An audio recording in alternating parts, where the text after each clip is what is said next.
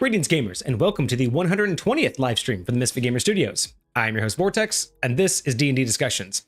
On today's episode, we're going to go into the very deep history of alignment, all the way back from OD&D, all the way through 5th edition. We're going to be looking at what each edition looked at in terms of description of alignment, how it evolved from 3 alignments all the way up to 9. And we're also going to be looking a little bit at how the expectation of each edition, or what the expectation was for utilizing alignment, both from a DM perspective and a player perspective, as it evolved for each edition. So yeah, it's going to be a really fun topic. I'm really excited to dive into it. It was really interesting trying to get some of the ideas going, because we have, we're going to be ending with not only a scenario, like a little bit of a snapshot of if a party ran into a situation, how would each alignment react, but we're also going to be going over historical and fictional characters that match each of the 9 alignments. So that's going to be a lot of fun. I hope you guys enjoy it. But first, of course, as always, we have some announcements, some updates. Nothing too big. What's going on, my dude? How was your week? Shalom, my friends. We're doing all right. Chilling, hanging in there, you know. Busy as usual, you know. But no, I'm excited for this topic. This has always been one that's interested me, because I've never treated it like alignment, and that like there was like an organization to it. I've always just looked at basically the same topic as understand why your character does what they do. Right, you know what I mean? Because I feel like a lot of people, they just skip over that. They kind of act impulsively, you know, very much player based rather than character based, but you know, kind of get people as involved in their character as possible. But I love where I've seen this go, and so I'm very interested to dive a little bit deeper into it and see kind of its roots and how it became what it became now, basically. So, which is surprisingly enough not much, because it kind of became a lot less than what it started with. So that's really interesting. And yeah, you know, I know that alignment has always been a controversial topic for a lot of different players, because and we're going to go into a lot of this, but I have some hot takes and I have some, I think, harsh realities for some of those players out there, but I also just have, I think, what are just honest truths about the alignment system, its intent, and what it's meant to represent versus what everyone tries to like pigeonhole themselves make it out into. Because I really do think it's one of those areas that I think it's more telling of a system than people give it credit for. I think we had a small discussion on this. I don't want to quite say argument, but we had a discussion previously about whether or not the 9 alignments are good at what they predict. Now, granted, the biggest question is, what do they predict? And I think my argument is that the 9 alignments are good predictors of someone's character, but not ideal at predicting what someone's actions will be in any particular case. Sure. It's kind of like I look at alignment as, I can tell what kind of person you are, but it won't tell me, like, knowing your political ideology, knowing which side you are on, could tell me ideologies you have. It can tell me the type of person you are, but it won't tell me what you actually decided on any given topic. Just because I know what side you're on doesn't tell me any one topic specifically. I might know where you lean. I might know the general attitude you have. But that's where I like alignment, right? It gives you an idea, a snapshot of someone's overall character.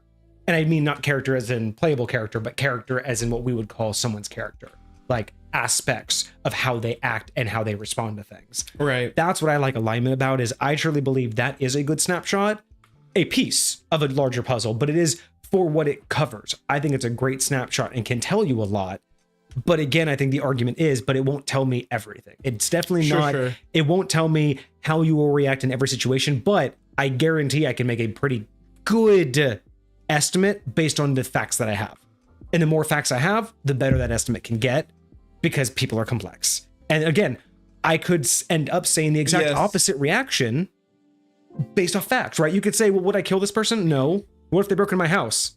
Are they threatening? No. Well, they killed my kid. Yeah. Like, there's obviously a moment to where it's like, there's enough details you can get to. It's like, okay, I can flip my answer. But generally speaking, if you give me a general question, alignment, I think, is a good indication of what someone would do. Until you get so granular, then you're like, well, now alignment doesn't matter. Because alignment doesn't guide you every second. Yeah. It's a general, it's not a, I like to look at alignment too, as we're getting way early into this, but I like alignment to look at alignment as it is not a conscious thought. Alignment isn't something your character is consciously aware of. It is just the things that have motivated them through decisions in life, right? That's the general purpose. Law and order, chaos, good and evil, all of these things aren't decisions you sit down and go, is this a good idea? Is this a bad idea? Is this an evil idea? No one thinks those things. It's you do things and the outcome is a perspective of, was it evil or not? But the good guys and the bad guys both think they're doing the right thing a lot of the time. Not all the time. Sometimes the bad guys know they're being bad and they're just like, I'm gonna be bad because I like it. But like, there's other times where it's like, I genuinely think I'm doing the right thing, but I'm very much going about it the wrong way. This is why I love alignment too, because, and this is one of those areas where I feel people can detour the wrong direction when they say that alignment isn't correct, because they're like, well, it doesn't take account this and that and this and that. It's like, but how are you using the terms, right? Like, you may not be an evil person with evil intent, but you can be of an evil alignment with never doing anything evil, like never having harmful evil. You could never have harmful intent. You could never backstab. You could literally never do anything negative to another person, but still technically be of an evil alignment. And I think this is where people get confused. This is what I want to talk about today, right? Is the intent of alignment, because alignment isn't decisions. Like, isn't a conscious choice to stay good and to stay evil, right? Alignment's about intent. Alignment's about the overall guiding force in your life that gives you the directive to make decisions, right? When someone innocent is being hurt, what's your gut feeling? That's alignment.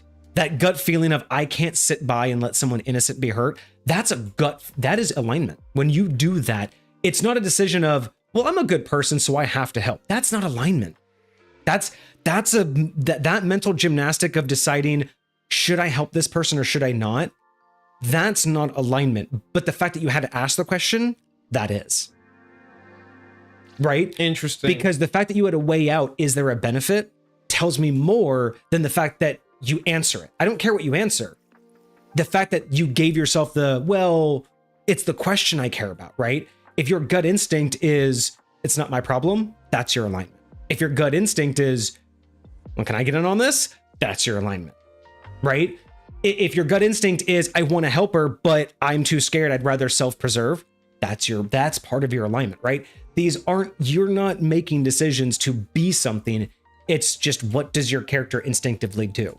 And that's where I love being a DM, and we'll get into this more too, but like, this is where in alignment isn't so much a rule set of what you have to do in any given case, but it is where a DM could be like, that's against your general alignment. And you could just, well, what do you mean? And it's like, this is what my character would do. It's like, yeah, but think about all these other similar situations where you've done this, and now all of a sudden you want to do this over here.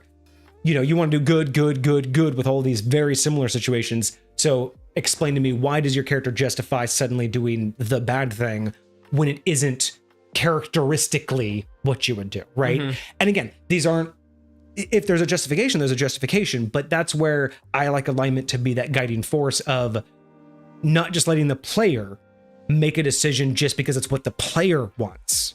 Right. Because the player may have a consistent basis for playing something, but in this particular moment, the player sees a better value. The player says, no, it's in my best interest to do something.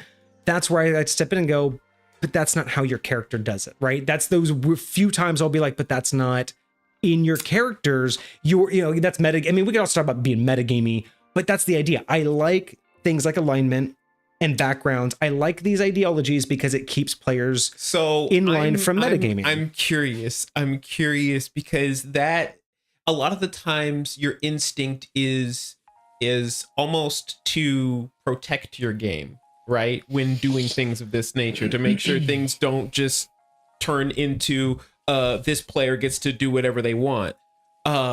So I'm curious if you would also correct somebody in a very chaotic direction, i.e., I'm gonna use a variant of the interaction that I had with Queen Mab, right? So if, say, there was a very, very chaotic player, and he's known to mouth off to pretty much everybody, right, that they meet, especially somebody who thinks that they're superior to him because they hate that.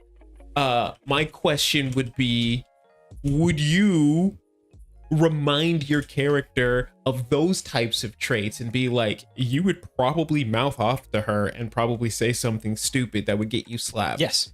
Like if I am aware of it and I know that the player, and mostly if I know they're metagaming, but also there's just times where people forget, it's been many gaming sessions, but yes, sure. Yeah, if I can agree. recognize a situation where someone's acting uncharacteristically, right? I want to press on it. I'm going to be the one that says, hey, this is out of character for you. Is there a particular reason? At least investigate, be like, Yes. why are we going this route? Because what's happening? we've talked about this. D&D is not about winning.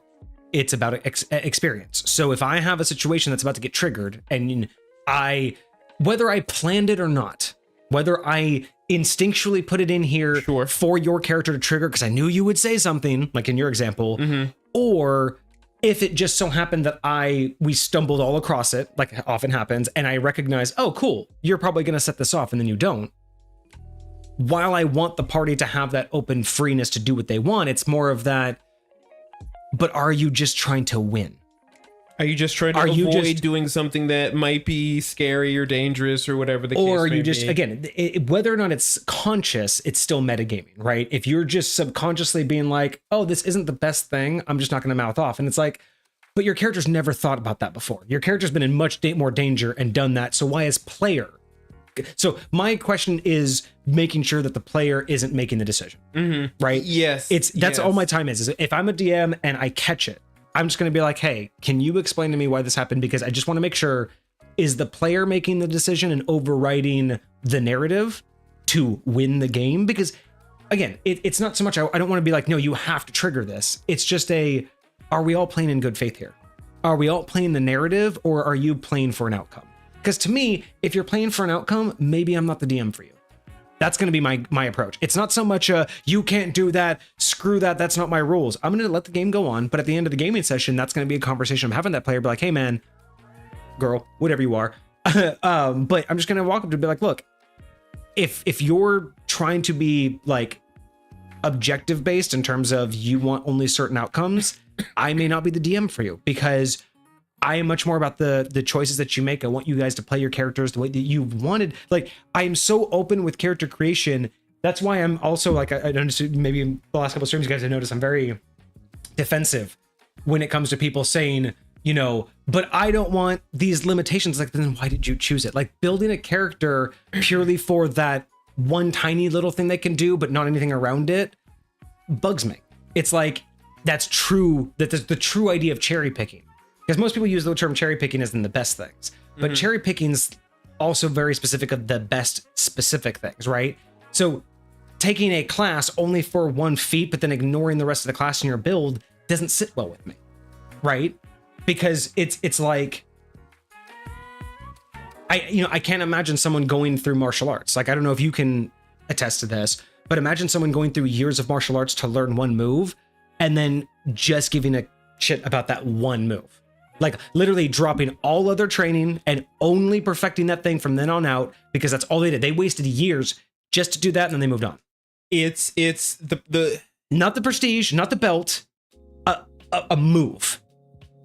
Like, I can see incredibly unrealistic circumstances where that might happen. Like, genuinely speaking, you are, when you do something like become a martial artist, like it is akin to like becoming an electrician. It's a lifestyle, right? Like, it's a whole thing. You don't just like pick it up like a book, like I'm gonna just start swing. No, you gotta you live it. Like it's you gotta become it. And so that's why I get kind of defensive when it's like, I don't feel like anything's a limitation to what you're not allowed to do, but it is a guidance. There is a bubble that there's the expectation bubble, right? You can do anything, but to tell me that you in real life would just suddenly go slap your boss one morning and quit your job. If there has been nothing leading up to that, explain to me why any rational person who has not had a mental breakdown, is not on some kind of, mental stimulant, like why would any rational person just walk up and assault another human being that's their boss and quit if there was nothing that led to it, right? That's when I go, that's why when you say, well, I should be able to do whatever I want, and that's just creating boundaries, it's like, but your character's living those boundaries, right? Like they have to experience all the consequences of those things, right? And it's like it's for me, it's that fight of, we always talk about, we want players to be connected with their characters and invested, and that's one thing, but there's also what did I say earlier?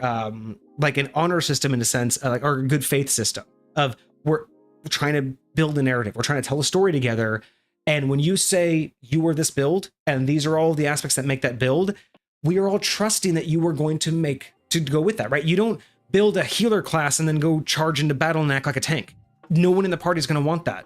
If the healer or the glass cannon are running to the BBEG with melee weapons, no one wants to see that. No one wants to see the tank who has double-handed fighting having disadvantage on a crossbow 400 yards away. Nobody wants that.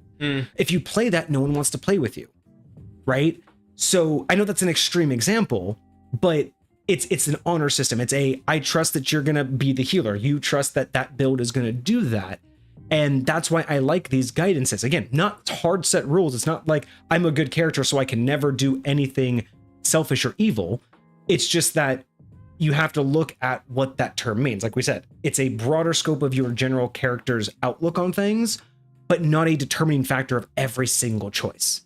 You can be a good character and make a selfish decision, but a good character will regret it. They'll be guilty, especially if it goes bad. Even if it goes good, they'll be like, I shouldn't have done that. Even just acknowledging those types of things and recognizing those things and like playing them out. And the thing is a good character can be selfish for the right reasons, but they'll never be a good character would never be selfish for the wrong reasons. So that's a big difference, right? That's why there's being good isn't a hard line of, oh, I just can't do that because I'm a good character. You can do the wrong thing for the right reason, or you can do the right thing for the wrong reason. Depends on what good is, right? And that's why I think people get caught up on what good and evil, lawful, chaotic. I think people get too wound up in their personal definitions and not what the intent is, not what the ideology is, because we have these words. We have lawful, we have evil, we have neutral, chaotic, we have all of these, various aspects, but they are words describing concepts. They are individualized words to help categorize a broader concept. And I think that's where people get lost, or at least they forget that lawful doesn't just mean what you think lawful means, right? It covers a spectrum of an ideology towards life, not a hard set, every decision must be thought of lawfully. And that's what I'm hoping that we're going to kind of get into in terms of how D&D tried to structure that, tried to give that to us. And it is interesting because it was one of those, they started off with it really, really strong, and then it kind of tapers off into you can use it if you want. Yeah. But it was definitely it was a lot more involved earlier on.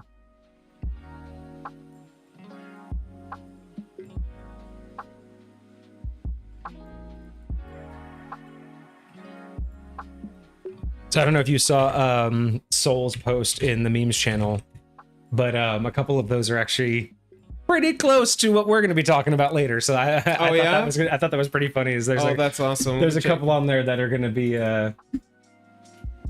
be re-mentioned a couple times. What is going on, Hoylepa, in the chat? Oh, I like it.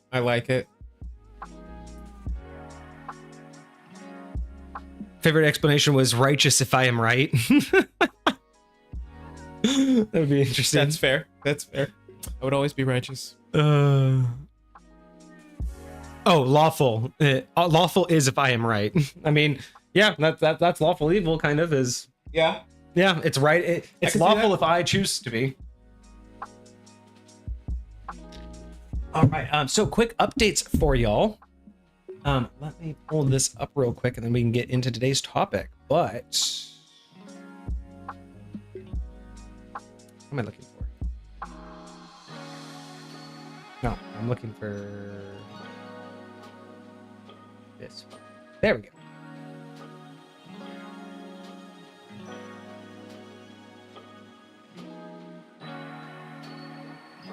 There we are.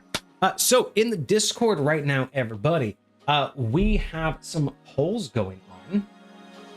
Some fancy polls for y'all, where you're trying to get some ideas for the extra stream that we have on the 28th. So Saturday the 28th, we are doing this month's extra stream. We are going to be doing a deep dive history into divine power, basically a history of divine power, the roles of gods, and the influence that it had, similar to what we're doing today, but it'll be a little bit longer. Goal is a minimum of a 4-hour stream, maybe 6 or more, and there will be 2 intermissions where we will create custom cocktails that I've created for the topic at hand. One of which has already been crafted. This weekend I will be going and getting the ingredients to do all of the testing to make sure I can pour it properly. Very nice. But the second one, I really have been enjoying reaching out to the community and getting ideas. It's really been helpful. That's awesome. And I think that's just the direction I want to go. And instead of just always having the idea, I want to know what the community wants to do. So that brings us to Discord. Right now, we have a couple new polls in the Discord right now, specifically to help me craft the second cocktail for this particular theme. So the cocktail, or the theme, is the history of divine power, roles of gods, what was it specifically? I don't think I actually have the history of divine magic, roles of gods and power. That's right. That was the idea. So first one's already been done. That's going to be a secret to everyone, because I think I've actually created not just a new cocktail in terms of ingredients. I'm pretty sure I've created a brand new type of cocktail. Oh. So it's going to be, I mean, there's no real new type of cocktail because everything's a base. So it's obviously a base of what other cocktails are, but I've never heard of a cocktail done this particular way, in the way that I want to pour it. So it may literally be like a Misfit Gamer Studios custom, 100% custom. Because anything else I can find is basically just going to be a different ingredient rendition of something else, right? Like a margarita with different type of tequila, or a margarita with lemon. Or, like anything you can think of is already out there. But I think I've created something that is truly unique. But this next one is where we're getting help from. So I have a couple things out right now. We have a couple days left. But we are looking, I'm looking to get your guys' ideas on the spirit, the main spirit, the balancing note, and the finish is what I'm calling it. Not really exactly what they're called, but I needed easy titles. You get what it means. So the choices are from whiskey, tequila, and rum. Okay. Right fair. Now, tequila is winning. Everybody loves tequila. Yep. I wasn't expecting that one. Of course, Vixie wanted the rum. Of course, she wanted the rum. Of course. Pirate in her. But yeah, so right now tequila is leading 3 votes to 1 for whiskey and 1 for rum. Okay. The balance is going to be between sweet, sour, or bitter. Okay. And right now sweet is leading the way. Of course. So I'm thinking, if you think about it, sweet could be like most of your light cocktails from restaurants. Those are like on the sweeter side. Yeah. Sour would be like your margarita, and then bitter would be like your old fashioned. So these are the things I'm thinking of, right? Okay. Like when I'm trying to think of the balance, I'm trying to think of like, so I have a base spirit. Now what am I balancing out? Sour taste, sweet taste, bitter taste. Like what am I trying to make taste good? Because sour doesn't taste good. Sugar itself just doesn't taste good.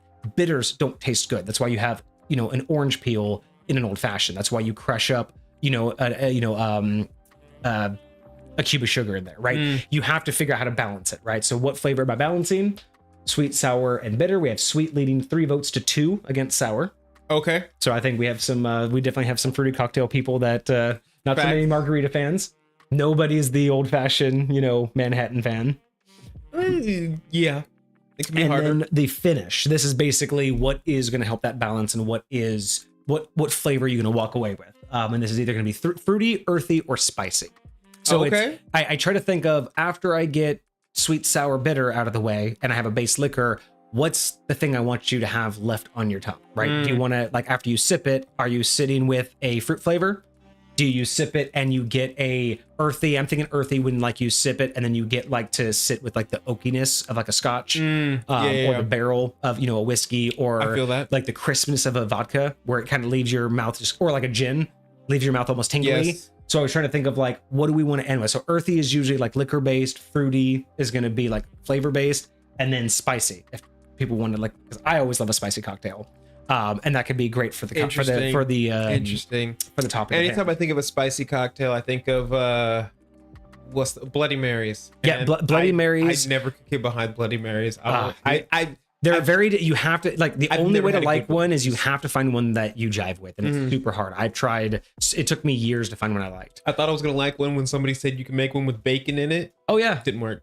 But another thing too that I really like spicy margaritas, when they like jalapeno or habanero margaritas. I've heard that too. Those are martinis the same way. I can get behind those a little. I love a spicy martini. So those are my things. So but yeah, so those are out right now. If you are part of the Discord, you guys can go over to the polls channel and vote on that. We have 5 votes each. We have tequila leading by 2 votes. We have sweet leading by 1 vote, and we have fruity leading by 2 votes. All right. And we have 5 more days left on that because we have until the 28th, but 5 more days will give me about a week to craft that cocktail. Put it together and figure everything. out what to do with Okay. it. Legit. So let us know. Also, if you guys have been part of the Discord for a while, you may notice that it looks a little bit different. Rearranged a few things, made it look a little bit neater, I think. So some channels are just, you know, in some better places. We should have some updates in some of those channels pretty soon too. Yes, absolutely. And if you guys want to join the Discord and you're not part of it, link is in chat now. All right, so back here. So yeah, that's the big thing. We are doing the extra stream on Saturday, the 28th. So that is obviously not this Saturday, not next Saturday, but the Saturday after that. So hopefully you can all be here. Yes. As we get closer to that date, we will post an official time. We are most likely going to be starting around 11 a.m. I'm assuming somewhere around there. Okay. Gives us about an hour or two, and then we'll be able to do the first drink, about another hour or two, the second drink, and then we can finish up. Something about, you know, cocktails about 1 and 3, 1 and 4. Yeah. Like kind of spacing them out. I'm good for that. I'm good for that. Absolutely. Soul, yeah, I did see your votes. Thank you so much for that. Soul is like usually the first person to vote now. As soon as I post a post, I love it. I love it.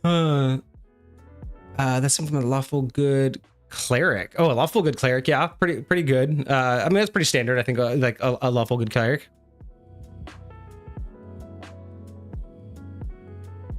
Port on top of a car. Shake it as it crashed. What did I miss? Okay, wait. I may have missed something here.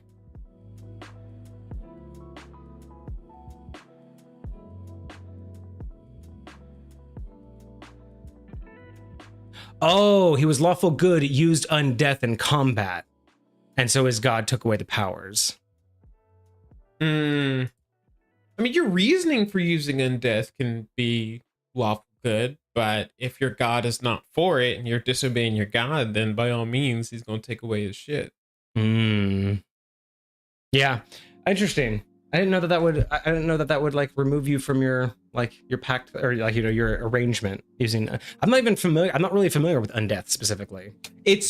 I'm assuming it's just like necromancy, like potentially like raising the dead, because clerics do get access to those certain, like they do get necromantic things. Not for a sun god. Oh, with the life domain. So when you follow a sun god of the life domain, and you try to use undeath, and you're like, no, I want to prevent someone's death. He's like, hey, that's my realm, bitch. How dare you decide what my job is? Okay, you don't got permission to. The only god I obey is myself. Cosmic, you I think would have gotten along with my OG DM. He created a character one time I thought was like a funny as hell concept, where he had named his. I don't know if, I can't remember if he named it. But what I do remember is that he had made a character like many, many years ago who essentially was a follower of, I don't know if he actually was a cleric, but he was a follower of, and just said that he was like, he followed the religion. But his deity was his sword. So he literally like prayed to his sword. His sword, like when people asked him about it, it's like, my sword gives life or death. It decides who lives and who dies. If I put it through your, if I put it through you, it would decide that you die. It's here. I can touch it. Like, it's manifest. But yeah, he had this whole thing where like his character like literally, and then he had this, I think he did it though, because like I know that there was this line that he had where he would use it threateningly, where if someone was like threatening him, he'd be like, would you like to meet my god? And then he would just unsheath this, and I'm like, okay, that's pretty threatening though, is because they have no idea. Because that's the other thing. It's like you like when you go meet your makers when you die anyway. So right, but would you like to meet my god? Yeah, well, in more ways than one, bro. Yeah. For that, you must first accept yourself. Well, yeah, no, sword isn't the weapon. His actual, I think it was a great sword. OG and DM let me be a crackhead turtle that grew 2 times its size for every pound it consumed. That sounds like a fun campaign, but what? Is that like you an OG Ninja Turtle or something? Did you grow up in the sewers? Oh yeah, was this like a Teenage Mutant Ninja Turtle like ripoff reference? Right. Like that would have been interesting. Very nice. Just keep growing in size till you can ride a skateboard. Oh, that would be hilarious. All right. So I think that was it. That was the only like updates we really had, huh? I think so. Yeah. And then just the extra stream. Discord's been rearranged a little bit. Still doing everything was looking pretty. Still doing shorts. I mean, we're doing pretty good on TikTok right now, to be honest. I mean, we're not blowing up by any measure of the imagination, but we're getting, I would say, consistent. We have consistency. I like that. I would say recently, though, there was a post that blew up. I think it was one of yours. So you can't. The coffee lock. Oh, when we were talking about the coffee lock. Wait, yeah. It's good. Basically you describing what the coffee lock is to me. That video is our highest performing run right now. And after that, our video average has definitely increased. Okay. So that's not too bad. I'm thinking it's just going to take a couple more decent shorts like that to just keep us just ahead of the standard algorithm. And we may see some small growth. Okay.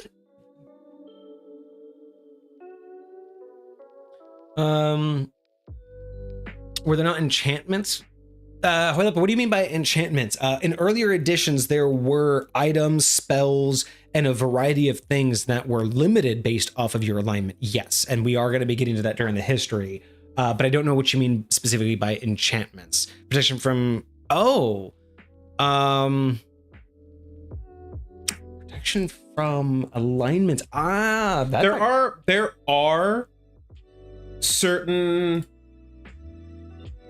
features of certain weapons potentially, and certain armor that will say you are protected from these aligned creatures. So like creatures that have certain alignments, you can have like, I don't know if the protection means immunity or if the protection means resistance, but like you have, I would actually say it's probably akin to how the spell protection from good and evil works. Let me look at that up real quick.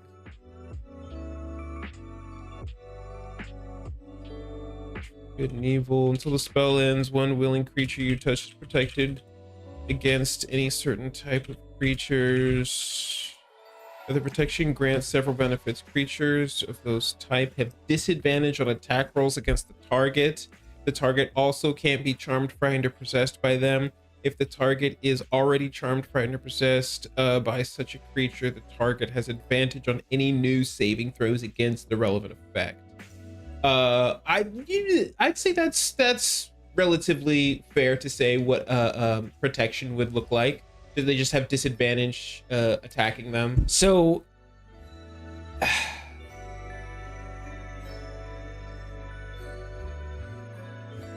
really, protection from good and evil is really it.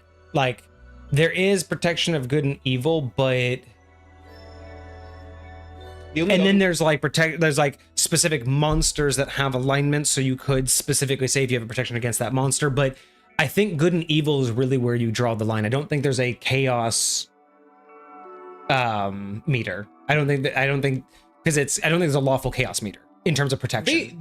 Like I don't think you're protection from lawful, protection from chaotic. I think it's just protection from good and evil. Well, is the only alignment base, and good and evil in that particular case. So in that particular case, in the case of that spell, it's not actually good and evil. It's just, not their alignment. No, it has nothing to do with their alignment. It's only certain creature types. So it specifically it mentions aberrations, celestials, elementals, fae, fiends, and undead.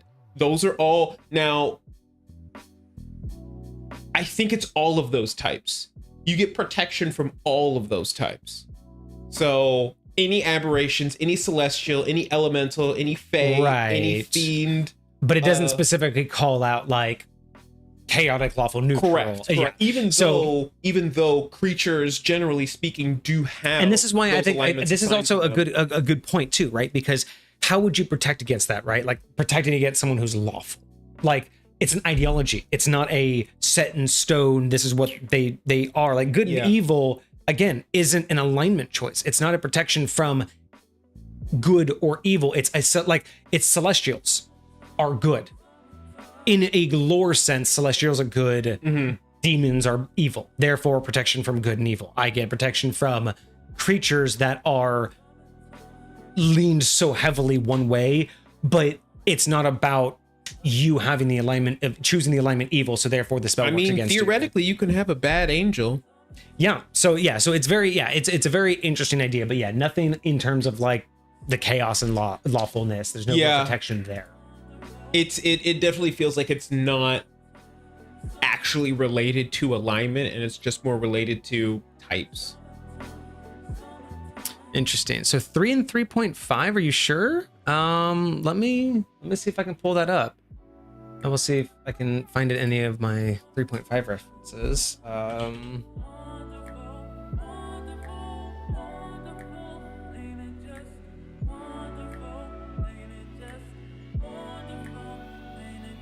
Enchantments focus on alignment, protection from chaotic, protection from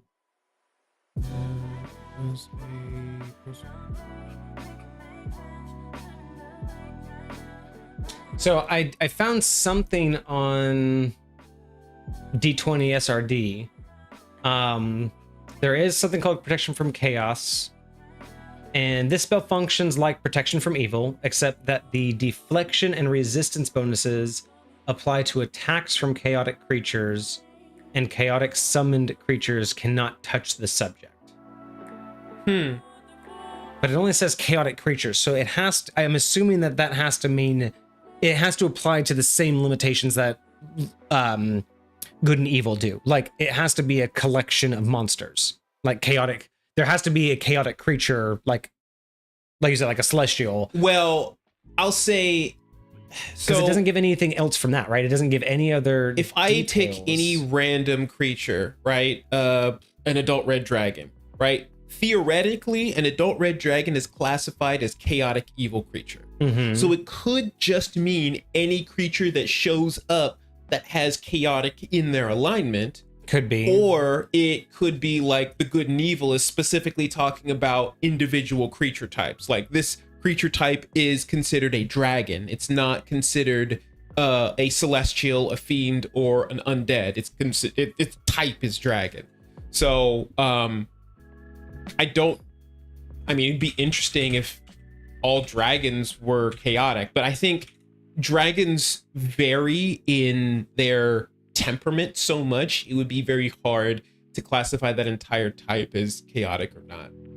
Because I don't know what a solar dragon is, but they're theoretically considered neutral. Sapphire dragon, lawful neutral. Interesting. Wow, there are so many different let's see, so this spell. Find something else I'm more familiar with.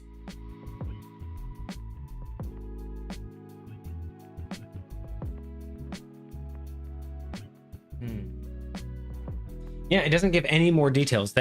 So this is really, like a lot of things in 3.5, it's really just subject to, I guess, DM interpretation on that one. On do you apply it so far as to be someone's chosen alignment, or does it have to be a category like monster manual category. Right. So even though your NPC dragon may not officially act in a chaotic, evil manner, perhaps just by the fact of it, it's still labeled as a evil and chaotic. Right.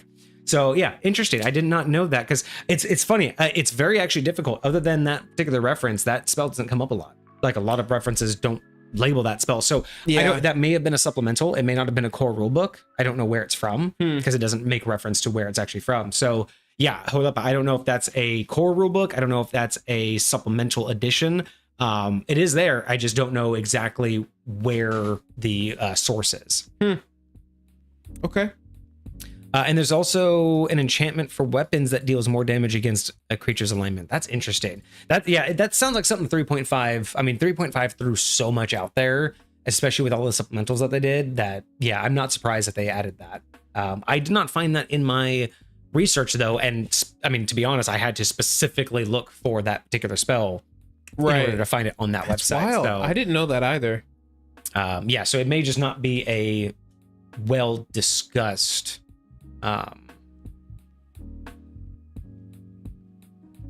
yeah, because that didn't come up at all. Like, I didn't see anybody talking about it. It's like you Google it and I see it now, but that was not referenced anywhere. That's wild. Yeah.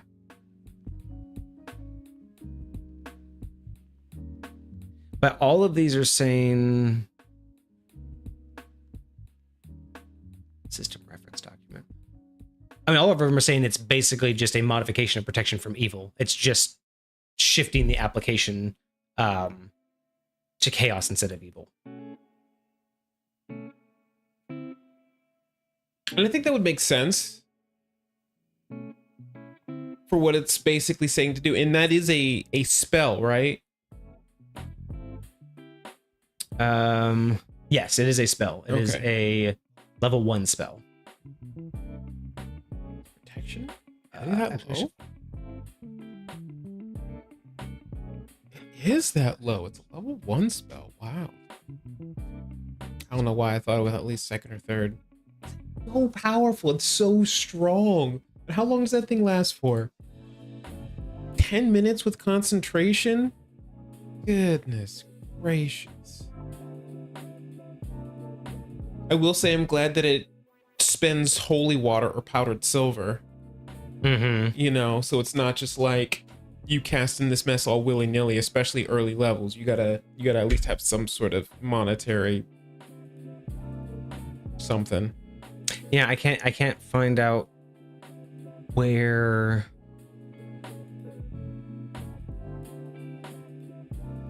Was this in the player's handbook?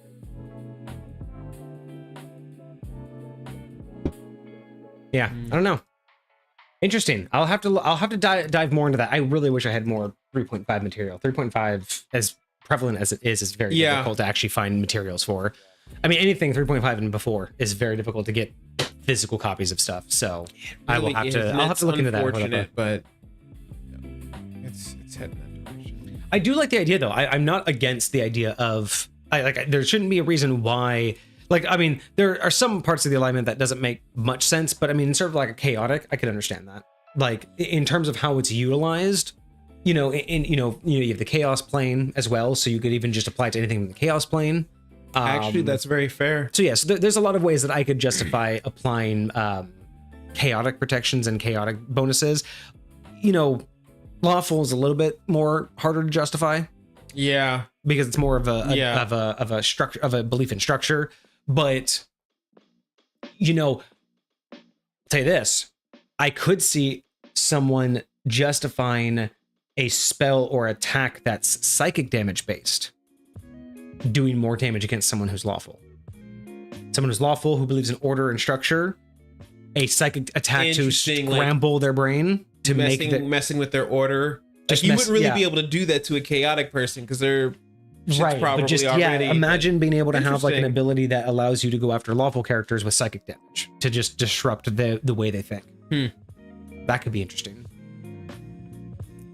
Lawful against constructs and devils. Interesting. I mean, devils are very like contract based, I guess, in a Oh, lot of that's certain true. situations. And Constructs are the same thing. They're very just I mean, they're basically just programs. Just lightweight. just follow exact. Doesn't matter. So lawful neutral would make sense for them. Okay, yeah, I can see that. I see that.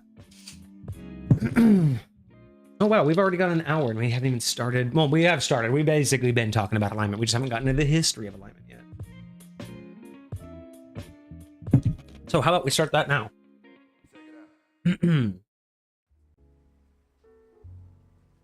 All right, let us begin. All right, so going back to all the way, now we are going to go all the way back to original D&D. So this is before first edition, before it became Advanced Dungeons and Dragons. So we're in basically the essential rule books of Gary Gygax and Dave Arneson,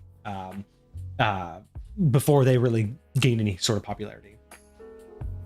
And way back then, before AD&D, we only had 3 alignments. Okay. So we started with 3 alignments, didn't start with the original 9. We started with lawful, neutral, and chaotic.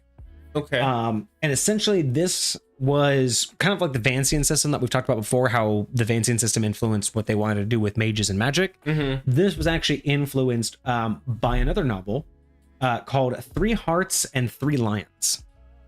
Okay. And this book series essentially dealt with a battle of characters, like, on 2 different sides. And it was a order of law. It was a battle of law and chaos. So more specific to the order and structure and authoritarian things versus the more, I guess you would call it, anarchistic mindset of things, the more free rule ideology. And it wasn't so much about moral behavior and ethics and the right and wrong. It was about the greater struggle of order and chaos, like the actual order of how everything should be versus just the random whimsicalness of how chaos just spreads. Right. So they took that and said, hey, let's put that into our game model. Okay. And their mindset was for lawful characters, believing in like order in society and civilization. They supported hierarchical structures, maintaining peace.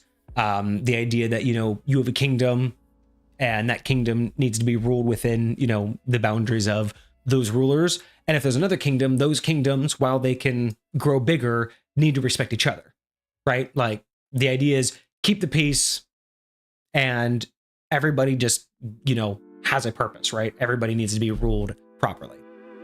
So if you were lawful, you were just for the structure of things.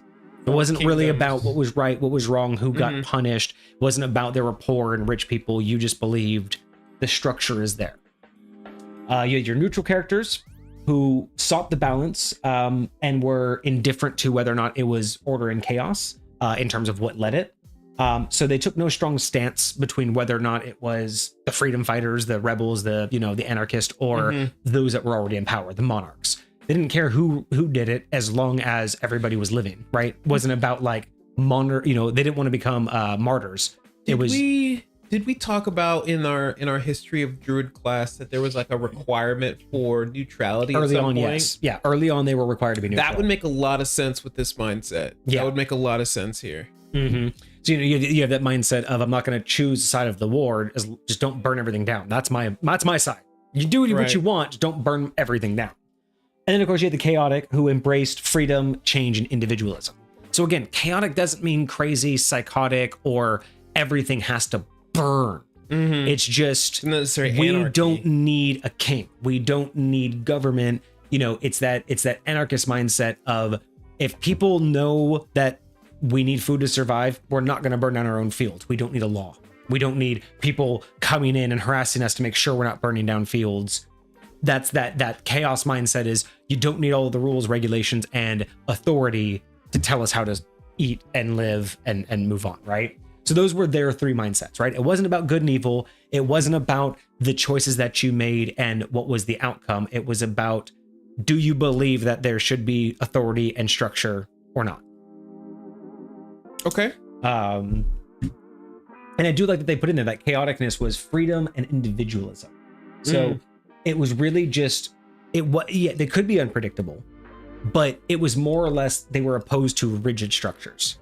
You know what I mean? And feeling like they were controlled. Right. So it's like, it's one thing to, farm with the seasons. It's another thing to be told you need to put in this much time every single day. Yes. Right? It's like, dude, just let me farm. Like, let me do my thing.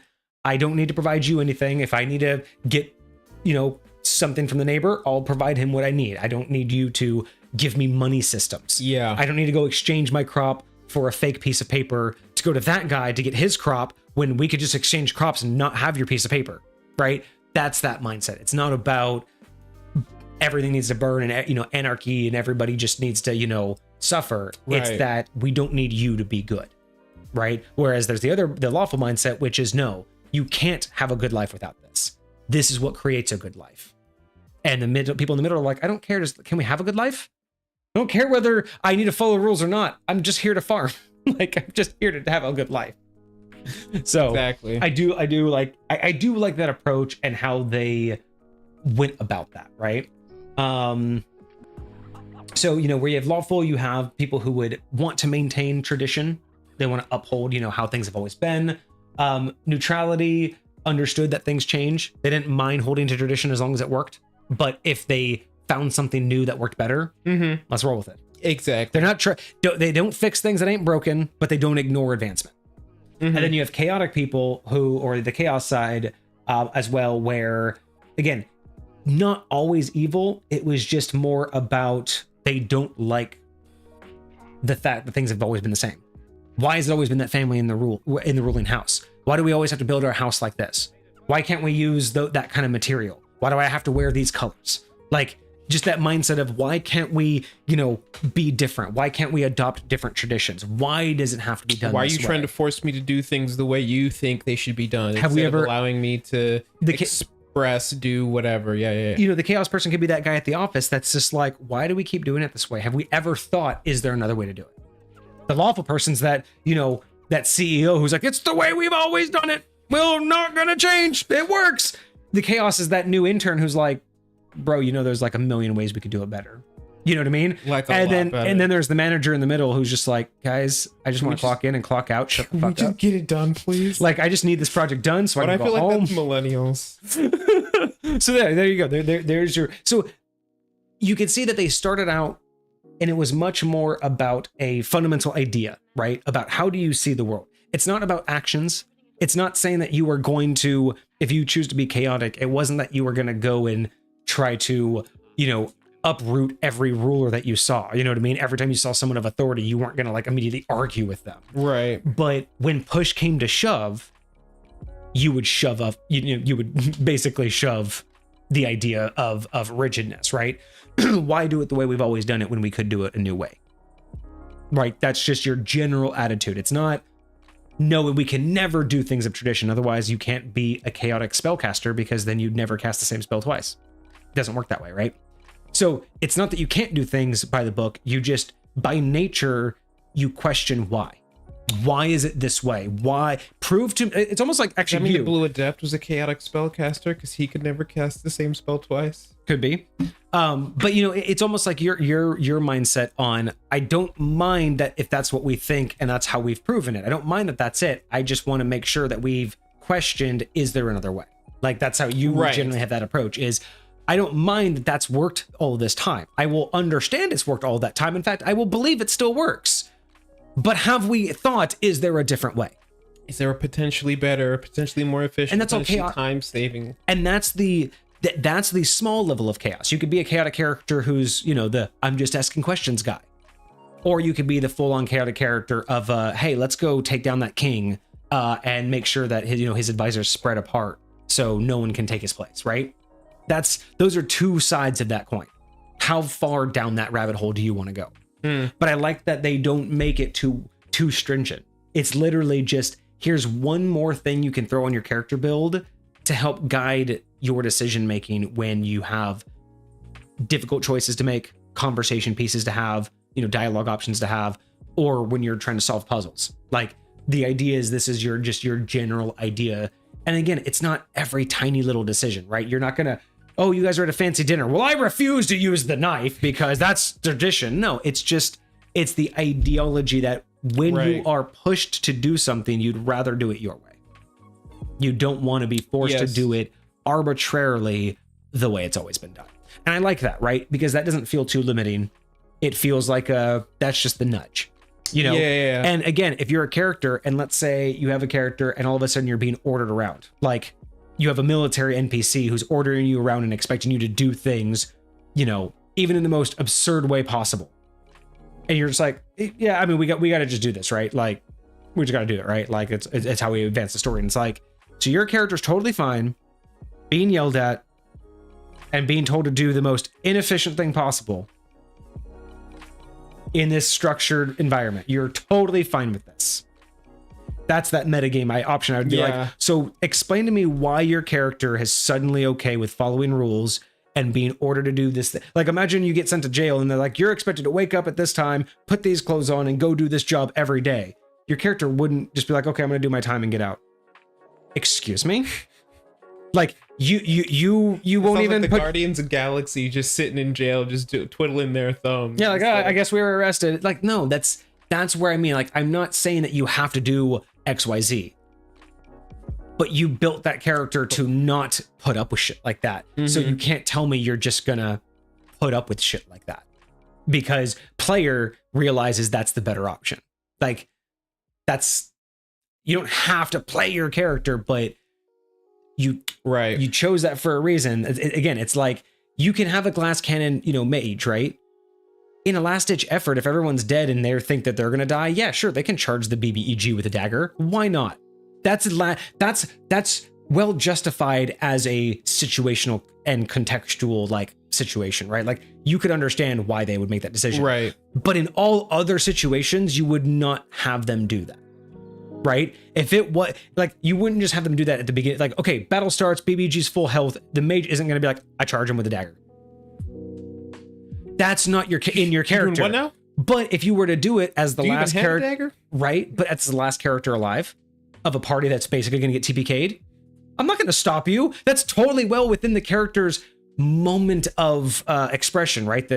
What we, you know, an action of passion instead of a crime of passion. It's like, right. It's an action of passion. It's, you are allowed to break your alignment in moments. Your alignment isn't a conscious thought, but if the situation wasn't so dire, why? Explain to me how your character would just be like, well, he looks really strong and I'm really weak. This'll work. That's where I like, you gotta decide. It's not about what sounds right. It's about what actually plays out narratively, because you've built a character. You can't just on chapter 10 suddenly change characters and be like, oh, he was never like that. It was all a ruse. Nobody likes that. That's that kind of BS, you know, writing. It very much, we were talking a while ago about certain things like breaking your immersion. Like, that's very much something that like takes you out of the story because it feels like you're no longer connected to what's happening because it just doesn't freaking make sense. Yeah. And so again, a lot of the big influence for this was just a guiding idea of how you were going to approach the larger complex problems of the campaign. You know, who are you going to side with? The king? If you're chaotic, you wouldn't. You'd side with the rebels, right? It's little things like that. It's not about your individual actions, but what drives you as a character. Right. I think that's a better way of putting alignment in general. Is it's a driving factor, not a, you know, it is a morality, you know, compass, but I feel like that's more of a driving factor than it is a limiting factor, right? It pushes you to do things, doesn't stop you from doing things. Maybe that's a much better way to put it. Alignment should always push you to do something, never stop you from doing something. It should be more of your engine, not your brakes. It should be taking you somewhere, not stopping you. It should be like, if you feel like it's stopping you, then maybe you're applying it wrong. If it's guiding you to the right decision, then you're using it right. But if you feel like it's limiting you, are you looking at it through the right prism, right? Or are you limited by the terms that you're using? Are you saying this is an evil action, therefore you can't do it because you're a good character? Is that what you're saying yourself? Or are you looking at it going, no, my character couldn't justifiably do this without it being selfish, therefore it would be an evil act, right? Defending a helpless child from a monster is not murder, right? Like, but murdering somebody to get some coin because you haven't eaten in a day is very evil. Right. Like, you're not starving. They're, they're not like, there's a point at which you have to recognize what evil actually is. Killing someone to survive yourself, like killing an innocent person just to survive, is evil, right? That would not be what a good person would do. They would sacrifice themselves because another innocent person doesn't deserve to die because I'm starving, right? That's that line of morality. But there is other things where stealing is totally fine if you're starving. Killing is not. That's the line of good and evil, right? Good is a guiding factor. You could break into someone's house, but you would do it without causing damage. You could find their life savings, but only take enough to eat. You are not doing good deeds, but you are not an evil person, right? Right. That's what I kind of like about not having the good and evil on this, and it's just the law and chaos, because it really lets you set yourself up for not caring about the morality, and it's more about, does this fit with my ideology of how the world should work? Yes. So that's how it started. Okay. And I do like that as a good foundation. They didn't try to get too complicated. They just wanted this ideology of, how do we get people to react to NPCs and the greater goings on of the campaign. So then we move into AD&D, first edition. Okay. And this is where we finally get our 9 alignments. From what I can understand, this idea was to give an expanded opportunity to players. Really, basically the conversation we just had, it allowed players to hone in on that exact decision. You could be against the king and for the rebels, but you don't want but you won't help the rebels assassinate the king, right? Beforehand, it was just we want the king to be done. And then everybody was just free to decide how that was going to work. Right. This was now more saying, well, that was good that you all wanted to stop the king, but how would you stop the king? That's also part of alignment. That's also part of this morale system. It's also part of this directive of how do I want to play my character. And if you're going to be consistent, you might as well categorize it, right? The idea of, if you're going to join the rebels, then you're chaos over lawful. But if you were willing to assassinate the king to be on their side, then you're definitely chaotic evil. But if you're like, no, we can't kill him. Let's convince the people not to listen to him, and let's convince his advisors that we should replace him. That would be more lawful. Or it would be good chaotic. It would be chaotic good, right? You want the rebels to win. You want to usurp the balance of things. Or no, I guess chaotic, you wouldn't want to replace him. You just want to usurp him. You'd want him banished from the kingdom. Not killed, but banished. That's that swaying line. And I think that's where second edition wanted to come in and fill in those gaps. It's so you have one side of alignment, which is, do you agree with the order, structure, and authority of society? And again, not necessarily chaotic or cosmically balanced, right? Not necessarily, I don't like the fact that planets orbit. I want to, destroy gravity. Not that. You could be that level of chaotic. Right. But chaotic as in, do you believe in kings should have barons, and then barons should have servants, and servants should have pets, and pets, get treated like crap and they're just animals to be worked on the field? Or do you believe that as long as everybody's just living and breathing and providing for themselves, nobody should tell each other what to do? That's one side of it. Right. That's the lawful and chaotic. Do you need someone telling you how to survive? Do you think that's necessary? And that has its own scale of, no, I don't think it's necessary, but I'm not going to do anything about it, to, I don't think that's necessary and I'm going to stop anyone from trying, right? That has its own severity scale. Then you have the good and evil scale, which this is where I think people get alignment mostly wrong, because the good and evil scale isn't the moral good and evil you would think it is. But the good and evil scale is actually better categorized as a selfish to selfless scale. And I could see that. Because good isn't about, we say things like doing the right thing, right? But it's really about it's more about selflessness than the right, because we've talked about this. Right is subjective. Very much so. The hero and the villain both think they're doing the right thing from their mindset. So you can't call good, you can't say things are good or evil, because that's not how nature works. A lion taking down a deer isn't good or evil. It just is, right? That's why you have to look at, well, what is intent? How do you intend good and evil? Well, if you look at it from a selfless to selfish scale, instead of a moral good and evil scale, then you start to realize that good is subjective to the greater good. Are you willing Thinking to outside of yourself? Yes. Are you willing to not get the best in order to see a better outcome? Right. So, the difference between taking all versus sharing. You have the choice. You can have all of it or you can share it. That's what was that one it was like take the money or double it and pass it on or something like that. Yeah. Like that was a thing that was going around for a while. So with good and evil, I think this is where most people get caught up, because I think the lawful and chaotic part, I think people can understand. I think some people get caught up on chaotic thinking it just means psychotic, but I think people can understand lawful and chaotic easy. I think good and evil is where it gets caught up, because it's more about, like, again, a good person doesn't always have to run into a burning building. If the building's about to, like, literally actively collapsing, a good person doesn't have to run into that burning building. But a good person would want to and would look at every opportunity to attempt to. There's a big difference of that, right? It's not telling you this is what you have to do.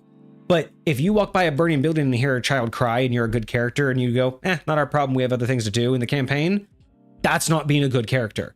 Now, if you run over and be like, no, we got to help, and I'm like, it's literally too late, the things are crashing, I'm like, you basically would just be touching fire, then you do a thing with your character, feels distraught, they couldn't do anything. That's it, right?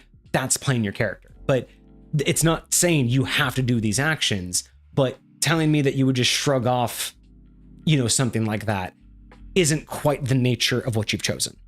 Right. That's why I like to imagine they're not hard limits, but there is a mindset, right? A good character can steal, but again, going to someone's life savings, you see 1,000 gold there, but you take 1 to feed yourself. You're not bad, but you don't want to die, right? I feel like a lot of the times it's almost like a reminder of what you have adopted, what you are attempting to embody, right? It's less of, hey, don't do that, and way more of, hey, do you remember this is the person that you are, that this is the experience. It should push you to make a decision. It shouldn't stop you from doing what you think you want. And that's where I think a lot of people, again, it's like I feel like when people put those limitations of like, I don't like choosing alignment, it's like, but that's like saying I want to, it's like choosing a class, but then saying, but I don't want to be considered like that class. Like I want to choose a rogue, or I want to choose a mage, but I want to be looked at as a tank. No one's going to look at you as a tank. You're a mage. Like, you're a glass cannon. That's your job, right? Like, you could, don't get detailed, guys. Yes, there are subclasses that can turn mages into tanks. But my point being, you don't choose one part of your build and then complain that you can't do the things that aren't part of that build. But alignment is one of those things that people do that with. They're like, well, I don't want to choose that because I want to be able to do this over here. And it's like, that's fine. Then choose the alignment that makes that sense. But people feel like if they choose an alignment, it locks them away from decisions. But to me, that's no different than choosing a class or choosing a race. It literally, every decision you make locks you away from some sort of decision or some sort of option. And alignment, again, to me, I've never looked at as locking things away, as a more of a, how do I intend to play the character? It's a indication to my DM and to my other players, these are the decisions I'll make, right? If I'm good, I'm not going to do things that will intentionally screw the party over unless I think it's the right thing to do. So you can trust that I'm not going to do things that only benefit my character. But if I say I'm evil, then the party knows, okay, there's likelihood that my character will do things for my benefit before theirs, but doesn't mean I'm going to screw them over at every chance that I get. Yeah, I'm not going to TPK the party just to get away with it. That doesn't make any sense either. And I will say, like, I am very intentional about, like, one of the first things I say upon player creation is, I want you to give me, in writing or whatever, the reason that your character is willingly traveling with these people. That's perfect too, yeah. And I want you to let me know, like, what is, because there's going to be some reason, whether you think they're going to lead you somewhere, whether you think that, like, even if you don't like these people, that's fine, but just give me the reason why you are willingly going along with what they're doing, because I don't want it to be a fight for us to coexist together. Like, I'm totally fine with, like, interpersonal conflicts, you know, like I almost fought one of my players because they killed some rats in a hotel, but like, and I was a druid and I like nature. And I'm like, why are you just killing rats? Like you can like, have the conflict, like, that's fine, but you still have to recognize you're a party with the comment. And this is why you play into the narrative, you play into the the grift or whatever the story is. I mean, I've heard the horror stories where it's like someone, made this whole, concept of a campaign, and it was kind of like a one shot where it was all pre-gen stuff. And then one player who basically like IRL didn't like the DM. So they basically derailed the whole campaign, being like, oh, well, we wouldn't do any of this. Like, none of this makes sense. You gave me this character. You want me to play this character. This is what my character would do. And basically just said, well, my character wouldn't play this game. Because I think the idea was that like they were all professors and one of their professors went missing. So the whole campaign was like them trying to find out what happened to their buddy. Mm-hmm. And like they would, stumble across like some supernatural stuff. And like, again, the whole campaign plot started with, hey, we're going to play this game, right? So here's the premise. You guys are professors and you're going to go find your missing buddy. And like one of the guys started the campaign and he was just like, yeah, I call the cops. Like I'm a professor at a school. Why would I? No, I'm not going to. This is dumb. I wouldn't go and investigate. I'd call the cops. We're all regular people. And that's literally how they ended it. They didn't even get through the first session. They just basically said, no, I would. They didn't play along. They didn't do anything. They basically just ran it into the ground.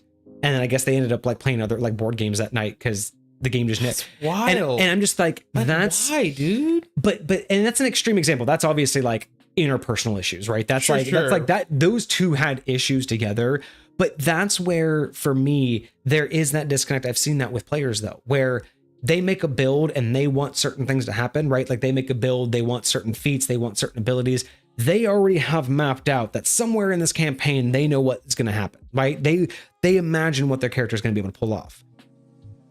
But when you don't match that to like what the actual story is, what the narrative is doing, what the party is doing, that's where you get moments like that, right? Where it's like, well, this doesn't make any sense. It's like you're not required, and I don't like the term, the ideology of railroading or requiring things, but that's the expectation, right? Like that's the agreement. You player, me DM, I give you story, you feed into story.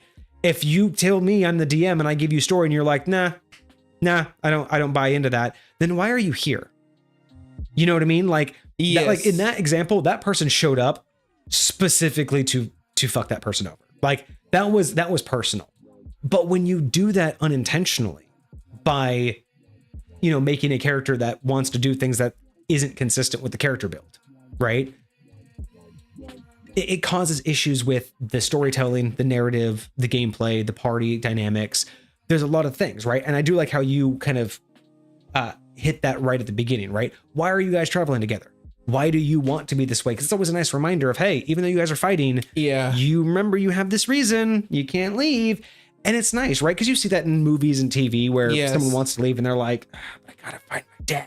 And see, and they'll do that thing. And I know a lot of people hate this one in the Batman versus Superman when they're like fighting each other and kicking each other's butts. And then one of them just says Martha. And it's like, what'd you say? Oh, my mom's named Martha too. Like it was like just like a whole but like that is what you need. You need a hook. You need a trigger. You need something that brings you together at the end of the day so that we can collaboratively complete this story, right? Like there will be conflict, even in movies and TV shows and anime and all that stuff, there's always conflict that happens, but at the end of the day, you can come together to defeat the greater evil, the greater whatever it is that you're after. I want to say it was Soul Collective made this comment either in the last stream or in Discord. I can't remember, Soul, where you made this comment, but they made the comment that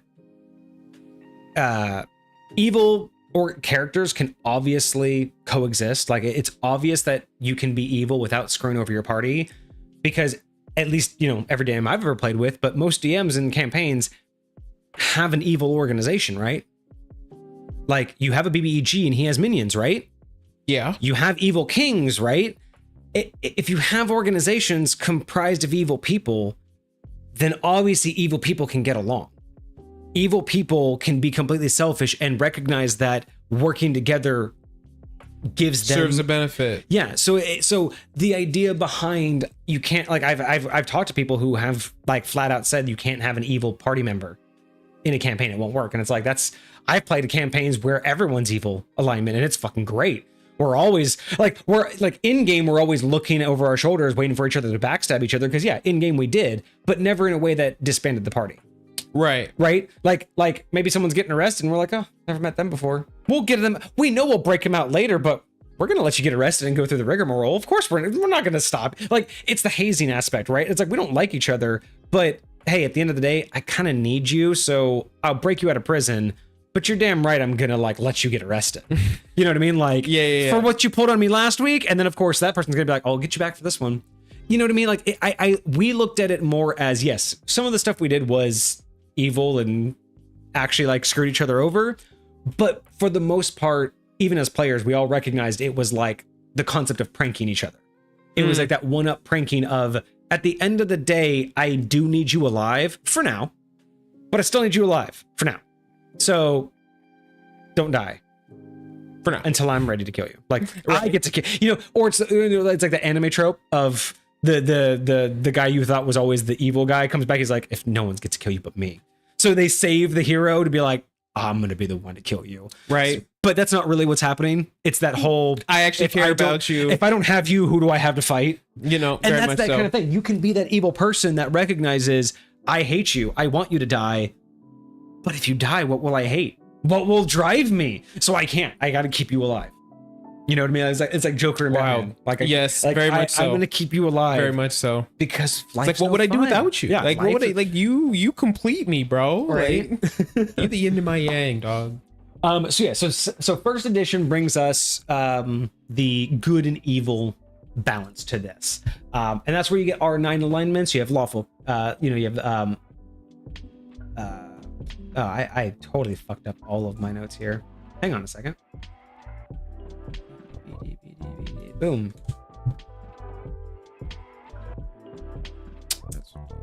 Okay, sorry about that. My notes are they're that like half on one page, half on the other. Yeah. So I'm like, where do I need to start reading? Listen, that's why I started using spacers in my homebrew review stuff. Yeah, that way it doesn't split up like that. It's easier to follow. So we've kind of been going over this, but we have the law and chaos. So order, that's basically representing the characters' balance between like society, tradition, order, authority. All of the things that represent how the expectation of life is expected. That goes all the way up to the hierarchy of gods, all the way down to just how the individual mortals. Most of these people in this chaotic sense, or in the law and chaos aspect, most of which, unless you're in the very extreme, which you don't really see this in the player side, you're not really dealing with things like the chaotic and lawful balance of nature. It's not like you look at ants and you're like, you are too organized, and then you burn the ant. Yeah. That's not what we're like. You could theoretically play or have an NPC that is that imbalanced to the extreme, where they want the fabric, some sort of background, how you got there. Well, and that's where you have like a BBEG. That's like that evil character in movies that just wants the universe to just not exist. They don't want to rule anything. They just want everything not to exist. So that's the extreme. But for the most part, the law and chaos is literally about society and authority and tradition, expectations. You could boil it down to expectations. Do you believe that expectations are justified and that everyone should live up to them? Or do you believe that expectations should be ignored and that everybody should not be expected to do the same thing, right? That's another way you could boil down the law and chaos. And then we've represented the good and evil, which is going from the how do I approach the world to the moral stance. What are my true morals? Now, again, because it's subjective, it's not subjective to the idea of what good and evil is. It is a perspective-based context of what does the character believe, right? Right. So the idea between selflessness, benevolence, kindness, selfishness, cruelty, harm, these are all just various aspects of yourself, right? If given an opportunity, when push comes to shove, what are you more likely to do? Do you care enough to think of others, or are you first to think, well, how do I benefit? And if I don't benefit, why do I care about you? Like, if those are your first thoughts, you're evil. That's not a bad thing. Again, this isn't good and bad. It's good and evil. It's selfishness and selflessness. If your first thought is, how do I get something from it? Then you're just evil. That's okay. But if your first thought is, oh my gosh, what's going on? How do I help? Like if your first thought is, what can I give? Then you're good.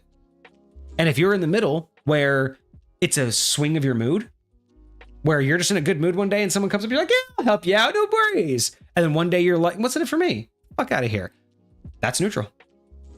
That's just one aspect of the neutrality, where neutrality doesn't mean, oh, well, I did evil yesterday, so I have to do good today. That's not good and evil. It's just, if you play a character who's like always doing evil stuff and your example and your excuse is, well, I'm just in that mood. I'm just in a bad mood right now. Like, no, you're an evil character.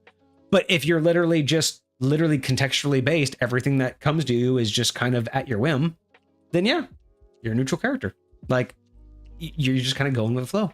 And that's why I like that both of them have neutrality, right? The order neutrality of, I don't care if there's an authority to tell people what to do or if everyone's doing what they want. Just, are we living? Are we all living, breathing, eating, right, sleeping? Is everyone cool? Right? That's one side of neutrality. This other side of neutrality is, yeah, sometimes I'll help people out and sometimes they'll pay me. You got a problem with that? Like, sometimes I need food and sometimes I have excess energy. Sometimes I have enough money and sometimes I'm broke, right? The mindset is, I do what's right for me in the moment. And sometimes what's right for me is it makes me feel good to do something nice for someone else. That's it. It doesn't have to be selfish. You can be selfless because you were in no need and you have excess. But in other times you were in need and therefore you take.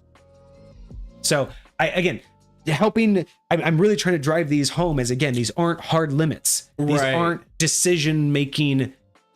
These aren't like every decision is hindered on this. I'm really trying to drive home. These are broader approaches, motivators in life, right? What motivates you in life? When you are presented with a situation, do you lean towards self-preservation and self-benefit? Or do you just immediately assume that you could be a benefit and someone else might need you? And that your safety and your preservation and your wealth doesn't matter. These are just fundamental things. They don't guide every decision you make, but they are general factors. If you were not in need, you wouldn't steal. That is a good character. If you are not in need, you won't steal. That's just being a good person. If you steal for the thrill of it, if you steal because you like stealing or because you just want it, that's evil. If you steal because you're starving and will literally die and you found someone that, yes, they have plenty and you don't like that you have to steal, but it's either that or death. What if you're only stealing because you're paid to? That wouldn't be good. That'd be more neutral. You don't mind that you're benefiting. Well, you could call that neutral or evil, right? You're benefiting from someone else's negativity. But if you don't care about law and order and you're just a professional thief and you're like, I'm a neutral thief. You pay me and I don't care what I steal. I don't care about the target. This is what my skill set is. I'm just using this to make money. Other people are carpenters because they're good at carpentry. I'm good at stealing things, so that's what I'm going to use to get paid for. So you call that neutral or evil. It depends on the intent.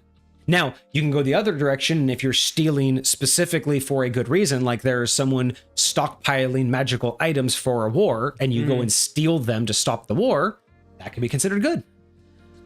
Because you're doing it for the right reason. So again, I love the idea that alignment isn't hard stops. It's what pushes your character forward. When you hear an evil king, like let's say you get the news, an evil king is stockpiling weapons, stockpiling magical items, and he's paying top dollar because he's going to go to war. And you have a magical item in your pocket or on your back. If your first instinct is, well, we got to stop this, you might be good. If your first instinct is, that sucks for everybody, you might be neutral. And if you look at it and go, wonder how much he'd give me for this, you might be evil. Now, again, that's not saying that these are the only decisions you could make, but it's not like you're sitting there going, well, I'm evil, so I'm going to go sell my sword. Right. It should be more of not what stops you from stopping that guy. Because it could be that you are evil, but you know of another person who is like, oh, this war will hurt me. Oh, I can't let that happen. Or, oh, war sounds good.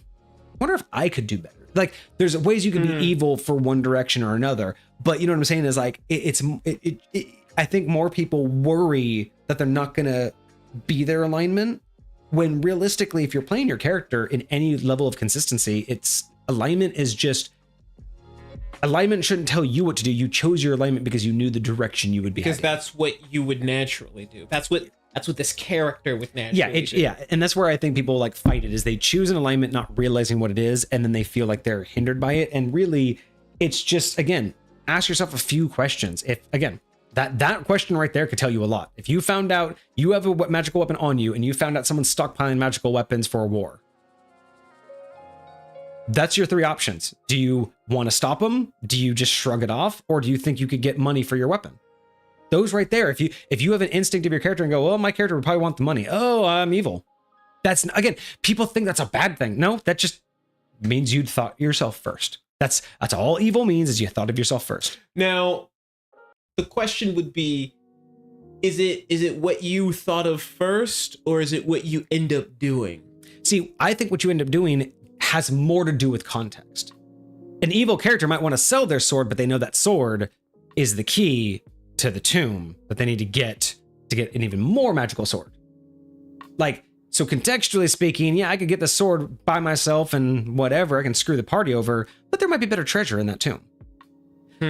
A good person can do a bad, again, it's that idea of, I think it's more of what your character's knee-jerk reaction is, but there are outside factors that can change your mind, right? Like, your character being good would never kill, would never go out of their way. There's no fun in it. There's no thrill in it. They have zero desire to kill.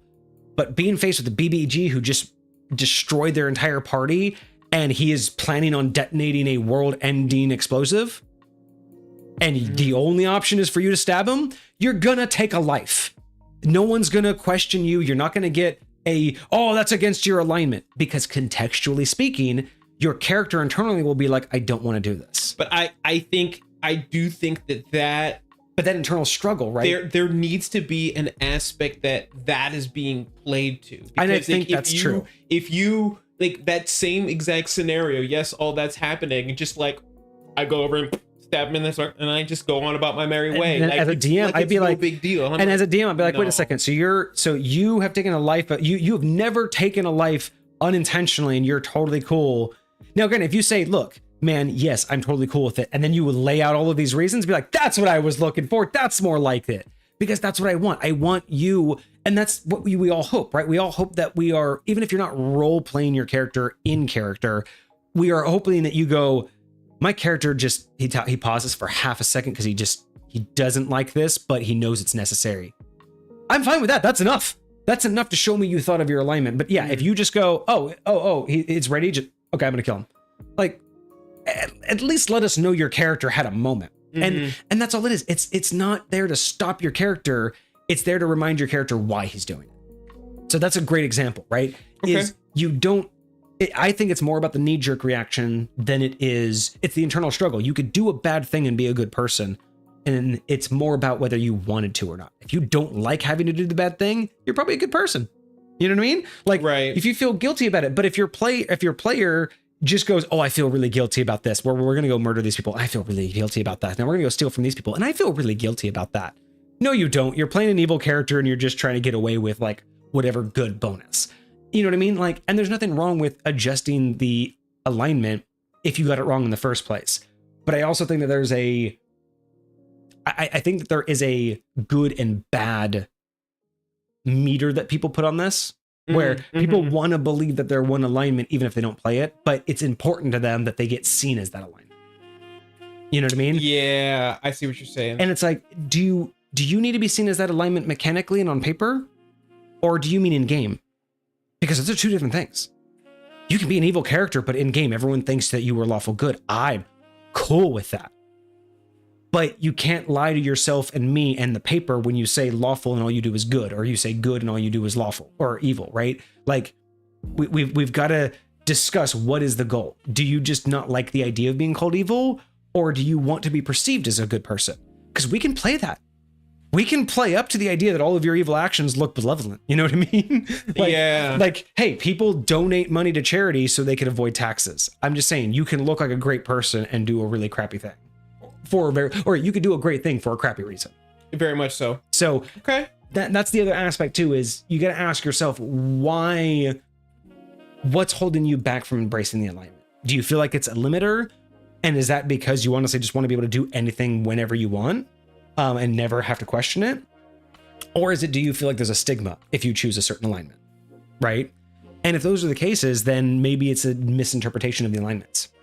Yes, and I, again, as you mentioned before, like I was very much initially resistant to a lot of the mindsets that older versions of alignment brought forth, because it felt very kind of like you mentioned before, very pigeonholy, very like, oh, you're not allowed to X, Y, and Z, and that mindset does not sit right with me. And I 100% agree with you. Like, it's one thing to say you can't do something, like you're a rogue, you can't wield, a two-handed weapon, right? Like you don't have the proficiency. That's just an incapability, right? That's just saying that you have a limitation.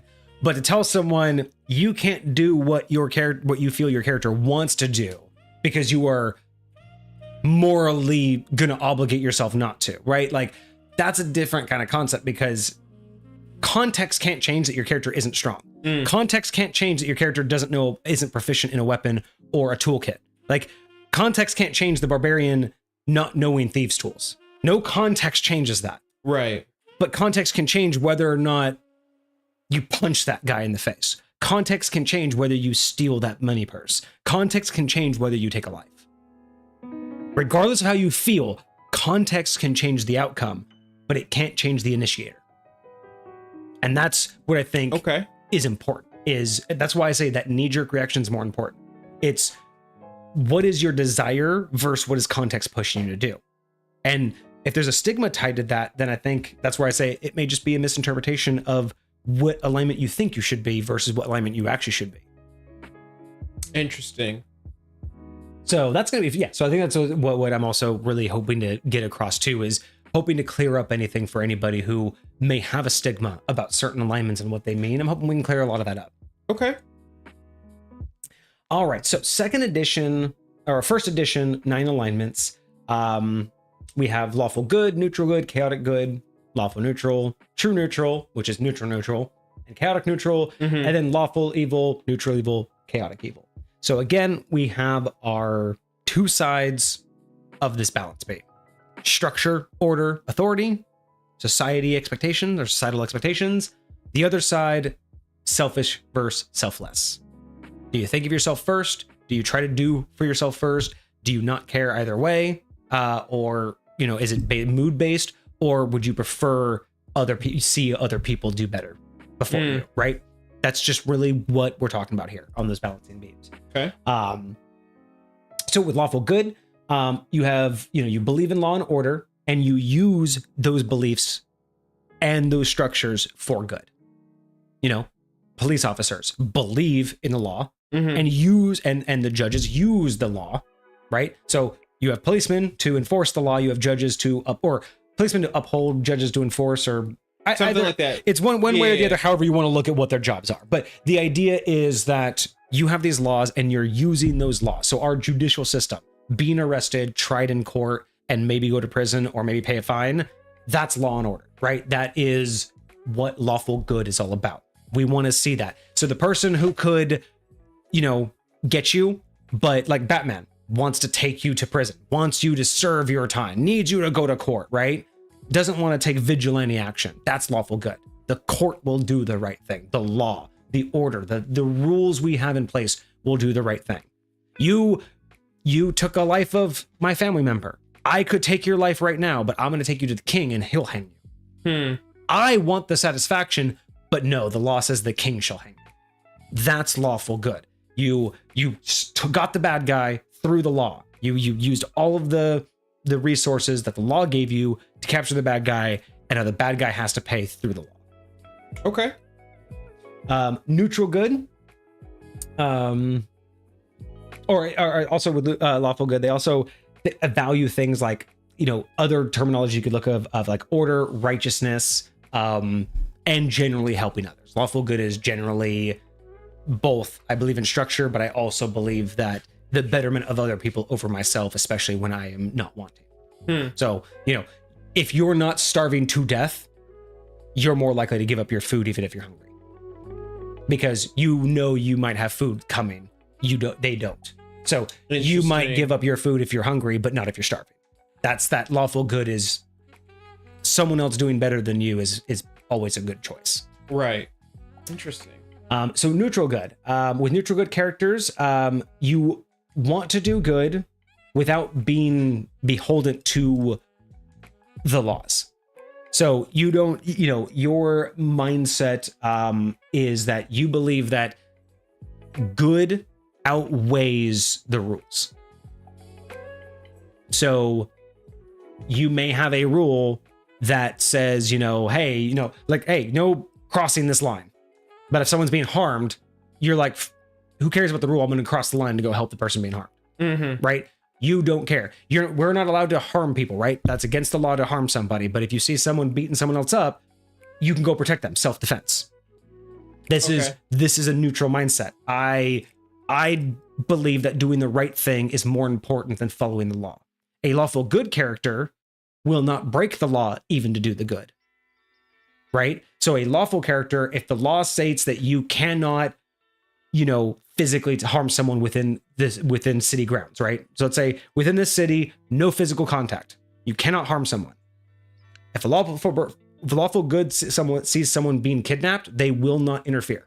They will go tell the police. They will document where they went. Well, they won't interfere by breaking that law by physically harming them. No, they won't. They won't physically harm the person. So they'll do everything else. They'll call the police. They'll try to get in their way, but they won't break that law. A lawful or neutral good person would absolutely say, come here, and wrestle them to the ground. Because for them, it's I don't care that the law says I can't touch you. Screw the law. I'm going to stop you because you are doing something that is against good. And that's my point, is that right there, just off these first two, we can start to see the breakdown, I think, of what, I don't want to say the majority, but when I've talked to people who don't quite grasp alignment, these are the things, is you break down these hard rules, these hard things of what does good mean.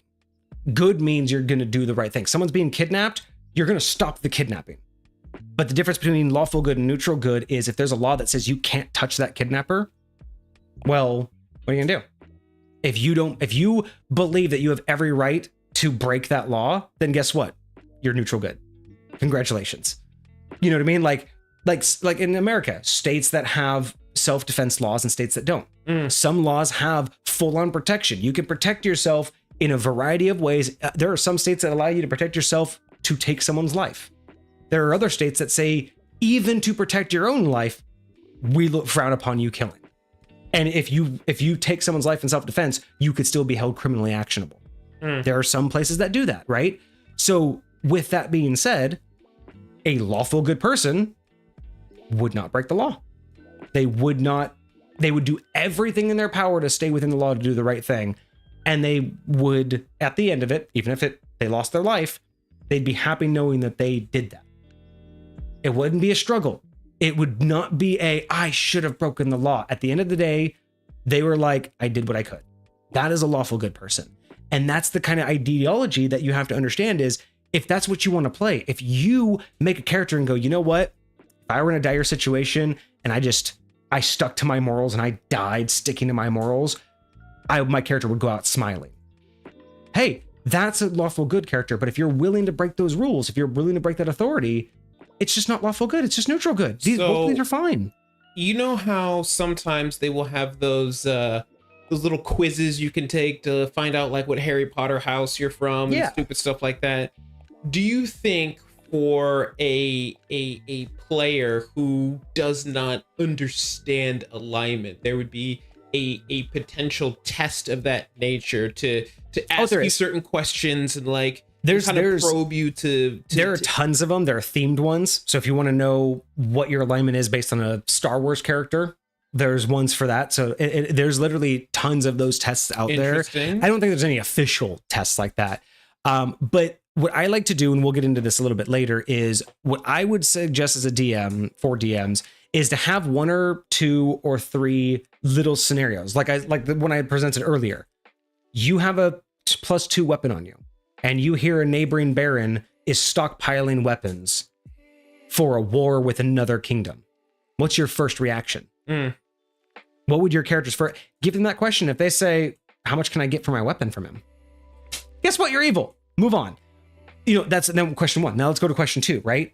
Like you pass a burning building and you hear kids screaming. Mm-hmm. Would I be able to get in the building? Well, you wouldn't be able to see it immediately. I probably will keep on walking. Guess what? You're neutral, right? You can ask questions of general scenarios and go, what's your knee-jerk response? Like, again, ask it in game. You guys are walking through town. You happen to see a burning building on fire and you swear you heard a child scream. What would your character first do? Like, if you even told them you're on your way to go talk to the king, it's important, but you see this, what do? You say, well, we got to go talk to the king. You might not be a good character because, but if you go, we have to talk to the king. Are we ordered to talk to the king? Yeah, he was ordered.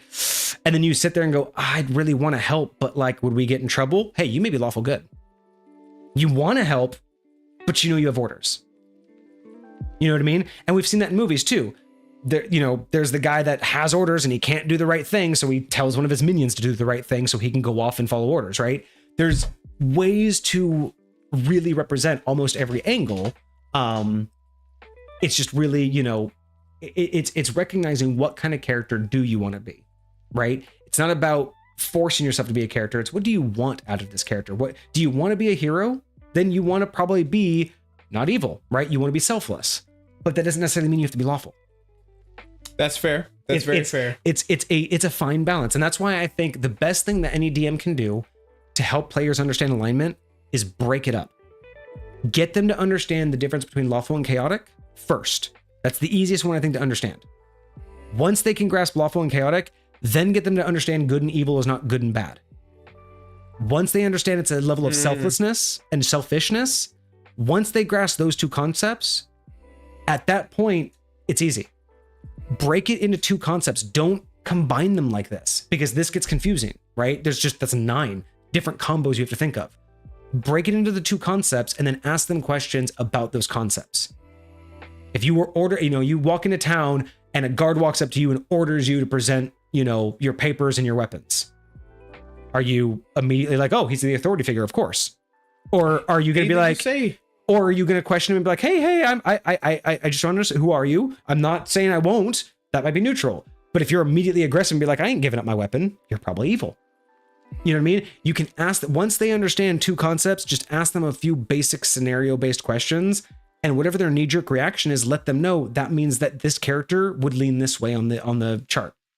And once you get 2 or 3 questions out, you're like, so you'd be neutral good. How do you feel about that? You don't necessarily need to follow laws, but you're always going to do the right thing. And they go, yeah, I like that. Boom, you're neutral good. Don't overcomplicate it. There are 9 alignments, but you don't need to give them 9 choices. You know what I mean? Right. You can just give them the idea, like how you would normally help a new player build a character. What do you want? What is your expectation? Give them a few examples and then just see how they will react. See which way that flows. Because again, contextually speaking, you don't want them to think that this decision is going to decide every decision they make. You just need to get an idea of what kind of character they're playing. And then contextually, they can make decisions based off of that. You can do the right thing. You could do a bad thing for the right reason contextually, but you won't just default to doing a bad thing just because. That's fair. And that's okay. But you don't need them to grasp those deeper concepts. You just need them to get an idea of how do you want to play this character? How do you want to react to the world around you? Do you care about authority or not? And do you care about yourself more than others? That's really the 2 questions that alignment answers. Do you care about authority, like, organization? Do you care about expectations of a society? And do you care about yourself more than others? Depending upon where you are on that scale, how much you like that organization and how much you want to get rid of it, how much you like yourself versus how much you care for others. Those scales, that's all this is. All this, the alignment chart is just a scale of those 2 things. That's my advice for DMs out there. Hone in on those 2, and it's so much easier to get your players to understand their alignments. And once you break those 2 up, it's easier for them to decide when they're, like dealing with a decision or a situation. They'll also be able to figure out what side of alignment is being triggered. Because you may be neutral good, but contextually speaking, is this triggering your neutral or your good? Is it triggering selfless and selfish, or is it triggering order and authority? That's fair. Because we say that there are 2 of these aspects, but remember, we're just trying to give you a easy snapshot, right? Lawful good, chaotic good.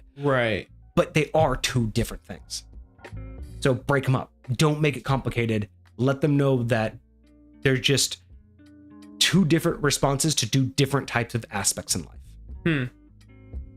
Okay, I'm not mad at that. I'm not mad at that. And we're still only at the first two. Like, and that's Right? why, like, once you break it down, it starts to make these really more understandable.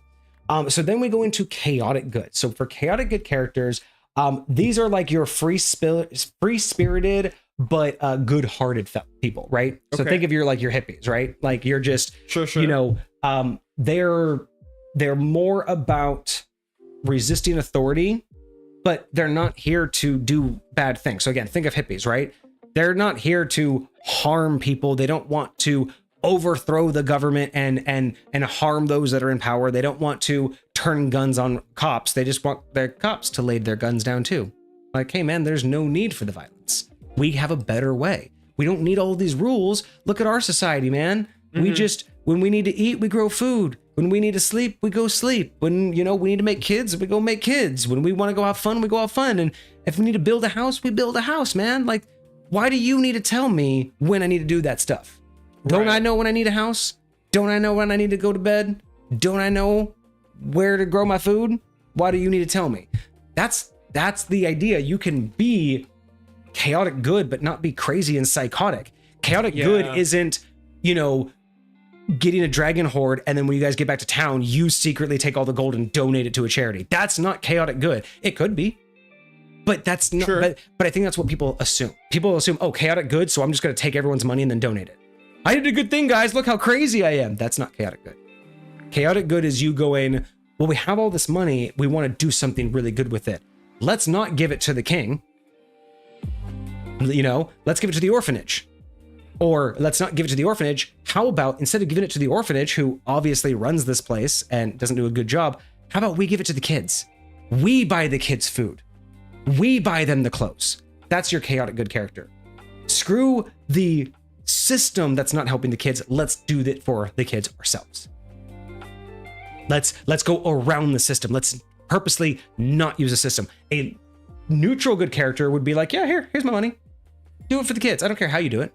Give it to the orphanage. Give it to the king. Give it to the kids directly. I want to help the kids. That's neutral good. Chaotic good is forget the king, forget the orphanage. We give it to the kids directly. We buy them everything.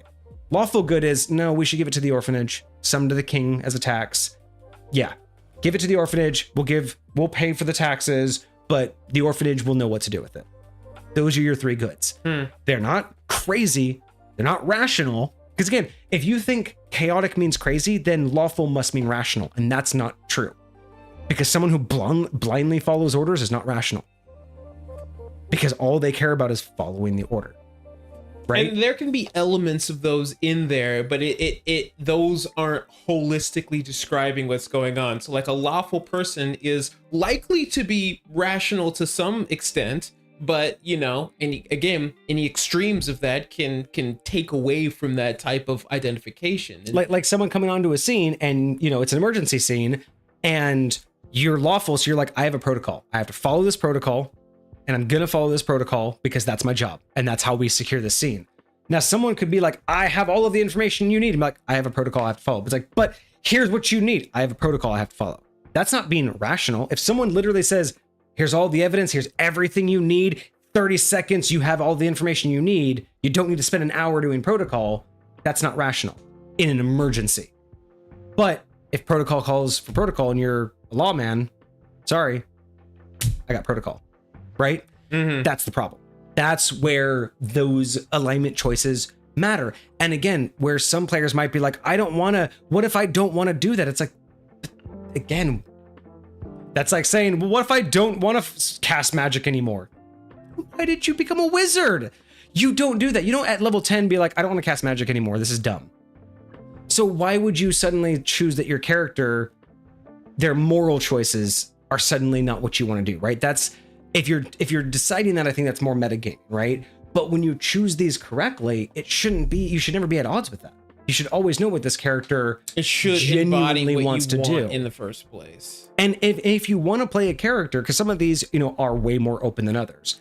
So you can basically choose one that does everything. But, you know, it's that idea of if you do want to play a character, I almost just question, like, as a player, like, why do you want to be able to literally do anything you think of and not worry about the character's perspective. Like, because again, that's always where I start to wonder, am I the DM for you? Because I am not here to just give you a story that you want to win. I'm not here to give you a game just so you could feel good. Like, it's a collaboration. It's supposed to feel good and bad for all of us, right? It's not just supposed to feel good for you. It's not just supposed to make sure that you get, you know, to the next stage. It's a challenge. And I look at this as part of that challenge. Okay, I'm here for that. So now we move on to the neutrals. So lawful neutral characters. Another little note. So the chaotic, another way to put the chaotic good is, while you do believe in doing good, you believe in, again, more selfless than selfish. But again, you're less concerned with law and order and authority, and you prioritize personal freedom and individuality. So again, the idea that I'll do it my way, right? Neutral doesn't care about following the laws as long as the right thing is done. Chaotic's more of, I'm going to do the right thing, but I'm going to do it my way. Okay. And my way, they're going to hate it. As in, you know, the authorities, right? Like, your way is always going to just... Rub people the wrong way. Yeah, it's not like you're going to do you're not always going to do the exact opposite of what they would do, but it's like, again, if someone wants you to donate the money, you're going to be like, oh, you want me to just put it somewhere you can hold on to it? I'm going to spend it. That's how I'm going to do it, right? You're just going to do something that's against the grain. Interesting. So that's your chaotic good. So let's move on to lawful neutral. So lawful neutral, you want to follow law or tradition, but you don't have concern for morality. So this is where law, order, authority is more important than right and wrong. It is more important than you, and it is more important than other people. So you may look at a situation and go, oh, well, the law says this, and that's going to screw me up. But like tax law. Well, I made a little bit more this year and they don't know about it, but I do have to tell them. It's the law. I have to tell them so they can charge me correctly. So that's sucks to be you. But guess what? You also know everyone else is doing that. So lawful neutral is doing your taxes. Okay. Doing your taxes is a lawful neutral act because you are doing something that you have to do. You may have to give money to it, but you also know everyone else is doing it. And some people are gaining, some people aren't. So it's a necessary evil. You just accept we all have to do taxes, right? That's your lawful neutral ideology. Just because they screw me over once in a while, I still don't agree with them, right? Okay. And I still do them.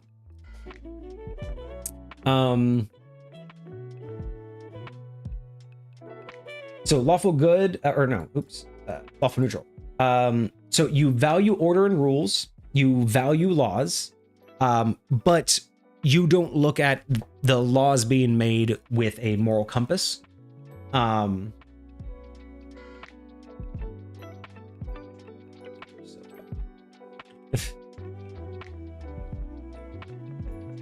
need to be better at making these.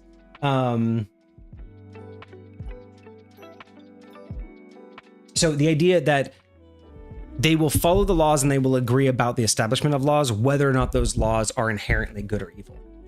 So if a king comes out and says higher taxes, I guess higher taxes. Guess higher taxes, man. That's what the king wants. Sucks to be me right now because my crops just got, infested. So that's even less money for me. But the next year it could be, hey, we're going to lower taxes only for people on the west side. And you're like, oh, I'm on the west side. Sucks to be on the east side this year. You just go along with it, right? It doesn't matter who it hurts. You're not against it. You're just part of it. So again, a lawful good person with that same ruling, a lawful good person hears, lower taxes on the west side. They're going to be like, yeah, what about the other people? Like yeah. They get lower taxes. And I'm on the east side. I'll pay, I'll pay my lower taxes, but like, why don't they, can I send some of my money to them? Like, that's not illegal, right? You know what I mean? Like, the idea of I'm going to follow these laws, but I want those laws to be for good. I want those laws to do good. And if they don't do good, I'm still going to follow them, but I am going to be, less likely to want to. And then a lawful good person says, I'm going to go to Congress and I'm going to petition them to remove that law. So you go to the court and go, hey, you gave fight it lawfully to go make these laws something that you can be a part of, you can agree with, exactly whatever the case may be. And that's the idea is lawful neutral, higher taxes. Lawful good, I'm petitioning to remove these taxes. Lawful evil, fuck that. I'm going to move over to the west side. They get less taxes this year. I always lived on the west side. What are you talking about? Look, here's my address. Like the idea of What you talking about? right. Would a lawful evil like register themselves on the west side even though they were on the east side just to get the tax benefit from not living there? Say that again? Like if you're lawful evil, right? And so you're using the laws to your advantage, would you lie and say that you live on the west side when you actually live on the east side just to get the tax benefit? Oh, absolutely. That would 100%. You were using the law to its advantage, to your advantage. You believe the law needs to be there and you're filing your taxes, but yeah, you're going to smudge the numbers. That's you. That's your benefit. Who cares about all the people on the east side paying more taxes? I'm not going to pay more taxes. If you didn't catch it, it's not my problem. So true neutral. We've talked about this one extensively. Personally, in my opinion, the hardest one to play for a party. Again, not the hardest to play as in the hardest to represent, but hardest to play in terms of being compatible with a greater party. Because you will end up being at odds with them. You feel like. Yes. Because evil can still work with the group for all of the wrong reasons. You guys will all make me rich, so I'll do whatever. I hate all of you. I will backstab you the moment I can, but I will put on a smile and I'll make sure you all like me because guess what? You're making me rich. You know what I mean? It's basically every CEO. That's very fair. You know what I mean? I will give you insurance if it shuts you up and makes me money. You know what I mean? Right. Oh, you're going on strike. How little do I need to pay you to get back to work? Like it's that mindset, right? There's a lot of those suckers. Yeah. So true neutral, characters that strive for balance, neither siding with laws or chaos, nor good or evil. It's not a very good representation. But basically they seek balance in its truest form. So again, while not representative of individualized actions, and I know we've talked about a little bit of like exaggerated versions of this, right? Where, you know, in an individual fight, there's context that, you know, if you're fighting a party and the party outnumbers you, and then suddenly you outnumber the party, it's justifiable that you're still going to continue the fight, or maybe you'll hold back. Maybe you won't be as aggressive, but you're not going to switch sides. That may be a little bit of aggressive, right? For true neutral. But the idea behind a true neutral, you don't care about law or order.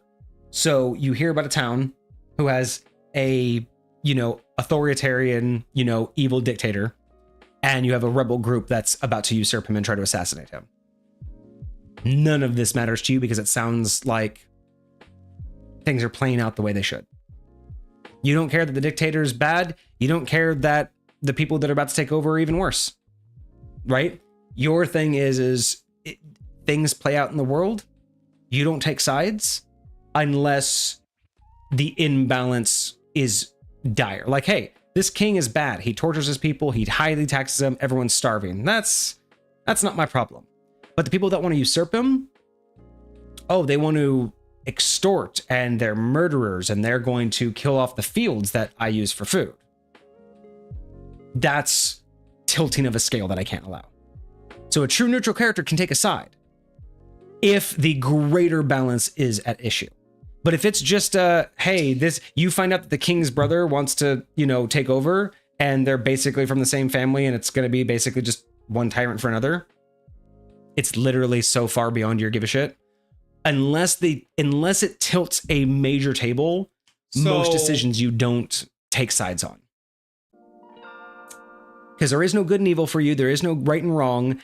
And there is no need for structure or chaos. You're just existing. When you're talking about taking sides, so is somebody who is true neutral, do you feel like they can have like a goal, something that they aspire to? Oh, absolutely. You can always have personal goals. Remember, this is just ideological mindset of, So- does society need authority? Here's where I'm going with that. The mindset of, all right, so say this true neutral person they're trying to discover something about history, right? That's just something very random, very neutral. Yeah. That's just what they care about. They just want knowledge. Cool. And so they're on this journey with this adventuring group because they think this adventuring group's going to help them.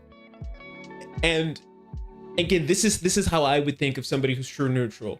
I'm just going to do whatever these guys are doing, like literally whatever they're doing, and not care what the consequences are at all. And as long as I feel like I'm still getting closer to whatever the heck I want to get closer to.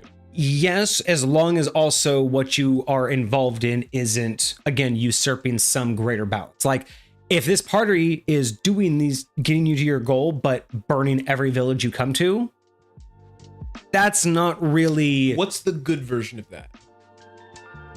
Of burning every village you come to. Disrupting economies by you giving all of your money to all the poor people you see. Like, you're just offload just hundreds of thousands of gold to know-nothing towns. Usurp the entire concept of gold. You raided a dragon horde, you got stupid rich, and you dispersed all of that money throughout all the poor people and fully equalized. Everybody's got like relatively... and just capsize the entire economic basis of that entire kingdom. These are effects that you would not participate in, because while you don't care about, whether or not the king lives or dies, you were not there to decide whether or not this is his time. You can hear of a tyrant king and a rebel force going after him, and you look at that and go, that sounds like the world. That sounds like... But for you to be involved, again, you can be involved in bits and pieces. You can make small choices, but you aren't going to have a horse in any particular race. So you don't want the kingdom to be felled, but you don't think they need to stay alive. But you are not going to be the deciding factor. You are not going to do anything that makes your choice tilt it. So you would say in a scenario like that, if there were a tyrant king and a corrupt rebel group trying to overthrow that tyrant king, and they're both bad, your party wanted to go help the corrupt rebel overthrow the tyrant king. Yeah, you would just be like, I'm not helping you guys do that. Like, that's the mindset you'd see. It could be it could be. It could be to the point to where if you see that being an issue, but again, a lot of times it's contextual. So let's take it to a different extreme. Let's say that's going to happen, and you're like, look, the king's terrible. If they keep living like this, they're basically living in misery. But if these guys take over, they're going to send them into war, and it's not necessarily a better future, right? And someone comes up with an idea, well, we got a nuke. Just nuke the whole town, right? Or maybe that's the idea, is these rebel groups are like, we hate this tyrant so much so that we'd rather die. So we have a nuke. We're gonna relieve everyone of this tyranny without their knowledge. The true neutral could take a stand and go, no. You can go kill him for all you want, but nuking a whole kingdom doesn't maintain balance. Interesting. So that would be a better representation. It's not so much that the party wants to, because again, narratively speaking, you're going to join the party, but the decisions being made, right? You aren't making any decisions. You're just joining the party. The party wants to join the rebels. That's okay. This is a part of life. People join rebel groups. You aren't making any major decisions. You're just kind of going with the flow of life. But if it came down to you knew by helping these people, you were going to literally destroy the entire kingdom, it's like, okay, that's not a balance I can maintain. There's no balance in that. Everybody loses. Could you see that true neutral character like running with their party alongside the rebels to like go storm this castle and fight the tyrant king and like face off against him and like be in that final battle, like killing and taking down this king, and just not care about it the whole time? Yes, because again, you have to look at a lot of it is context and nuance, but the idea of it is if these guys are just going to like usurp the town and then they're just going to take over control, but they're not going to change it. Like, they're just like, yeah, we just want to be the new leader. Like, it's one leader for next. That shit happens. You can just justify that shit just happens, right? But for you to go out of your way for this character to be like, hey, this is how we should do it. This will gain you guys better achievements and like to advance that entire goal would not be the true neutral character's participation, right? You wouldn't be the mastermind behind it. That would not be a true neutral character. But to be a part of it isn't necessarily a bad thing, right? And again, it's layers. Your individual actions, you guys helping them get some information on a grand scheme may not be the balance tipper. You arming the nuke would be the balance tipper. So how about that? There's a better option. You guys can join the rebels. You guys can push all the way into the kingdom and you're like, yeah, the king's down. And you're like, yeah, whatever. And they're like, now it's time to set the nuke off. You're the only one that can do it. Yeah, I ain't doing that shit. That's the true neutral character. You'll help them storm the castle, but once they want to set off the nuke and just destroy the whole kingdom, yeah, no, I ain't doing that. And that's where you could. So again, it's usually in an extreme. That's why I say true neutral is the hardest to play in theory, because it has the most opportunity to put you at odds with drastic player decisions, because players tend to like to make world-changing decisions, and the true neutral character would just not want to. Like, again, a true neutral character is just one that sees two warring nations and they aren't going to pick sides, even if it means their own destruction.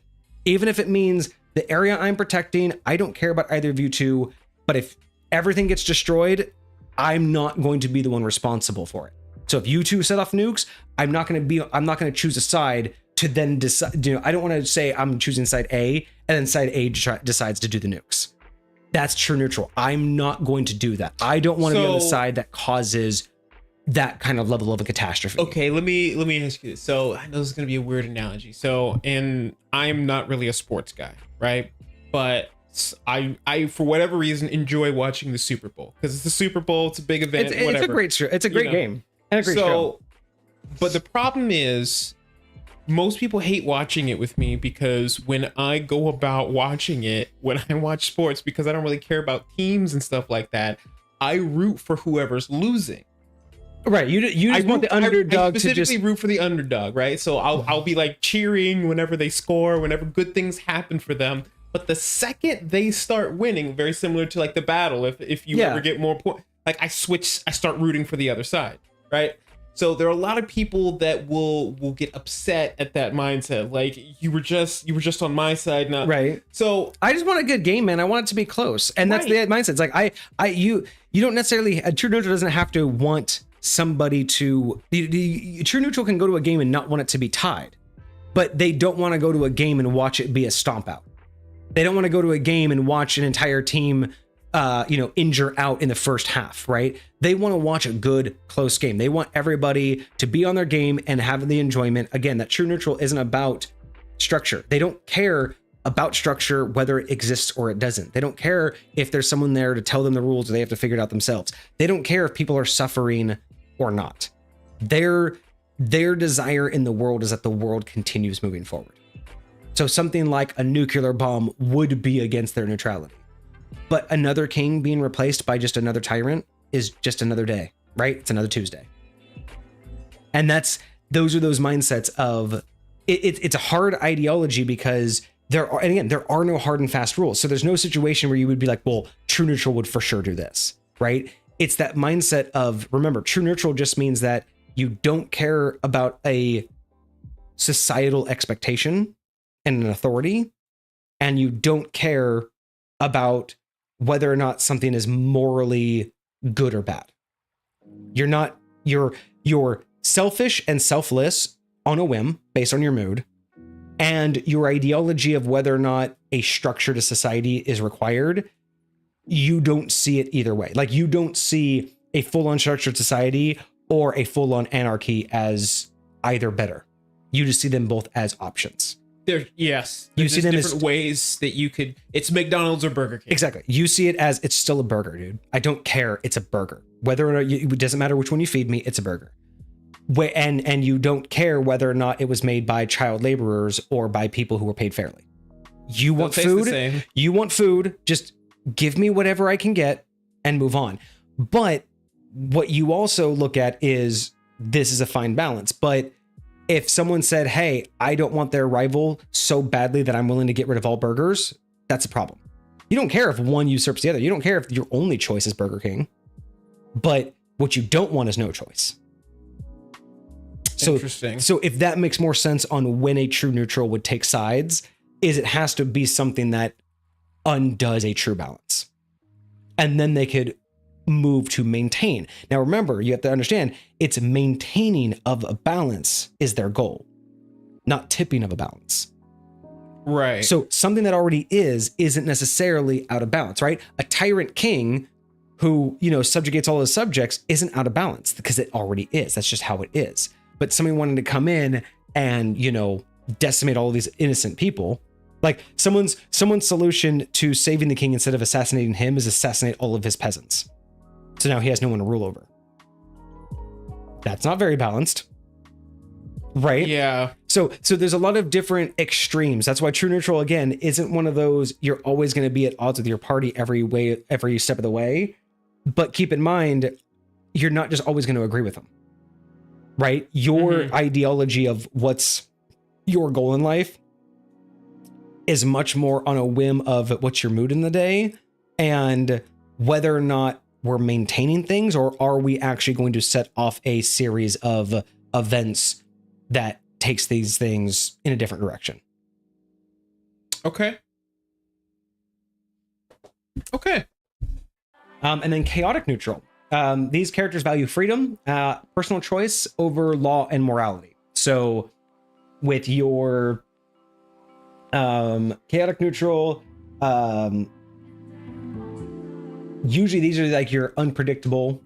These are your probably the more unpredictable, like the most unpredictable of what you would expect to when you think of chaos. This is that almost psycho level, right? Almost like dipping in. Like I would say that you would have the most ability. Wait, this is for chaotic neutral? Yeah. So This is the idea that you are against law, order, tradition, expectation. You bucket the idea that these things hold as much value or any value at all. Like the idea that a king is a king means nothing to you. That is just another flesh meat suit that everyone decides should have a gold crown. But I could wear that gold crown and there's no difference between me and that person, right? That is the chaoticness, is that shouldn't be it. You aren't any better than anybody else. Nobody should be held higher. Everybody needs to survive. We don't need this. So that's the chaos side. Mm-hmm. But the neutral side is, but I'm not here to benefit anybody. So I will overthrow your kingdom, even if it means burning and hurting half your peasants. Like, I want to overthrow this king, and your peasants love you. I will go through your peasants just to get to you.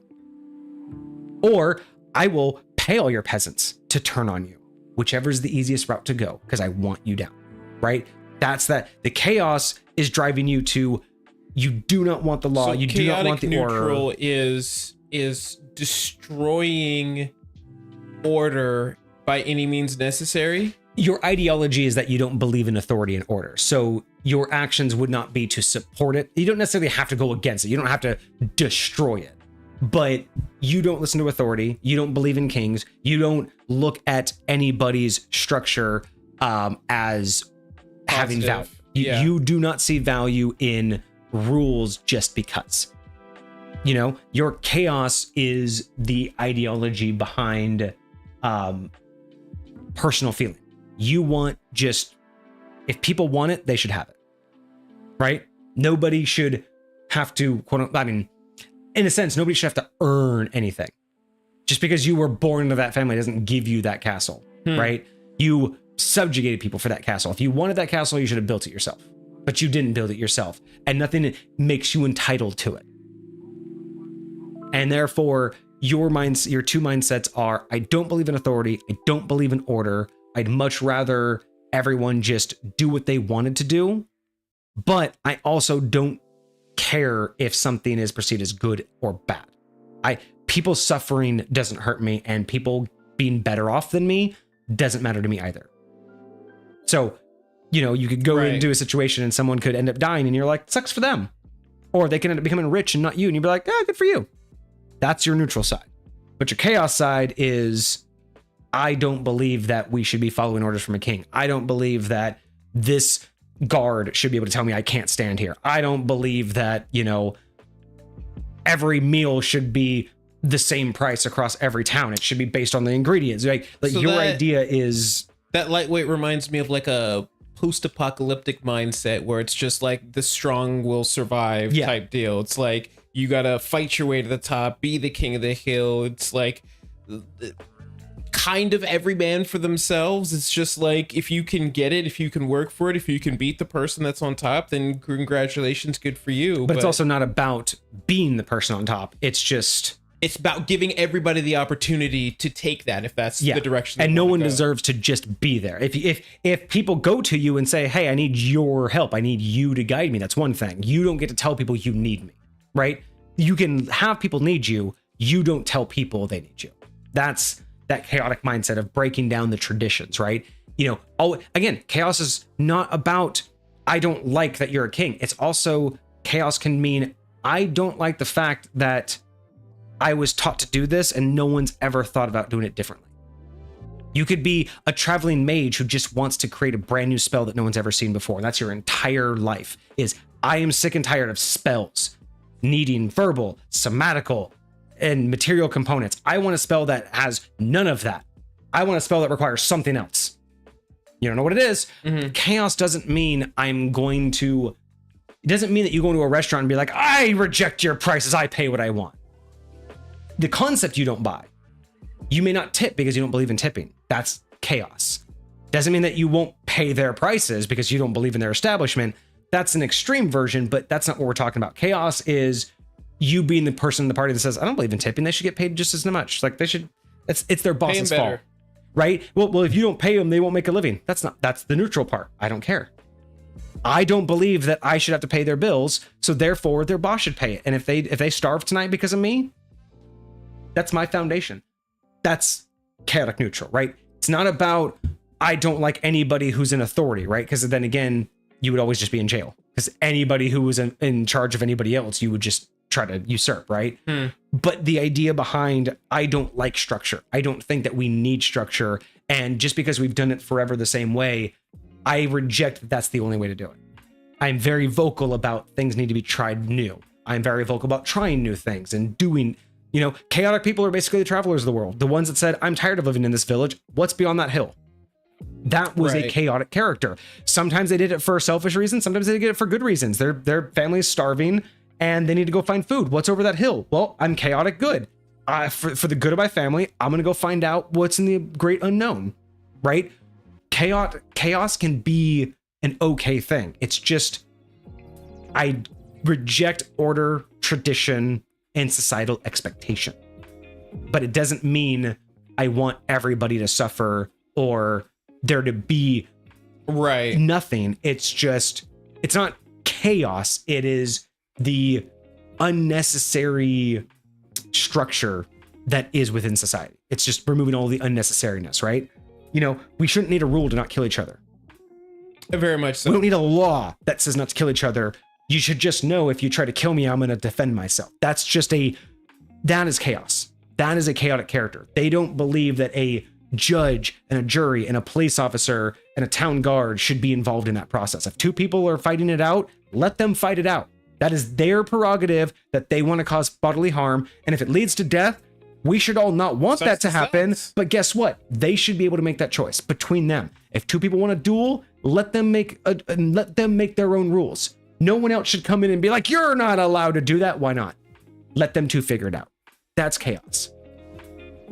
It's not, chaos doesn't need to be, I'm going to kill the king because I don't like him. But chaos could be, king, you shouldn't have this power. Just flat out telling him, I don't believe that you should have this power, right? It doesn't mean that you need to take him off the throne, but you just don't believe in his throne. Okay. And then that side of the neutral is again, just good and bad, selflessness. Like some days you're good on your own and sometimes you just want to help other people. Okay. All right. And then we get to the evil side. Lawful evil. Lawful evil characters, basically they do believe in the law and the order and the structure of things, especially when it's to their advantage. So they're the ones who go, yes, everybody pay your taxes properly while I don't. Because while you pay your taxes properly, I can manipulate my taxes to get more money. right? You want Right. people to follow the law, so when you don't, it benefits you, right? A person who speeds is lawful evil. They want everybody else to follow the law, because if everybody else wasn't following the law, then they wouldn't be able to go faster. Yeah. They want to go faster than everybody else, so they want everybody else to follow that law so they can break it, right?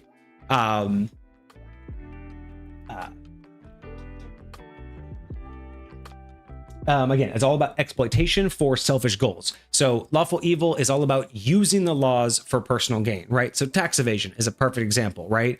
Or, donating to charity in order to not pay extra taxes, right? So you lose a little bit of money here to save money over there. This is always for a personal gain. You can save someone's life, but maybe it's because, by doing so, you gained favor for somebody else. Has nothing to do with that individual. Again, it's all about intent. It's not about action and outcome. It's about intent. So you can save a life. You can do all of the good things. You can be part of a heroic party, but always be doing it for selfish reasons. Right. Being evil doesn't mean you can't do good. It just means that the reason behind it needs to be a selfish reason. You would never risk your life for someone else. Period. That's not what evil characters will do. Is there a reason why that risk has a bigger reward? Sure. Yes, you can definitely justify, I saved you because now you fucking owe me, or now your dad owes me, or now your God owes me. There's plenty of reasons why you can justify risk and reward, but you will never do it without a reward. That's that mindset of the risk can be whatever you want it to be. Evil knows no bounds. It's just that you have to see that there is a mindset. The comeback is better. Yeah. So again, you like the rules, you like the structure, but you think that they should serve you. Also, a king who makes laws that they don't follow themselves is very much, I want order, but I don't necessarily need to follow it myself. I can do whatever I want, but you need to follow what I say. Lawful evil, right? Wants law, but wants it to serve them in every way possible. True. We have neutral evil. These are selfish characters.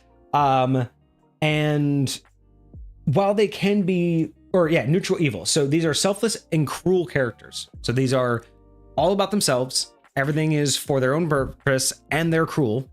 But they care not at all for law or chaos. So whether they're using laws to their advantage to screw someone over, or actively breaking the laws to screw someone over, they don't care. Whether if there's a law that's getting enacted and it'll benefit them, they'll vote for it. But if there's a law that is going to get enacted that will go against them, they'll do everything they can to destroy that law. Right? So these are the people who they don't care about where the structure is coming from as long as they're getting theirs. So if there is law and order, they're going to try to find out what position they need to hold to have power. If there's no law and order, like you said, they're the Mad Max, a post-apocalyptic survival of the fittest. I'm the toughest guy around, so yeah, I'm gonna get mine, right? Doesn't matter what environment they're in, they're gonna get theirs. And they don't care for anybody, and they will go about it typically in a cruel way. Like you get off on being selfish, and again, you don't have to do bad things, but the idea is that you come first. And whether that means there's an order to it or not, you come first. Probably the most of the selfish lines, right? Because you have no desire. Your only desire is get what you want in any way you can, whether it's following the law or not. You're going to get what you want. It's probably the highest level of selfish. Interesting. Yeah. And then of course, let's see, here. So yeah, perfectly driven by self-interest, no concept for laws or moral principle. So if it benefits you, it's justified. That's just flat out. If you see a benefit to yourself, it's justified instantly. Beyond that, doesn't matter. And then we have chaotic evil. Chaotic evil, their whole purpose is to spread destruction, enjoying both in the freedom and the harm that they cause. So this is that extreme. This is the BBEG. right? Like what most people think the BBEG is. This is someone who is anti-order, anti-structure, anti-authority, and 100% full of themselves. Like, this is nothing should be ordered, nothing should be chaotic, and everything is mine. There is no ownership, but everything's mine. I should have free access to everything. Nobody should be able to tell me what to do. And if you get in my way, I won't tell you what to do. I'll just get rid of you. That's that mindset, right? It's not about there are no rules here, so get out of my way. Like it's not a rule that you need to get out of my way. It's there are no rules, so that's why you should get out of my way. Because if you're in my way, I will remove you. It'll be bad news bears for you, right? And you don't even say those are the rules. That's not even the rule. It's just simply put, I have a path, and nothing will stop me. And the idea of structure and order is something that you just don't abide by. So typically this is the mindset of, because you're selfish and don't like structure, this typically leans into the characters that want to usurp and undo kingdoms and order. You know, these are the evil gods that want to destroy the way that things operate.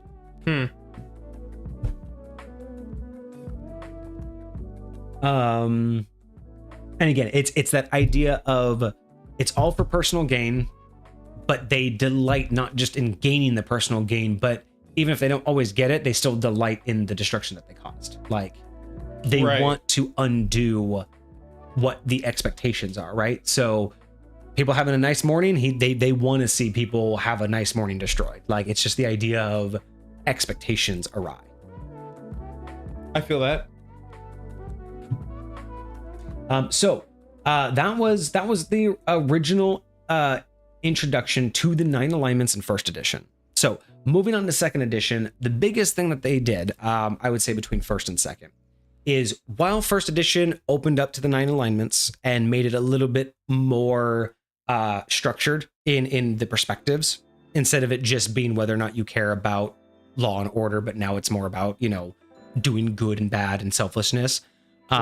They still kept it very narrative based. This was still focused more on the player to use these as a guideline to give you reasons to do things, right? Push you directions. This was meant to be a benefit, a bonus. It was meant to be an offering to players to help fulfill the character builds more.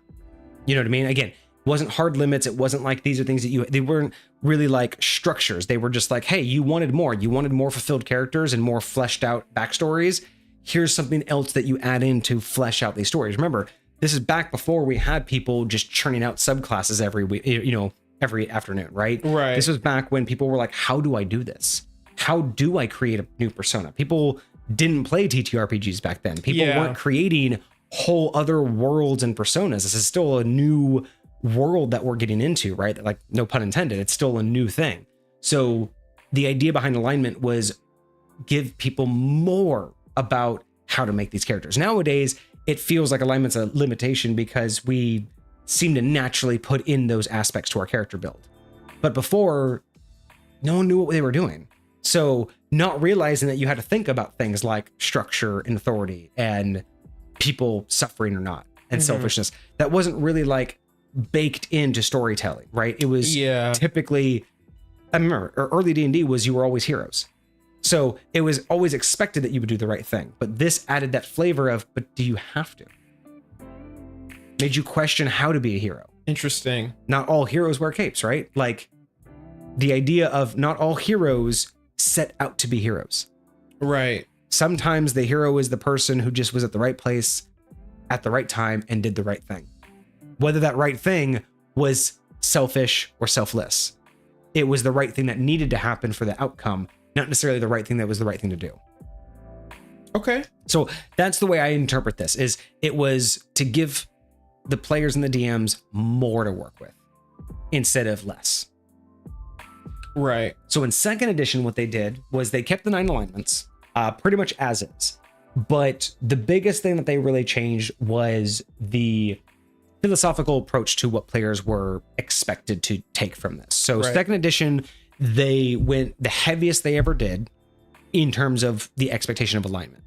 There were a lot more knock-on effects that this had, such as they added more spells, weapons, class features, things that actually were alignment based. So limitations, like if you were certain alignments, you couldn't do certain things. Second edition is where we saw the most of that, like most of those cutoffs and limitations. But it was also the one that beforehand, it was much more roleplay based. It was much more expected to just be brought out of the characters. Second edition really leaned into alignment being mechanical. So we got a lot more of like rules that were applied to how more you go rules, about implementing that. More punishments for not following alignment. So this is where people started getting the feeling like it was really important and you had to have alignment like perfect. But it was, again, going off of the idea of first edition of, well, we gave you guys this idea of how to better flesh out your characters. So let's do that one more step. Let's just keep fleshing it out. Let's make these situations more tangible instead of, well, do you like structure? Do you like good things? Like, what do those things mean? So second edition tried to maybe overstep their bounds a little bit, but what they tried to do was give alignment even more of a tangible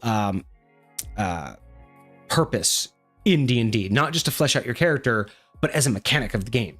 Things that were expected of you. You know, if you chose to be a good character, here's some things that were, you know, you were kind of not pushed to do, but expected to do. And then there were variant rules that allowed DMs to punish people who weren't keeping up with that alignment change.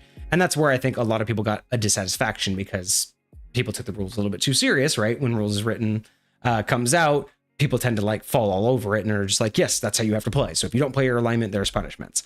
But that's where I think it was also kind of like a best of both worlds, like the best of the world and the worst of it, right? Yeah. We got a much more fleshed out version, the version of alignment that I really like, which to me makes the most sense, right? Because they really, second edition really try to put those limitations on the more on the DM and the narrative base. Like, yes, it felt like player limitations, but from what I gathered from it, because second edition was the edition that really helped bring AD&D much more tangible to a greater audience, and even third edition did more, right? They're trying to continue to go to a broad audience. I think that's where nailing these down, I think, was their goal, was to give people not just a, hey, here's some nerds who like to role play, but now we're going to get into a new generation of players. We really need this to be mechanically tangible. What are the benefits of me playing this, right?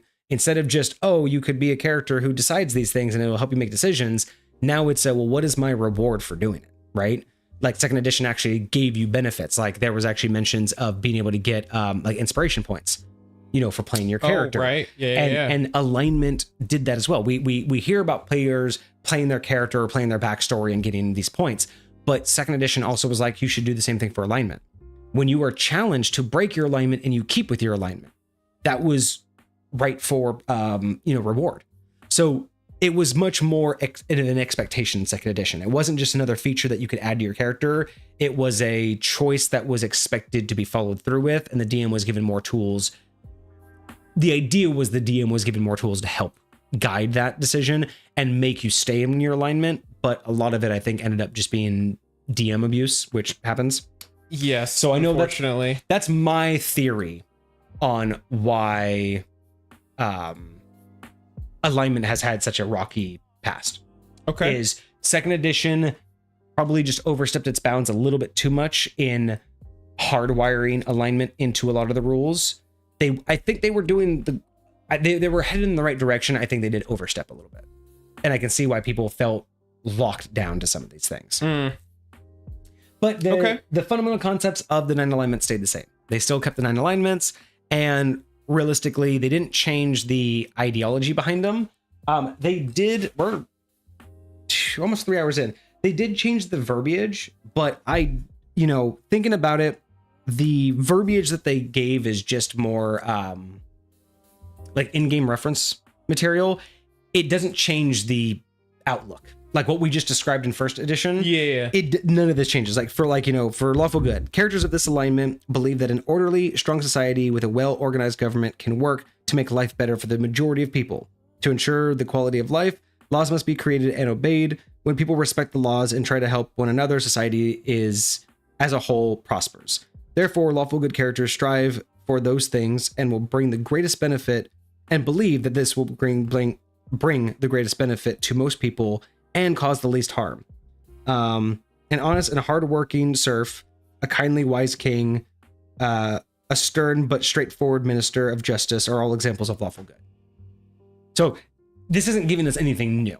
I don't think reading these is going to give us brand new insights. Or is it? Is this giving us better understanding of what second edition did? So like lawful neutral, order and organization are paramount importance to characters of this alignment. They believe in a strong, well-ordered government, whether that government is a tyranny or a benevolent democracy. The benefits of the organization and regiment outweigh any moral questions raised by their actions. An inquisitor assigned to find traitors at any cost, or a soldier who's never questioned their orders are good examples of lawful neutral. Okay. Okay, maybe we will go through these because these are a little bit different. Like you could see how they're changing the verbiage a little bit. So lawful evil in second edition, these characters believe in using society and its laws to benefit them. Structure and organization elevate those who deserve to rule, as well as provide a clearly defined hierarchy between master and servant. To this end, lawful evil characters support laws and societies that protect their own concerns. If someone is hurt or suffers because of a law that benefits the lawful evil character, too bad. Lawful evil characters obey laws out of fear of punishment, but they may be forced to honor an unfavorable contract or oath that they made. Lawful evil characters are usually very careful about giving their word. Once given, they break their word only if they can find a way to do it legally within the laws of society. An iron-fisted tyrant and a devious, greedy merchant are examples of lawful evil beings. So you have rules, but you will use those rules to your benefit. A genie is lawful evil. Or a djinn is lawful evil. They'll give you what you wished for. What about, and I know you have other examples, but pirates in general, because there is like a pirate code, or like even certain thieves guilds have. Pirates are 100% lawful evil. They have a strict code that they stick to. They have rules, but because remember, they're not trying to stop kingdoms from happening. Kingdoms produce money and they go steal that money. If there wasn't kingdoms, there'd be no money to steal, right? Like they're not trying to stop people. They're not trying to stop merchant ships from being merchants. They just want the goods, right? Like they're using all of that to their advantage. They have their own laws and they don't want to get caught. They when they're in town, they don't blatantly, they try not to get caught when they're in town. They do their pirating where they can't get caught. Absolutely lawful evil for the average pirate. Interesting. Neutral good. Characters believe in a balance of forces is important, but the concerns of law and chaos law and chaos don't moderate the need for necessarily good and evil. So, or it doesn't necessarily, law and chaos aren't needed for good. So you don't need rules to be good. As a neutral character, you don't need a king to tell you how to be good. Right. So, if fostering support means, supporting an organized society, then that's what can be done. But if it also means, everyone just lives in the forest on their own terms, that's also good. It's whatever's actually benefiting people. A baron who violates the orders of his kings to destroy something that he sees as evil and protect his own people is neutral good, because went against his orders for what he thought was right. True neutral.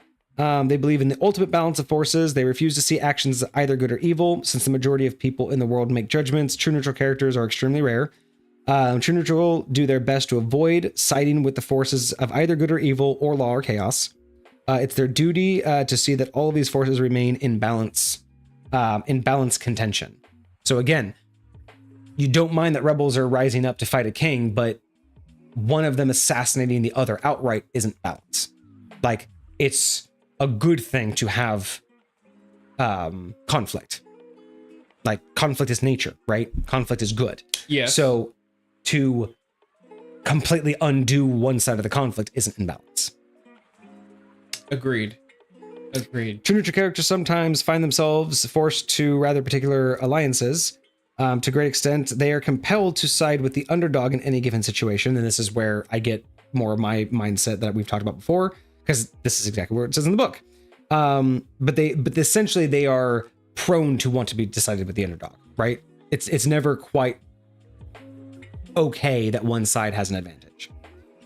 So a true neutral druid might join a local barony to put down a tribe of evil gnolls, only to drop out or switch sides when the gnolls were brought to the brink of destruction. So, hey, there's, evil trolls outside the village. You might help the Baron from stopping these trolls from like destroying everything, right? But you won't help the Baron eradicate the trolls. In fact, you might turn and side with the trolls and fight back if he wants to exterminate them, because that's like genocide. So true neutral. Interesting. True neutral. That I can get behind. And this is kind of what we were talking about earlier. True neutral is really about the extreme balance, right? You don't mind fighting off a horde, but you're not going to exterminate all of them. That's not keeping the balance. So this is why it's also one of the rarest and hardest to play. Neutral evil, basically particularly concerned with themselves and their own advancement. They have no particular objectives to working with others, or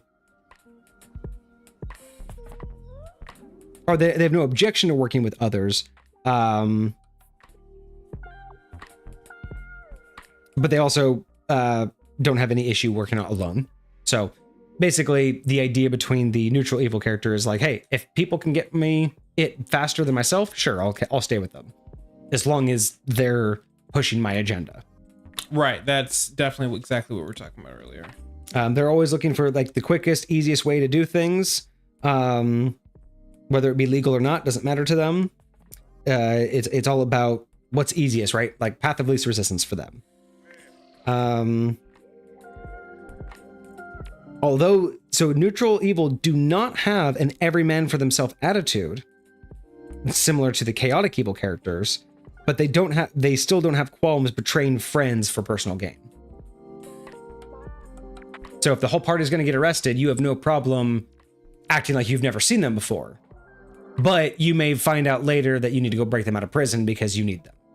Right. So you have no problem throwing them under the bus. You have no problem, as long as it benefits you, you have no problem. You're not every man for themselves, but you're not going to suffer because of them. Interesting. So it's that fine line between, I don't need you and I will use you, but don't think I'm going to take the fall for you ever. We're not that friends. Right. We're acquaintances, but we are not friends. I will not take the fall for you. That's that thing. I'll work with you. We're professionals, but don't ask me favors. Okay.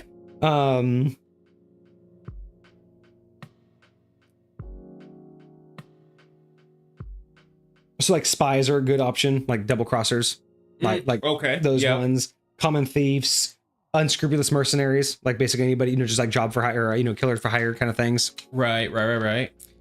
Chaotic good characters are strong individuals marked by a streak of kindness and benevolence. They believe all virtues of goodness and they believe in all virtues of goodness and right, but they have little use for laws and regulations. They have no use for the people who try to push folk around and tell them what to do. Their actions are guided by their own moral compass, which, although good, may not always align in perfect agreement with the rest of society. So,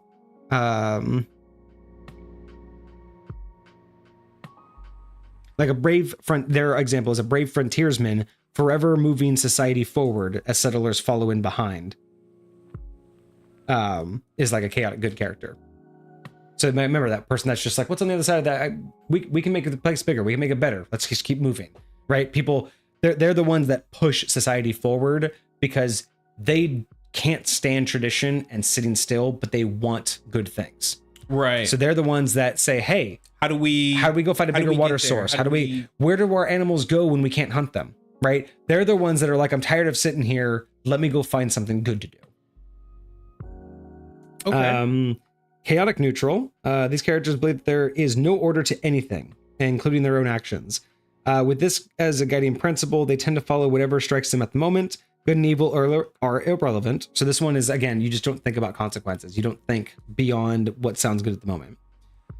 They're extremely difficult to deal with. They typically, they're known to be cheerful, but for no apparent reason, they'll gamble everything away on a single roll of the dice. So If someone's just like, I'm feeling lucky right now, 100 on that rice roll. Oh, that was all my money. And then they just keep on moving on. Like, well, that sucks. Again, and this is those examples of why people think it means like chaos is psychotic. It's that idea of if your character's like, have you ever just been feeling lucky? Like anybody can, I think everybody can feel like, or can relate to that. Right. There are days you're just like, man, I feel lucky.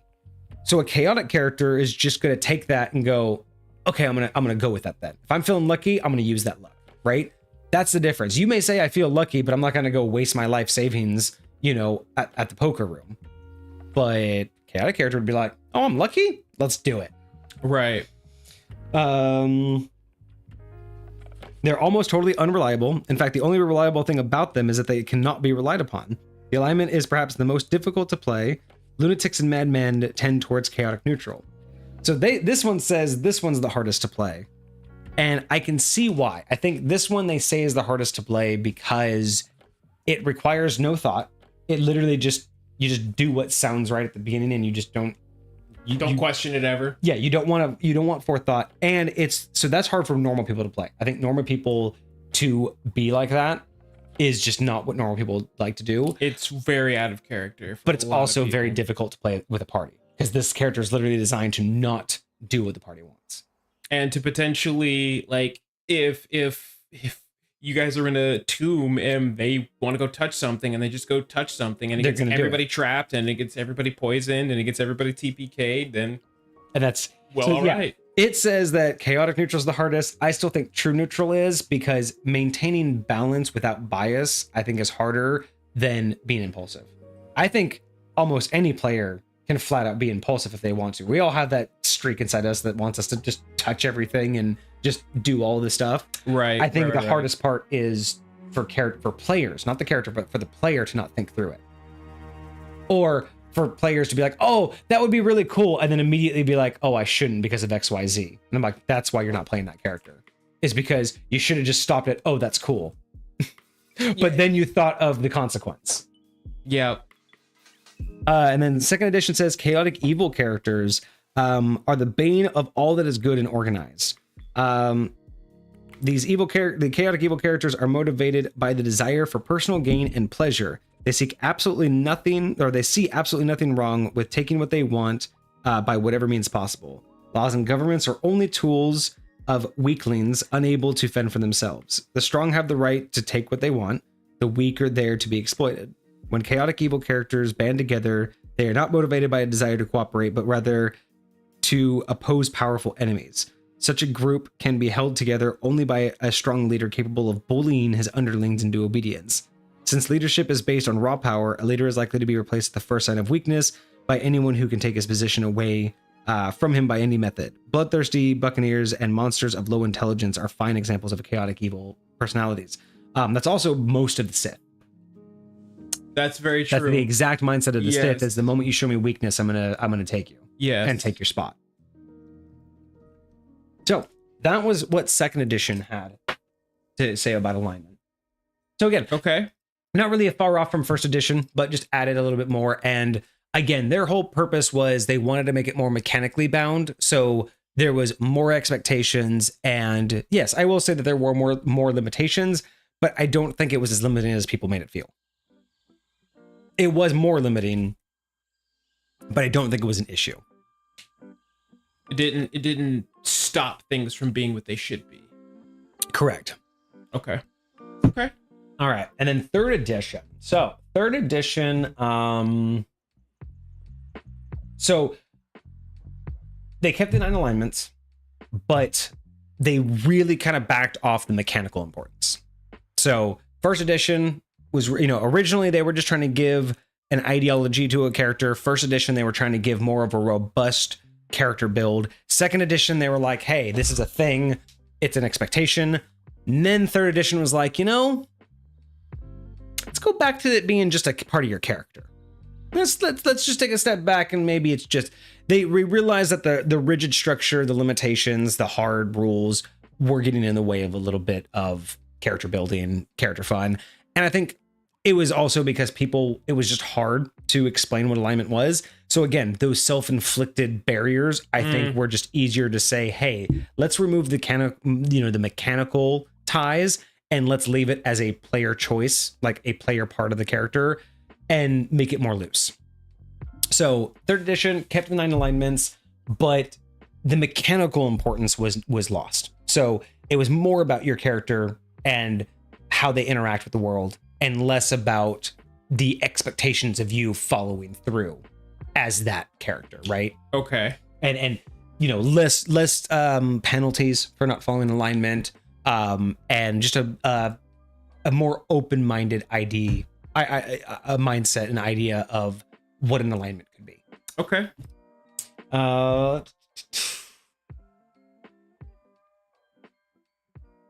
So yeah, much more about roleplay. And even though it wasn't as mechanically based, we still had certain limitations. Like, for instance, paladins were still required to be lawful good, even in third edition.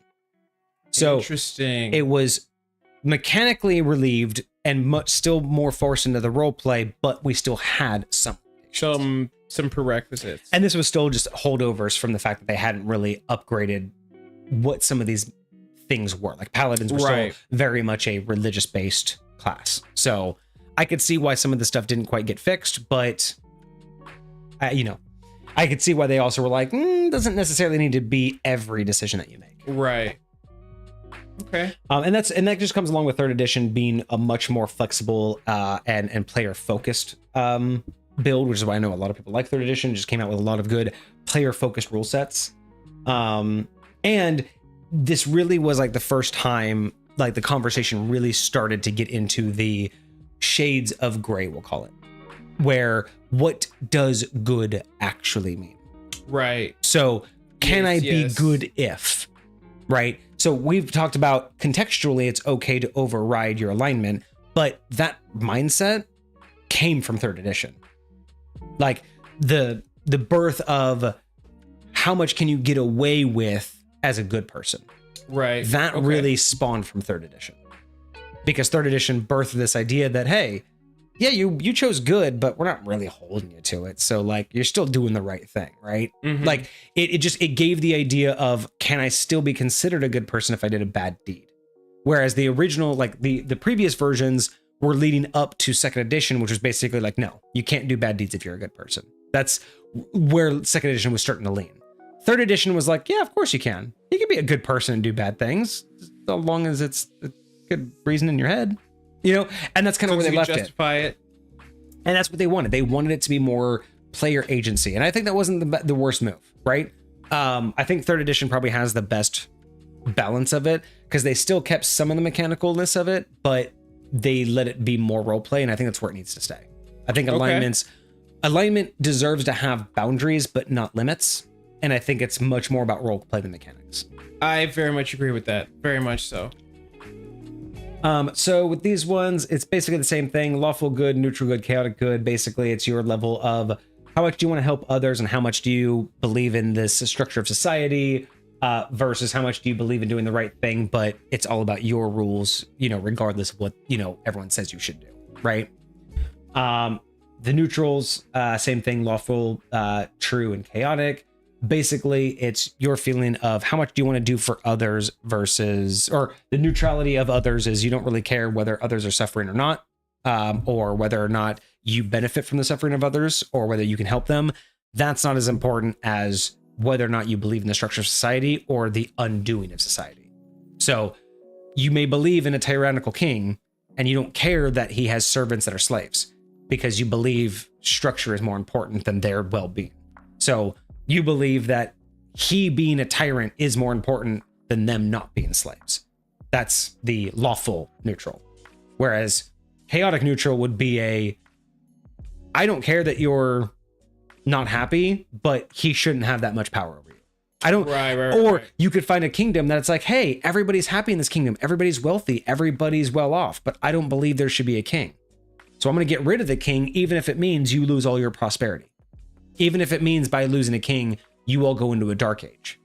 It's more important for me to get rid of the king than it is for you to be happy. That's chaotic neutral. right? So the neutral on this part is I don't care about people's happiness. I care about whether or not law and order is there. So different mindset for that. But again, that's all that they really cared about. Wasn't hard limits. It was just that's all it means is you don't care about people's feelings, but you either like or don't like kings.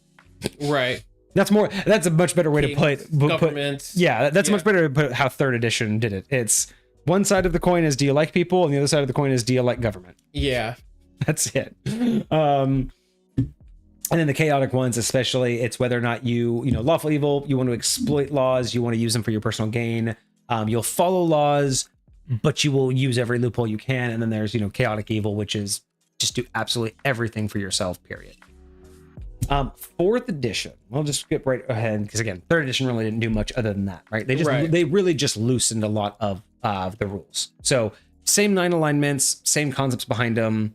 You weren't required or expected to do as much based on your alignment as you were in second edition. Okay. So fourth edition did something unique. Of course, they always do because they wanted it to be new. They wanted it to be different. Of course. So fourth edition, they broke it down and made 5 alignments. They wanted to simplify it. Interesting. So they broke it down to lawful good, good, neutral, evil, and chaotic evil. What was the first one? Lawful good. Lawful good. Good. Good. Neutral. Neutral. Evil. Evil. Chaotic evil. So they have chaotic evil and neutral good. No, they got rid of they got rid of neutral and chaotic good and neutral chaotic. The only ones that they have 2 words in are the ones that don't have neutral in them. So it's lawful good and chaotic evil. Right? The 2 supposed ends of the spectrum. Yeah, but they don't have neutral good, chaotic good, neutral evil, or lawful evil. Interesting. Yeah, so the idea behind this was like a lawful good character would seek to do good through law and order. That was just straightforward. A good character, they're morally driven by good things, but the law doesn't necessarily matter. So they'll try to follow the law, but it's not more important than the good. Neutral or unaligned, as they would call it. They don't have a strong moral or ethical code, and they don't really care about government. They basically avoid making major decisions. They are not going to be the ones to tilt the scales. Evil characters, basically selfish, and they will harm others for personal gain. And chaotic evil were embracing chaos and destruction, often without regard for personal consequence. So, psycho. Okay. Like not even just I don't like organization. It's even if it hurts me, I'm gonna do the wrong thing. So definitely, again, I can see where people started thinking that chaotic meant like this mindset of don't think, just do. So yeah, not the best version of that. Not really super happy with it. Yeah. I see why they tried to simplify it, but that's not really the direction I would have gone simplifying this. And then we get into 5th edition, which I think everybody's very familiar with. But 5th edition, they went back to the 9 alignments, as you all are aware, but they were much more in favor, like 3rd edition, of a player-oriented focus and a role-play-oriented focus. So they basically removed like all of the mechanical components of alignment. It is now just like feature of your character that's optional. It's a choice that you need to make, but like, to be completely honest, it's similar to gender. It almost makes no difference unless your DM makes it matter in narration. Right. Like to be completely honest, choosing a male or female character does not matter in D&D. Unless it's narratively spoken out, you can play an entire campaign and never mention your gender. Unless it's narratively important for a romance or a sexist, NPC, or, if your sex mattered, if the gender mattered in the narrative sense, it would come up. But tell me mechanically how gender changes a build. Because I can give you two character builds, and if I change the gender, what matters? Or what actually changes? I mean, no more than you changing your name. Yeah. Your stat, they don't have, male and female don't have different stats. They don't have different calculations. I mean, the only difference that you would do is in-game narration or roleplay. Weirdly enough, I'd also say age doesn't matter that much. True. for There the are most no part. mechanical components regarding age outside of again, narration. You would just decide when too old is too old or too young is too young. Mhm. But true, age has no mechanical value. You could be 10, 20, or 100, and your character stats are your character stats regardless. Mhm. So, yeah, it is that unique aspect of 5th edition wants you to have this to use, and it's something that you select, right? Just like your gender, but it has no actual intrinsic value if you choose not to use it. If you made a character and never chose to mention your Interact with that gender, aspect. yeah, your alignment and your gender could basically be never interacted with. If your DM doesn't require it, they don't change your gameplay. And I think that's what 5th edition wanted. I don't think that's the right move, but I understand that's what 5th edition did with a lot of stuff, right? They wanted to keep tradition, they wanted to keep options, but they didn't want it to feel too much like an obligation. So, And I do get that. not my favorite directive, but I again, kind of like you said earlier, I might have chosen a different direction to embody that because, again, I don't always think that you need a mechanical reason for things, right? Like, I'm okay with there not being a super big difference between the genders in D&D, because think about it, like, even in reality, it's possible to have a female with higher strength stat than a male, right? It might not be as common, but it's possible. But it doesn't matter. Yeah, no, So, like, the reality of it definitely doesn't matter, and there's definitely a argument to be said if there would be a lot of backlash if they tried. For sure. You know what I mean? For sure. Someone's going to say something. But, and that's the thing. It's like, I agree with you. I don't think that there needs to be hard mechanical limitations, but 5th edition really has just kind of been like, it's there. And that's their attitude. It's there. 3rd edition was like, it's cool, but it's not that important, guys. Like, use it. It's not that important. 2nd edition was like, it's part of your character. 1st edition was like, hey, here's more for your character. But now it's more like a... I think that's a very interesting mindset. It's like, how do you present something to a player base and have it feel like here's something for you? Like, imagine if they had, specific rules for encumbrance or specific rules for, traveling and stuff like that, or other types of mechanics that certain players may or may not want to interact with, right? Like, if they had hard and fast rules for all of these things, or a guideline for all of these things, but it's just saying, kind of like how we've always said, directly in the player's handbook or the DMG, they're like, hey, this is just suggestions for you. Take this, but build upon it. This is not the entirety of what you're allowed to interact with. Like, the question is, how are we presenting this to you? Saying, hey, we feel like this can enhance your gameplay. Use it if you like. And that's why it's like 1st edition did a great job at that, because they were still building something people were still getting used to using, right? So adding that was great. I think 2nd edition did a lot of good leaning into it, but overstepped a little bit. I think 3rd edition did perfect. They were like, look, here's a solid mechanic. We want it to matter. We have a few loose mechanics that are, paladins have to be lawful good. There's a couple things here and there, some feats, some weapons that may come up for that. Attunement is a big deal. Like, attunement, a 2nd and 3rd edition, attunement was a big deal for alignment, right? Really? So yeah, like alignment was one of the biggest things that would be restricted by alignment. I see what you're saying. Attunement would be. Yeah. So, when it comes to that, it's like, I liked that approach of a meaningful statistic that wasn't, like, I want alignment to feel meaningful without it feeling required. And I think 3rd edition did a good job at that, and 1st edition did a good job at that, right? Because 1st edition introduced it as a bonus to add on to your character, and 3rd edition encouraged it without forcing it upon you. 5th edition is almost just kind of like, oh yeah, there's this too. You know, it just doesn't feel like they even are encouraging it as much as they're just saying it's still around.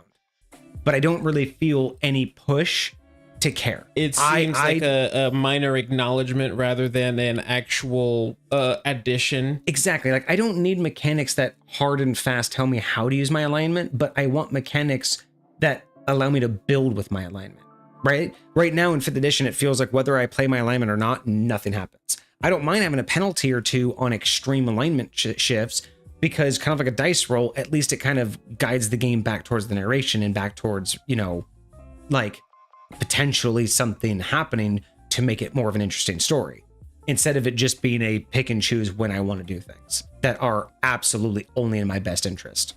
That, again, you can only get from a player point of view. Okay. But again, this is also just down to the player and the DMs on what are you trying to get out of this game? Very much so. Are you just here to waste time and do the things, or do you want to see where the story takes you? And I think that's a big deal, right? I think alignment has to do more with what you're trying to get out of the game. I think alignment should be utilized with the mindset of what are you trying to get out of the game, and not what alignment is trying to do to influence the game. Does that make more sense?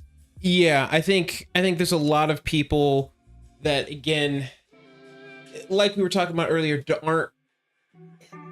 It's hard to say whether they're unwilling or unaware of what its true meaning is supposed to be, what its true purpose is supposed to be. And, you know, a lot of people, you know, you got the rules lawyers, or just people who look at games in general as a collection of rules that you have to be the best at. And whoever's the best at them is winning, you know, which is where you get all the min-maxers and people that think that the goal is to win D&D, you know? And so, you know, if you can adjust that mindset so people are so much less, you know, burdened.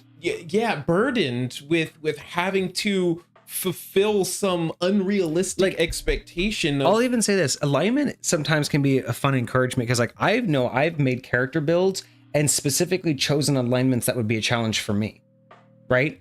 Like, I don't play overly good characters, so playing a, you know, neutral or chaotic good character is difficult for me, because I don't play characters that are just overly selfless, that would just, you know, help others before themselves. So sometimes it can be a challenge, right, to give yourself a character, like a character trait or a flaw, you know, depending on what you want to call it, right? But be like, I choose this alignment because it's going to be difficult to play, because I have to think about other people, because I have to do it this way, right? But that's kind of like one of those things where it's like, hey, I've never played a ranged character. I'm always up in, you know, people's faces, so let me try to be more tactical. I've never had to, you know, pay attention to spell lists before. Let me be a druid. So to me, alignment can be an encouraging aspect, but it can also be a challenge. It just depends on, again, what do you want to get from it? Do you want something that helps guide your character more, or do you just want this to just be a very minute trait in the background? And again, reading through all of these, I mean, we've found that, you know, if you just want to be a fully selfish character that never thinks about anybody, then just, like, you know, be neutral evil. Like, just say that, because then you can get away with doing anything and no one's gonna question you, right? Like, there are alignments that are just the gimmies. You can just take that alignment and do whatever you want and no one cares, right? But there are some alignments who I think you choose because you want that, right? You don't choose it because, you know, you don't choose it in hopes that it doesn't limit you. You choose it because it's going to challenge you, right? You don't choose it for its limitations. You choose it for the challenge.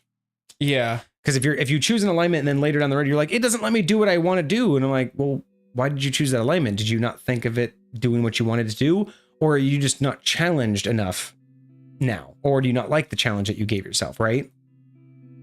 Interesting. But, yeah, alignment's fascinating. I would like 5th edition to lean more into alignment as an encouragement instead of a requirement. I don't want to go back to 2nd edition's requirement of it, but I really want to see a more prevalentness to it in the rules, instead of it just being well, you choose it, but no one ever pays attention to it. So who cares? You know what I mean?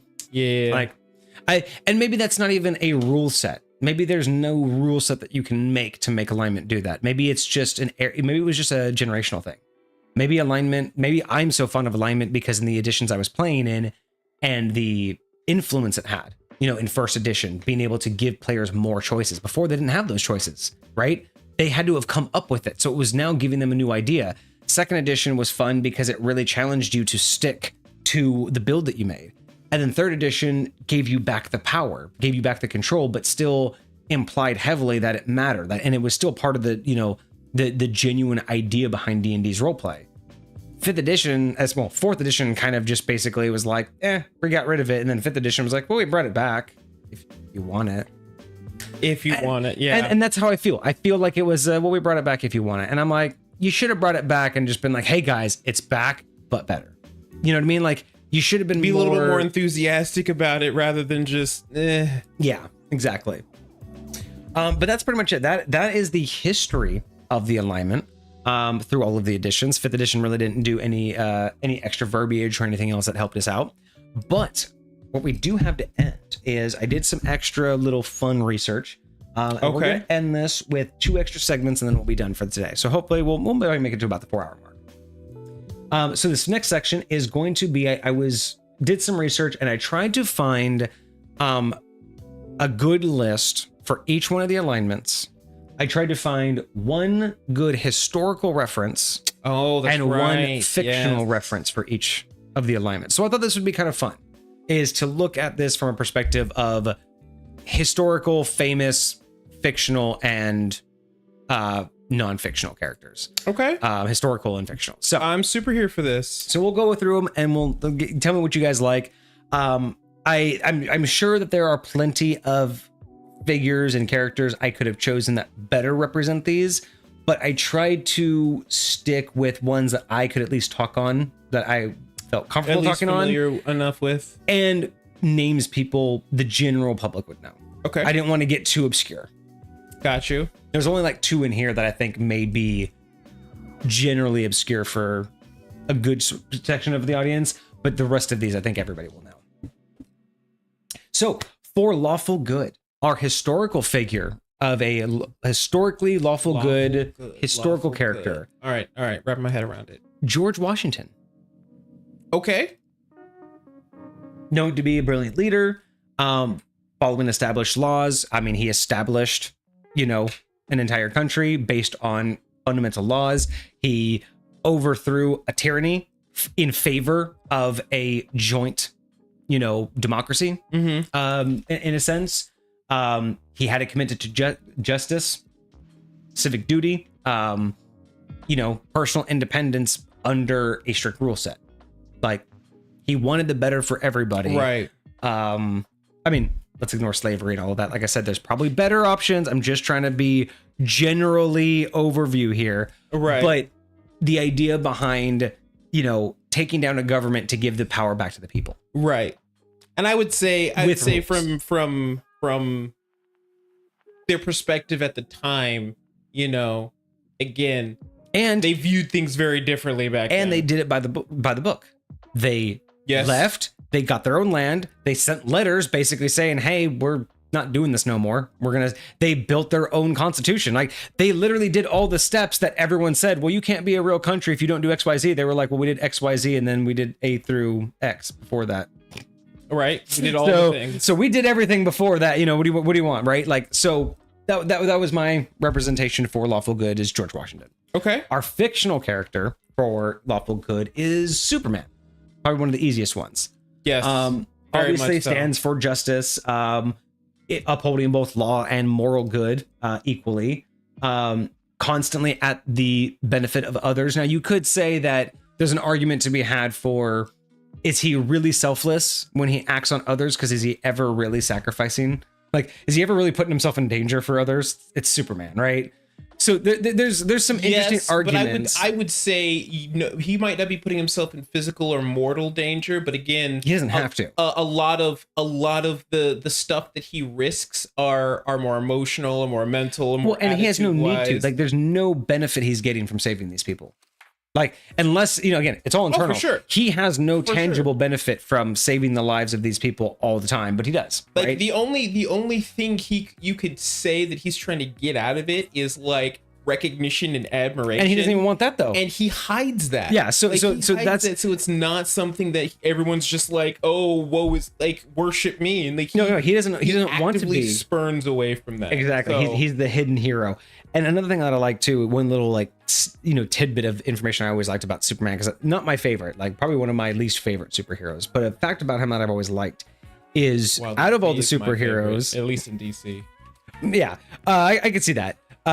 But one of my favorite pieces of like just facts, like little knowledge about him, is that he's one of the only superheroes to not have a rule or moral code against killing. Superman does not have a rule against killing, and he never has. He just doesn't want to. It's a choice. And I've always liked that because representing him as lawful good, that I think is more representative than someone who couldn't kill. Because Superman is capable, not just physically, but he mentally is capable. He just doesn't want to. He knows he's so powerful that killing a human is just beneath him. So he refrains from what he knows would be the easiest route. He refrains from it to uphold the law. He'd rather take a prisoner to jail that he could just easily get rid of and get rid of him as a problem for the entire planet. But no, he takes him to jail. Superman chooses not to kill, not because it's easy, but because that's the correct, not the right, but the correct thing to do. It's the lawful thing to do. So, yeah, always one of those little tidbits about Superman where it's like, he has nothing holding him back And other very than pure much choice. so, like, you think about the genuineness, he is an alien in this land. Like, he's not from here. Like, our rules are not his rules, and right? he's still, like, and he still and is yet fully okay he with them. chooses to abide and submit himself to the law of the land, and not only submit himself to it, but so much so that he's ingrained himself in it to go forth and uphold somebody else's law. Yeah. You know, because he believes that law is intention is to protect. It's the greater. general It's greater right. than his Yes. own aspects of what's good and evil. Yeah, I thought that was a really good one because you could make other arguments, but again, everything leads to he doesn't take credit, he doesn't do it for himself, and he does it because he feels that it's necessary. He feels the obligation because he can, that he should. That's the good part, right? Very much so. All right, so we have neutral good now. So for neutral good, I felt our historical character, I felt Gandhi would be good to represent our neutral good alignment. The reason for this is he fought for the good of his people in a non-violent way. You know, he was always about non-violent confrontation and resistance. Sometimes at the detriment of himself. You know, when he did his hunger strike. You know, that was at the detriment of himself for the better of other people. But it was also specifically, while nonviolent, he didn't always fight using laws, right? He didn't fight in the courtrooms. He would break laws like trespassing laws and do stand-ins, right? Or sit-ins, right?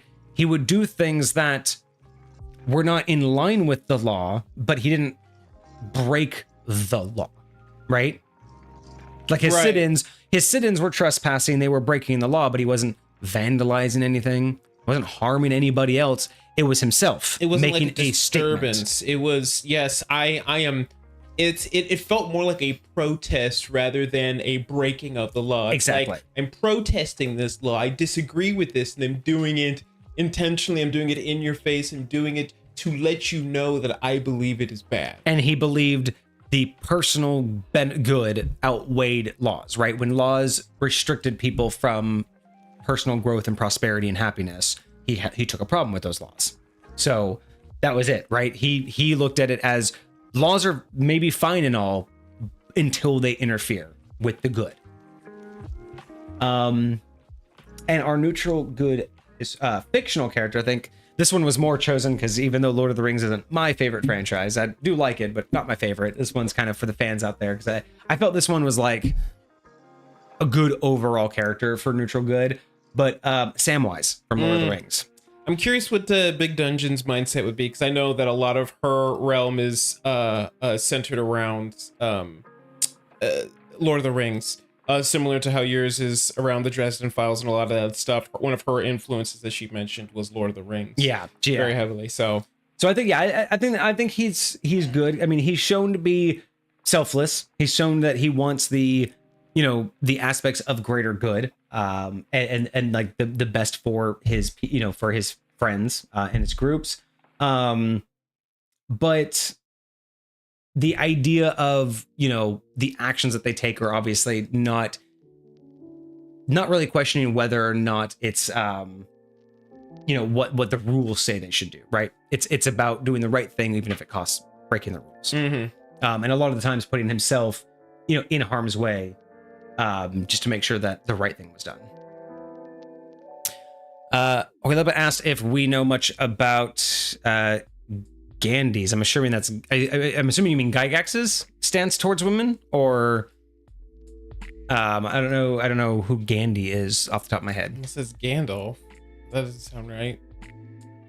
Yeah, I don't think it would have been Gandalf. But hold up, let put more in the chat. I forget the word I was looking for. Elaborate. Oh yes, elaboration. Chaotic good. So for our chaotic good, so here's ones that I think are pretty good. So for chaotic good, our historical Mahatma Gandhi. Oh, Gandhi's stance towards women. We're not going to get really political. Again, I'm trying to use these for the generalized ideology of what they stood for, not their personal influences or personal political stances. We're trying to be more umbrella, broad scope here. But for chaotic good, okay, so this one I went a little bit off the rails on this one, mainly just because this one was really hard to find an actual historical character for chaotic good. Like it's very difficult because typically in history, those that would have been considered chaotic aren't good at record keeping. So the idea of finding someone who is truly chaotically philanthropic or chaotically benevolent isn't really something that's like well documented. Like I could think of a real person who did a chaotically good, what you would consider a chaotically good act, like someone like Oprah buying her whole audience a car. That wasn't chaotic good. That was very well planned out for a lot of reasons, but you can think of things like that. But a human being who represents chaotic good, very difficult in the real world to recognize, right? Because agreed. There's really a lot of difficult examples. So my examples are all fictional, unfortunately. One is technically slightly based off a real person, but isn't a real person.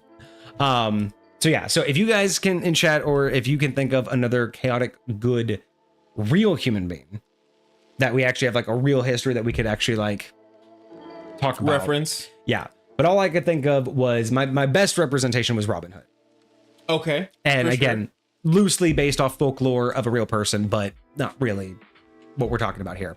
But mainly because you have someone who, breaks the social norms, fights their own version of justice, but, they do it in that way of they don't like the powers that be. They don't believe in a hierarchy structure, right? Robin Hood and his men in the forest, he's not the leader. They all trust him. They all follow him. But there is no structure of he's tells everyone what to do, right? Everyone has a job and they all just kind of make sure that they all can operate, right? He doesn't like the king. He doesn't like how the whole hierarchy is there. He would rather see all of that undone. He'd rather see the king unthroned, all of the money distributed to the lands. That's his mindset, right? Let the people work the lands, not a king work the people. Takes from the rich, breaks the laws, but always has a sense of the right thing, even though what he does may be disruptive to everything. Okay. And it may lead to the destruction, like steal enough money from the king and he's poor, right? You could literally undo things that way without, there's no legal basis for what he did. That's fair. That's very fair. But yeah, so maybe Saint Nicholas. Yeah. Again, loosely, I mean, based off of a real person, but depends on which version you want. Like if you want to go full historical Saint Nicholas. I don't know enough about him, like in terms of like the specifics, so I wouldn't know if I could do.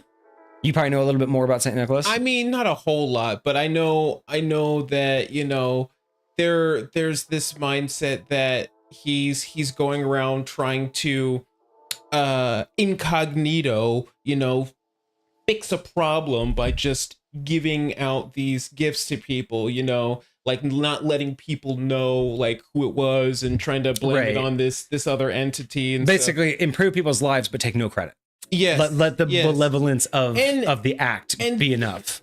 See, I'm curious if Robin Hood would be considered this, like, does he try and take credit from the people that receive the money? Like, do they know that Robin Hood's the one that brought them this gold, or is he just like being super ninja about it? In every rendition that I've ever seen, that's not like overly exaggerated. It's not about taking credit for himself. It's not, sometimes he's seen, dropping it off or whatever, but it's not like he goes out of his way to make people know. Yeah. But what I will say he tends to be known for is not making sure people know where they got it from in terms of him, but he is big on making sure they know it's the king's money. Interesting. So while he has sometimes been shown to take credit, he's not going out of his way to make sure people know Robin Hood gave it to him. What he wants them to know is that's the king's gold. Yes, I got you that gold. He wants the people to know. He doesn't need the recognition. What he wants the king to know is not that Robin Hood stole from him. What he wants the king to know is that was your money that got stolen.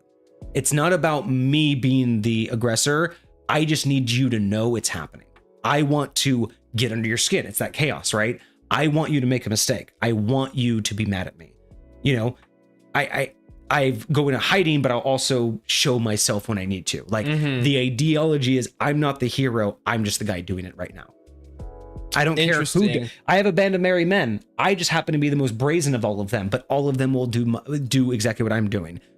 There's one of me, there's 10 of me. It doesn't matter. Right. Right. And while we see Robin Hood do a lot, his traditional stories, all of his merry men robbed and gave back, and they would all go throughout the town and drop it off and then go back into the woods. So it wasn't like Robin Hood was the only one dropping off the money to be seen, right?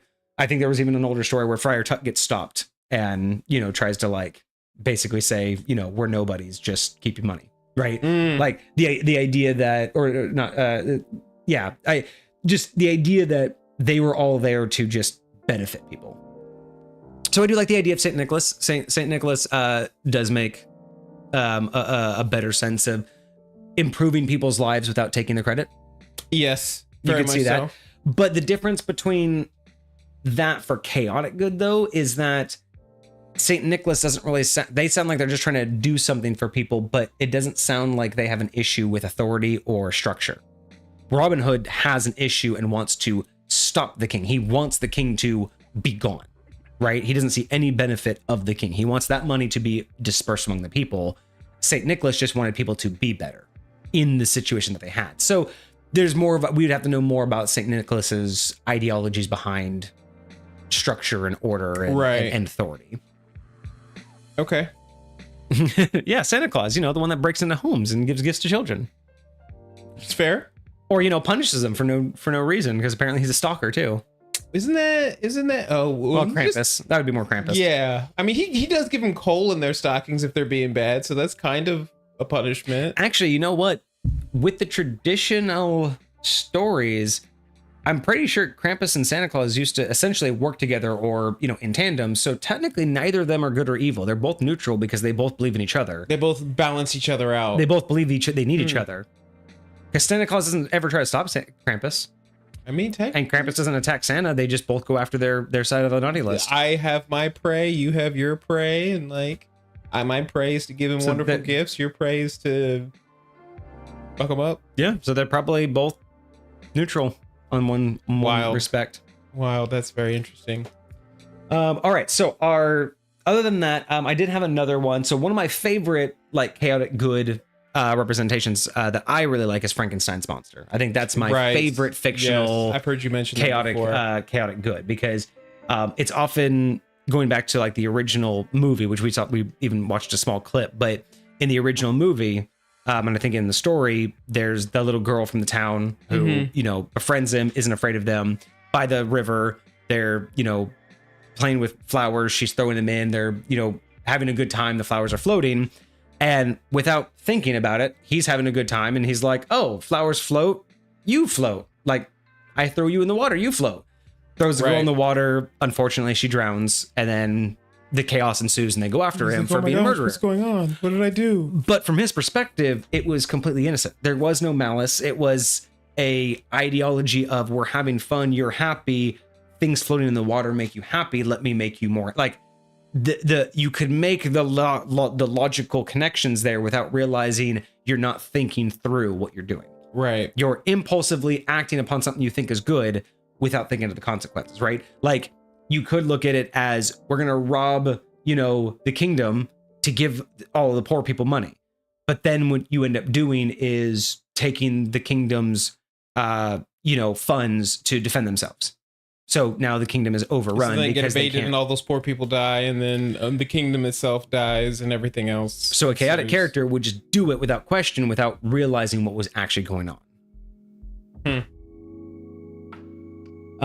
And another one I found, just to add on an extra one because we didn't really have any real life examples. Arya Stark, for any Game of Thrones fans out there. Oh, that's right. I'm not super familiar, but okay. Yeah, just the idea behind her character arc, always trying to do the right thing, even at her own or others' detriments. Like, it's not about the throne. It wasn't about who's in power. It was about making sure that her moral compass was always set correctly. Right. And at a lot of personal struggle. So okay. I did really like that, just that character arc of even the things that she really thought were the right thing were a struggle for her to do. For contextual reasons. You can be a good person at heart, but contextually have every reason to do the evil thing. Right? And it's hard. It's a sacrifice to do the good thing. Even if you want it to, like, alignment's so much fun to play with because you can be one thing but not really be it. You know what I mean? It's all that contextual base. Moving on to lawful neutral. So my historical figure for lawful neutral is Confucius, the Chinese philosopher. That's right. Okay.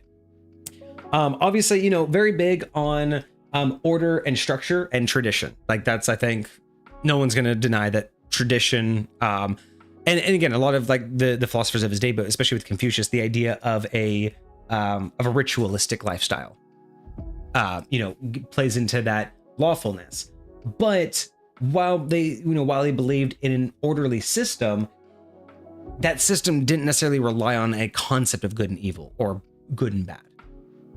It relied on a system of decisions, right? Critical thinking. I mean, you think about like, the sayings of Confucius. Right. All of it wasn't about why you were trying to get to that outcome. It was getting to the most effective outcome. Or how not to get to an effective outcome.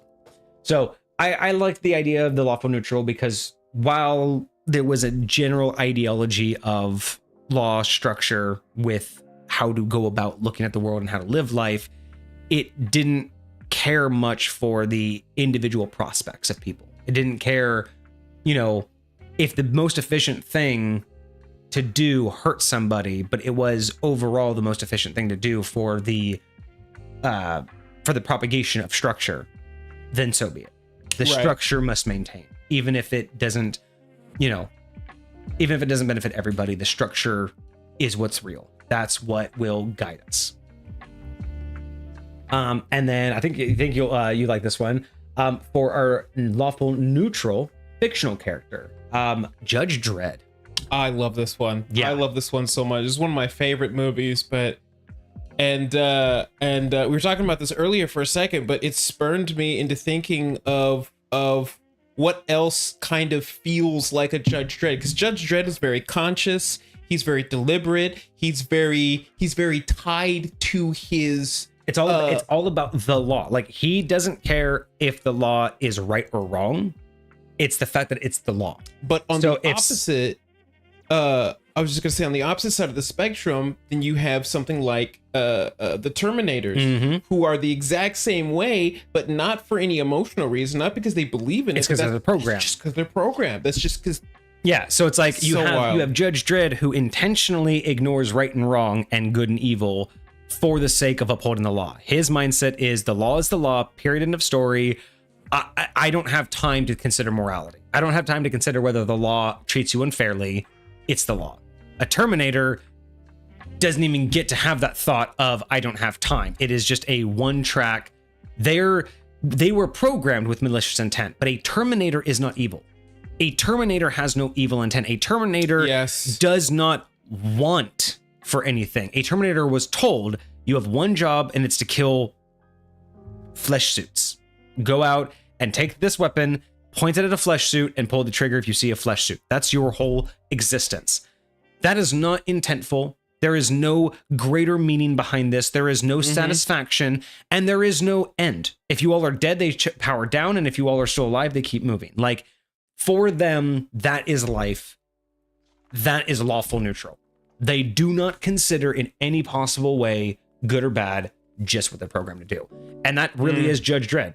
But it's a chosen lifestyle. He chooses to only care about the rules, whereas a Terminator doesn't even have the choice. I like that. I do. But the Terminator is a great ideology for a NPC or a bad guy. A concept of a lawful neutral evil. Oh yeah. Because it's not about good and evil. It's about, this is what is like imagine having a BBEG that's a paladin or a cleric of an evil god. They don't know the concept of the evil god. The god just told them what to do, so all they've done, follow instructions. Like in D&D, I think, again, this is one of those metagame things. A lot of players, I think, metagame the idea that it's, a monotheism, so that there's, just shit tons of deities everywhere in D&D. Right. And players know this, so I think they kind of assume that characters know this. But realistically speaking, how old is the average person before they realize that the religion they grew up in isn't the only religion? How long does it take the average real life person to see how many religions there are in the world? So the idea that just because the player knows it's monotheistic doesn't necessarily mean that all the NPCs do. So that's true. A really good NPC is they follow the evil god of the realm, right? If you know gods, you know that the god of the realm. But imagine that was the only god you grew up with. So imagine running into a BBEG, and imagine you meet him and everything about him looks great, right? He's dressed in white. He does great things. He gives money. He heals people. He does all of the right things. And then until you find out the deep, dark secret. But then you try to stop him, how could you? And he's like, what are you talking about? We are benevolent people. We want nothing. So they don't see the evil because to them, it's not they don't know other gods. What if to them, there is only one God and they have never been shown that there's another one? That's a good, I don't see DMs doing that often. Or at the very least been proven that those, because I definitely get the idea that there's a lot of, in when you think about the Greek pantheon, right? There's a bunch of different gods, but everybody recognizes that there are multiple gods, and it's almost like Congress lightweight. Yes. You understand that there is a group of them and a hierarchy, and they all serve their own purpose, right? But a lot of other people are just okay, I was taught that there is this higher power, one God, right? And I have associated that higher power with that being. Yeah. Right. And he came to me and I had an idea there was a powerful being and he spoke to me. Therefore, that must be him. I think that would be cool for a BBEG. You know what I mean? Have a BBEG look the part that he's good, but be doing something so evil, and then literally let the players deal with the fact that they don't know it's evil. Not an evil character. Truly make the players have a hard time thinking you are actually going after someone that, aside from this one thing, they are good in every possible way. They just, and you don't make it the whole thing where they don't know they're doing evil. They just don't see it as evil. Yes. There's a big difference between it's a big thing of they're just an innocent party versus they just their mind works differently than It's yours. the way they portrayed Thanos in the MCU, where he was just like, hey, I'm literally just trying to save the universe, trying to save our resources. I'm trying to make sure that everyone has what they need to have so that we can survive ultimately. I'm just willing to sacrifice all these things. You know, I think this is the right move. Right. But then you got somebody like Doctor Strange, who he's like, all right, I'm going to go look through all the possible futures and I'm going to find out the one that is the most advantageous for all people. That's actually going to bring us to wherever it is that we're trying to go. That's actually another good side of the coin too, right? It's yeah, like trying to preserve what is versus trying to force what you want. Yes, very much so. That's a good one. I like that.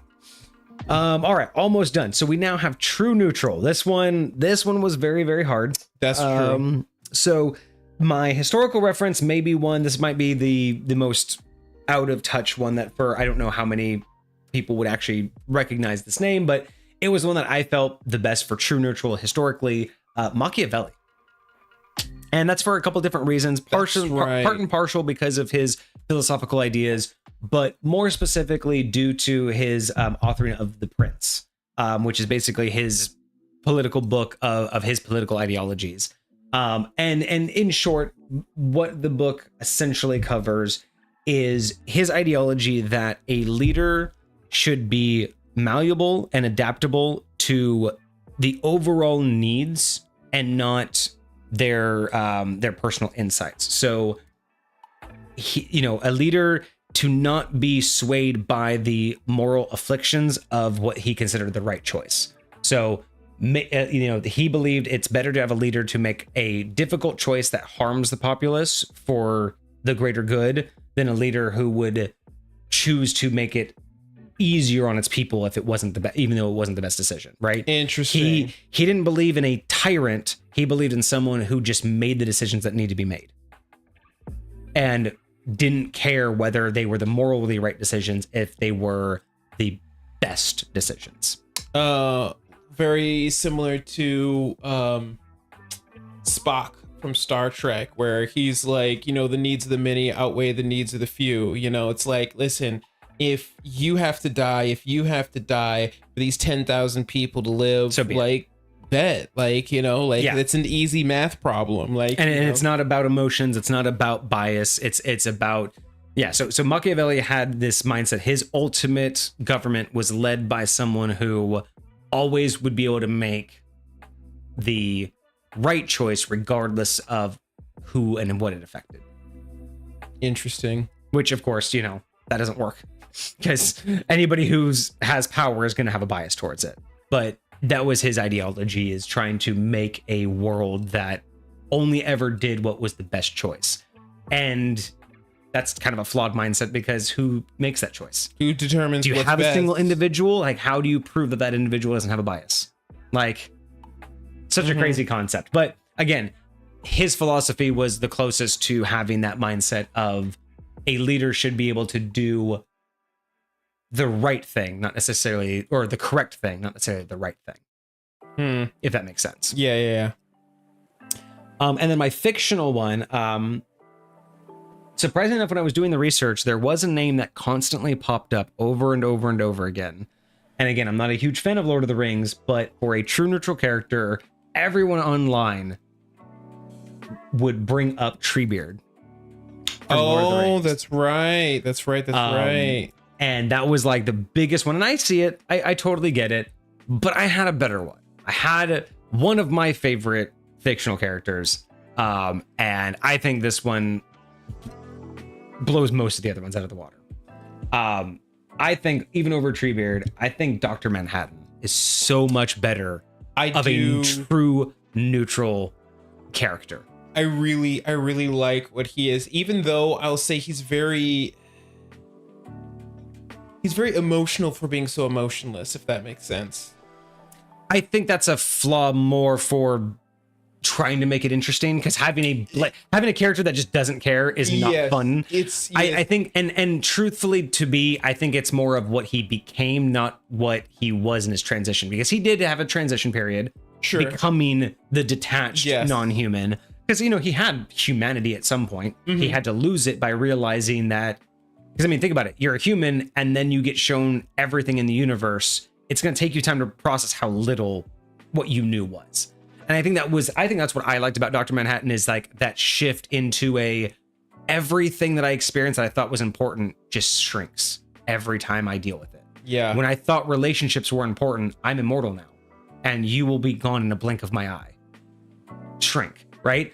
Oh, what do I care about a job? I don't need to eat. I don't need to live. I don't need to sleep. I don't need shelter. Shrink. Like once I feel like once he realized he could do anything, all of the real life human problems went away, because all of our problems are based around lacking. You know, we lack time. We're mortals. We have a finite amount of time. We lack resources. We have to consume things. We have to get sleep. When you stop when you remove all the things that you lack, everything stops becoming important. When you don't need, you know, physical touch, when you don't have that biological need for it, love doesn't matter, right? When you don't need protection, you don't need trust. So you don't need friends. When you don't need food, you don't need an environment. Like, I don't know. It's a really, you're absolutely right. It took him a while to transition, and being emotional about it, I think, was what part of that humanity echo. But ultimately, yes, I would very much agree that his mindset turned into one of, it's just like, it's almost like an over acceptance of the circle of life type deal, where it's just like, you're gonna die anyway, so like, why would I bother trying to save you? Like, everything's gonna get destroyed. Like, what's the purpose in me coming to interact and to save and to do anything when I understand that we're all dust in the wind? You know what I mean? Like, and it's one of my favorite concepts of a character. I mean, it wasn't even my favorite comic growing up, but just Dr. Manhattan was just such a cool concept character. Just I feel like maybe for me, Dr. Manhattan was maybe the first and maybe only true ascended mortal that we ever really got to see in representation of either physical media, either in comics or on TV, when they finally made the Watchmen movie, which, I don't know, it bombed. I fucking loved that movie. I don't know. I think that movie got way too many bad reviews for what it was. But like, I don't know. Dr. Manhattan to me represents the best representation we've ever seen of a human mortal ascending. What would you, if you were to had to describe him in D&D terms, like, what would you say happened to him? Did he like reach 20th level and become a god? Did something happen to him and he like changed and like became a different entity? You know, so for D&D purposes, I mean, it depends on how strictly close you want to keep to their lore. I mean, you can go as easy as saying that he was turned into a djinn. He has all the powers of the universe now. Would you say that Dr. Manhattan's powers are fairly equivalent to a djinn in D&D? I mean, technically, Dr. Manhattan's powers are more powerful. I mean, technically D&D related, Dr. Manhattan's a god. In D&D terms, he can create and adjust matter at will on a atomic level. Like, the literal fabric of creation is at his fingertips. Yes, he's a god. He is. If there is a limitation he has, he's still in D&D terms, he'd still be stuck to the mortal plane. So he's not a full deity that has traversal of all the planes. But we don't know that, because in the universe that we see him in, there's only one plane of existence. You could say that if he can manipulate all of reality, he could pass through the planes of existence. He could go to other. So yeah, I would say that you could either call it that he turned into like a djinn, but they usually have limitations. So yeah, most likely he either ascended to godhood or found something that turned him essentially immortal. But that's not even enough for the power level. Like, the fact that he can do what he can do, he's basically a god without a realm. So there would have to be a lot of adjustments to his lore for it to work in High Point, supposedly. Well, yes, because specifically in High Point, to gain that kind of power wouldn't have been an accident. Like, granted, if someone was trying to create a machine that could turn people into gods and it went off and turned them into like that could be a story plot. But the idea of someone gaining that power for no fucking reason at all, like naturally, the only other way I would describe it in High Point is if the mortal doctor's death just so happened to coincide with the power vacuum of a new mantle. Interesting. Because what happened to him is not, that was too much for him to just call it accepting a mantle. That wasn't someone accepting a mantle. That's basically becoming one. Like the way that they represented it, that's essentially, if that wasn't ascension, like he wasn't trying to become a god, that was your path, and you just happened to be the thing this needed to become whatever and it makes sense. You changed his personality, right? Why he became so detached. He was now the mantle. He's now the living representation of a mantle. Which can, we talked about how that can happen in High Point. When a mantle is created, it can create its own persona based on the vacuum. So Dr. Manhattan could just be that. It could just be a new created mantle of neutrality. Like, so that's another way you could describe it. But realistically speaking, with his power level, he's basically a god within another god's realm. He has all the powers of a god, but he doesn't live like everywhere all at once. He has the powers of a god, but he still has, yes, and that's the difference. He's a god without omnipresence. So not quite a god. Got you. So demigod? Would you say a god like Odin is omnipresent? Odin, yeah. Thor, not so much, right? So like Odin has more of a feels everything kind of presence. Thor's wherever he's at. So Dr. Manhattan would be maybe more like a demigod. All the powers of a god, but stuck on a mortal plane. That's probably a better representation of D&D then. He has all the powers of a god, but he's stuck in the mortal plane. He's not in mortal form, but he's still here. Interesting. Okay. Maybe I got a little too sidetracked. Tangent a little bit, but okay. But still good. Again, one of my favorite characters, so it's always a good topic. Might go watch that movie soon. I know, right? All right, so it's been a minute. Last two. We have a couple more. Chaotic neutral. I chose for my real life character for chaotic neutral, I chose director Quentin Tarantino. For a lot of different reasons, not just the way that he does movies, but his whole approach to life and the industry. The fact that he basically breaks all of the standards of filmmaking. Like he has a unique way of storytelling, cinematography. He breaks a lot of the rules. He doesn't really care too much for, again, he doesn't care for too much the rules or the conventions of how things are done, right? Like if he wants to make a movie, he's gonna make a movie his way, and he's gonna make sure that it works, and it does, and it really does work for him. But on the side of the why I consider him neutral is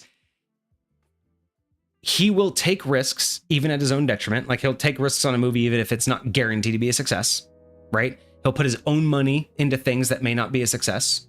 He won't just screw other people over to make it happen. He'll work with other people to make it happen, right? I mean, Quentin Tarantino would never screw over Samuel L. Jackson, right? Right. So there's no benefit for him to screw him over. So there's that neutrality, right? He's not evil. He's not going to screw anyone over to get ahead, but he will make sure that he aligns himself with the people that will get him there. And he will break the rules to do it. And he will find people who will break rules with him. Interesting. Okay. So goes against the norm, but isn't in it for himself and will help people along the way. But of course, wants to do it his own way. Right. Ooh, So Collective asks, where would I place Matthew Mercer? On the alignment chart? Yeah. It's gotta be lawful. It's gotta be lawful.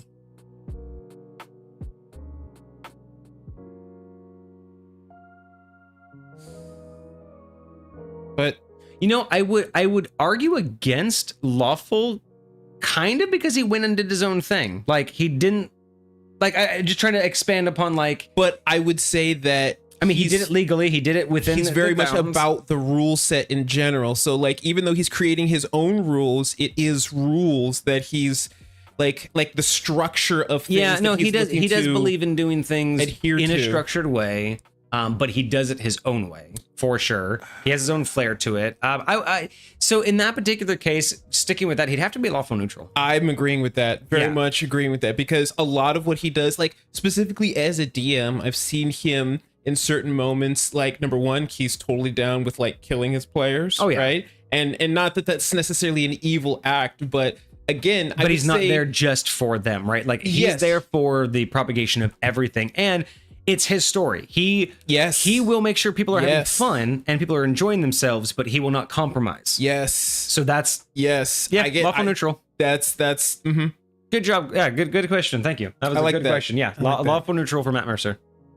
I would say Brendan Lee Mulligan would be more. He's chaotic. He's chaotic good. Yes. Because he will always try, if there's a system, he will always try to break the system, but always for a laugh. He breaks the system, but never for his own selfish reasons. He wants to break the system just to break the system. And again, it's good because even though it's not always like for the positive of his players, like number one, he's willing to bend and break his own rules for the positive of his players, but it's more than just the positive of his players. It's the positive of the entire story. Exactly. Yes. Right. It's the positive of like the whole thing. And so that is the good that he's fighting for, is this beautiful story. And even if it breaks his own rules or breaks what he thought, he's willing to pursue it. And yes, sometimes the chaoticness will harm people, but he doesn't harm with the intent to enjoy the negative outcome. Like he doesn't enjoy bringing pain upon people, but he will enjoy the struggle as long as that's the greater good. The greater good is the struggle, not the failure. He wants the challenge, not the failure. Yes. I didn't ask, but I just wanted to throw that one out there. No, I like that. The obvious next one next to Matt Mercer. Because I feel like they are similar to you mentioned earlier, like they are opposite sides of the same coin, even though they're not like directly opposingly opposite alignments. Like I still feel like they're very a big much different approach though. That's for sure. They're much different approach. So for chaotic neutral, my fictional character, Jack Sparrow. Yes. I love that. I love it the most. You know, it's very interesting because again, there's a lot of interesting fictional characters that do fit this, but I think Jack Sparrow is just a really good one. He has no set of laws. You know, you could say he follows the pirate code loosely, but for the most part, if he's in town, he might follow the laws and he might immediately break them if he realizes that there's a better benefit to him, right? He'll go with one person and then backstab them. I mean, how many times do pirates get pissed off at him from stupid stuff? Like his rule set is it just so happens that the pirate code follows along with what he is about more often than not. And he's constantly changing sides. Sometimes he'll save somebody, sometimes he'll, let them get captured.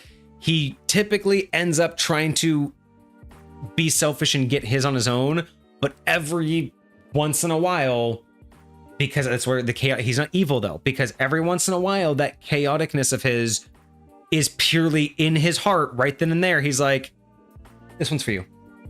He'll sacrifice himself. He'll do something. He'll let someone else win. Even if there's no direct benefit right in that moment for him, it's that was the right thing. You know what I mean? Like he has this very unpredictable ideology of what's right and wrong of his own. And, he's very not aggressive. He doesn't tend towards aggression first. So he doesn't want to hurt people, right? Like how many times has he tried to talk his way out of something then be aggressive when he could have easily fought his way out?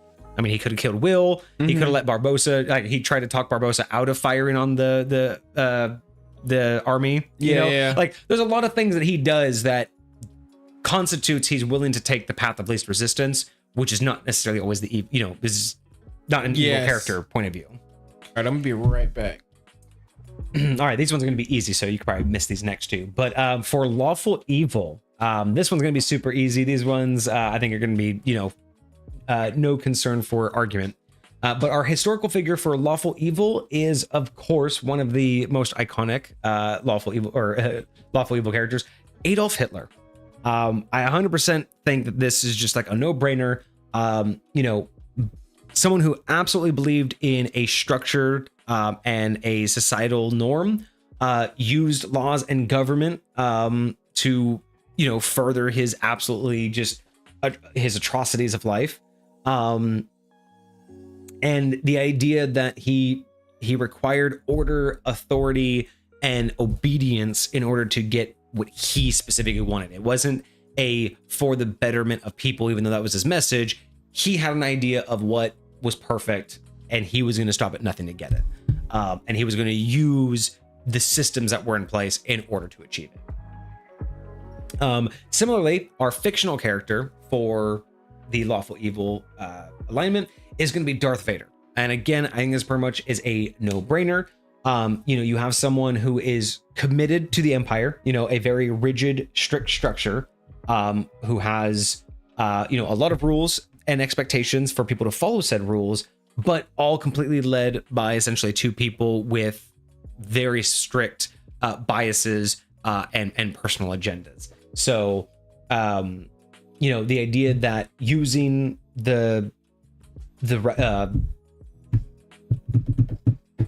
using the Empire and the structure of the Empire and the power of the Empire for his needs, and furthering, you know, their ideologies while, you know, not being concerned with who they hurt in the process, as long as it's benefiting them and the Sith power.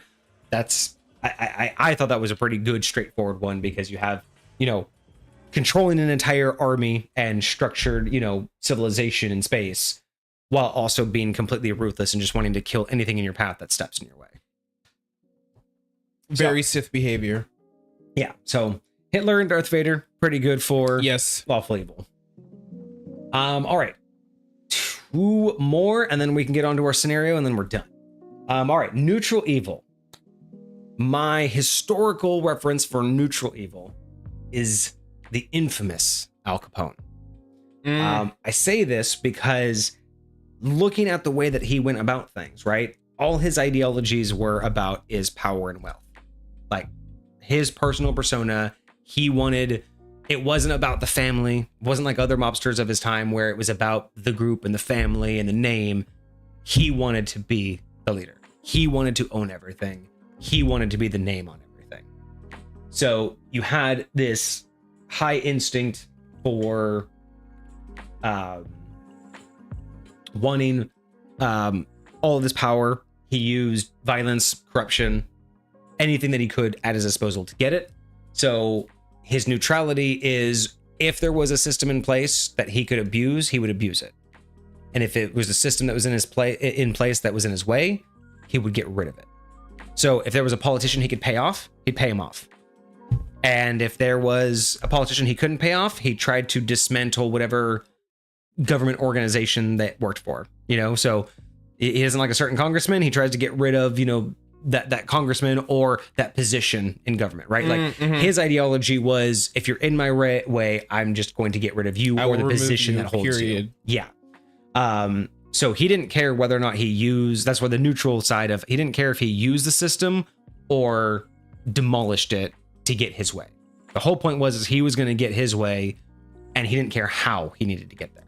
So I really like this one because, again, manipulating the legal system was something that most mobsters did, but not many of them would be willing to dismantle that very system. You know, you had a lot of mobsters who had rules against, you know, firing against cops. You had a lot of mobsters who had rules for their families against not going after politicians, right? You had, you know, rules against going after kids, going after families. Like, these people had rules. They were mobsters, they were, you know, gangsters, they were criminals, but they had rules and they had structure and they had agreements with the families. And then you had someone like Al Capone who was like, I don't care.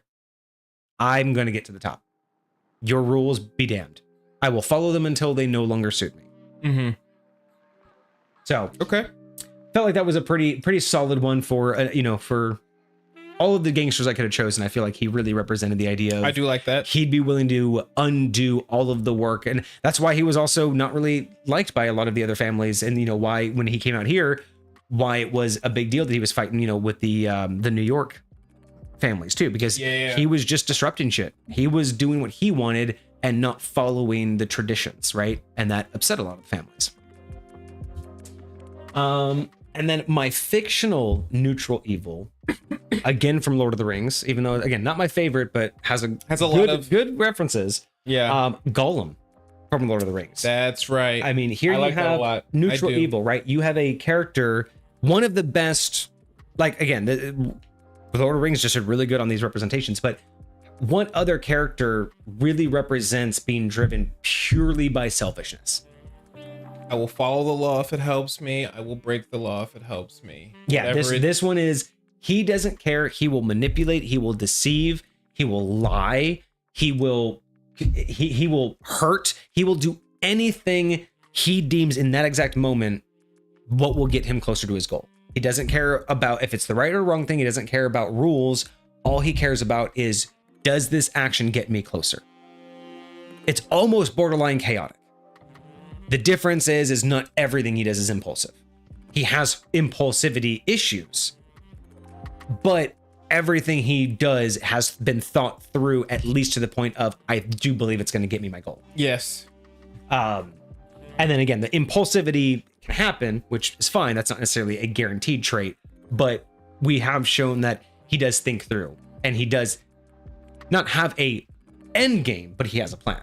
Like, he knows what he's trying to do. It's not just random acts. They're all leading towards something. Yes. So I thought that was really nice. And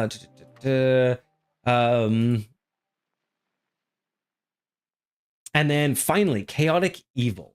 So our historical figure for chaotic evil is the absolute infamous and legendary Genghis Khan.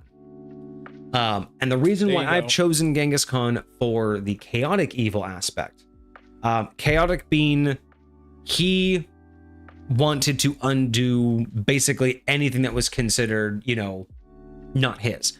While he basically did rule, he didn't have a super strict hierarchy of ruling systems. He took over a place and it was basically his. He left someone there to rule it, and he said, when I come back, listen to me. Like, that was it. It was, I leave someone here to rule, you do what I've told you to do, my bidding, and then when I come back, I take back over. Like, there wasn't this structure, there wasn't, all of these people who had to follow these rules and follow these paperworks. If he rolled into town, he was the boss. And if he left, whoever he left in charge was the boss. That was all he cared about. But so that was the chaotic part, right? He basically didn't want any other form of government. He wanted people to listen to him, people to give to him. And if he wasn't around, he didn't give a shit. Mm-hmm. Like, that's it. Like, so there's his chaotic side. And then of course his evil side was just his bloodthirst, and his quest, his quest for conquest, like his need to just be in control without actually, like, he wasn't a ruler, he was a controller. Right. He was a conqueror, he wasn't a ruler. He didn't do anything, he just wanted more. But on top of that, with the chaos side, not just this psychotic behavior, but the extent that he would go to make his conquests, the amount of destruction and in the path, right? The amount of people that he would just lay waste to, the amount of land he would just burn for no reason.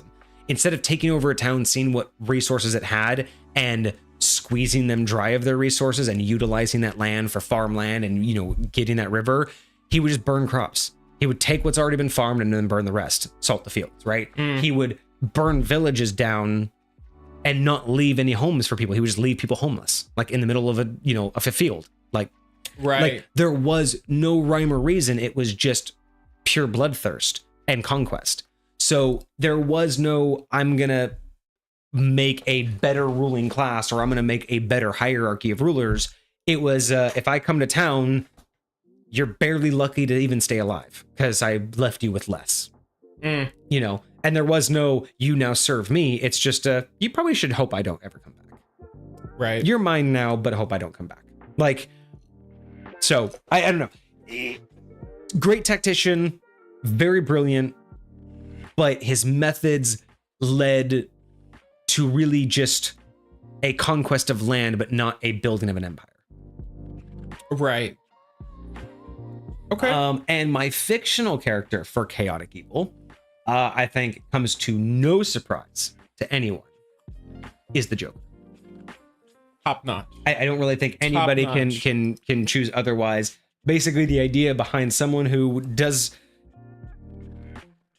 no I mean, funny enough, Joker has a really interesting hierarchy for someone who wants no hierarchy. If you've ever actually like thought about watch the background of the Joker's organization, so it's very weird how well structured his organization is. It's very interesting. From what I've seen, every depiction of the Joker, like from every version of media, like whether it's the animated series or any of the old Batman movies or the comics, the comic, whatever the case may be, he's got a different origin story. He's got a different reason for being, but at the same time, he's always got the same energy. The same. And there's been a theory too that the Joker has always represented whatever society's biggest fear is at the time. You know, like easy ones to do, especially if you follow like the movies of the last couple decades, right? Like you look at the Batman movies, like the live action ones, right? You had you talking about Christian Bale or pre-Christian Bale? Pre-Christian Bale, like the 90s versions, right? So oh, you had like Jokers from the 90s where he was much more, you know, coming out of the 80s, it was much more, he was a gangster, right? It was much more of that. What was the name? Who's the guy that played the Joker? Jack Nicholson. Jack Nicholson. You know, he was right. So we were coming out of an era where people were legit afraid of gangsters, right? Gangsters and mobs. That's what that Joker was. He was very gangster mob like. That was the generalized concept, right? Now you fast forward and you go to someone like Heath Ledger. Well, what was happening in the world around Heath Ledger's time? Like terrorism. So having a protagonist that didn't seem to have rhyme or reason, that wanted show of power, that wanted to disrupt day-to-day life of normal innocent people, that sounds exactly like a terrorist. You want to cause there's this theory that if you look at the generations of the Joker, they tend to try to make him represent a generalized fear of what the public sees as the public enemy. And that's why he always changes, because he's meant to represent the unease that we all fear is there, but no one talks about. I think that's what a large part of what he embodies more than anything is. It's not so much that he has a plan, but he knows what he's embodying. He knows what he has chosen. He's decided to be about. And honestly, this is why I feel like he embodies chaoticness so well. It's just like, it's honestly how I, this is going to sound really random, but it's how I bowl, right? So when I'm bowling, like I don't look at my form. I don't be like, all right, I need to have this exactly here. I need to have my feet exactly here. It's a feel. I just look at the pins and I hold myself in a way that like feels right. And I just throw it. And then it works a lot of the times. It just does. And so like, he's very much, okay, I understand what it is that my role is in this world, what role I have taken on, what I've accepted for myself in this place. And this is what it looks like. You guys can either take it or leave it. You can enjoy the show, or you can be fearful of what it is that I'm presenting to you. And those are the difference between everybody that's running in fear and all of his freaking henchmen that are right there beside him. Right. You know? And so it's absolutely wild. It's absolutely wild. But I think it's a really, really good depiction of what that looks like. And I really did like these two, because right before stream we were talking about a little bit about these, and I really liked the Genghis Khan and Joker reference, because I really feel like for chaotic evil, these two characters really fit nicely on each side of the chaotic evil coin.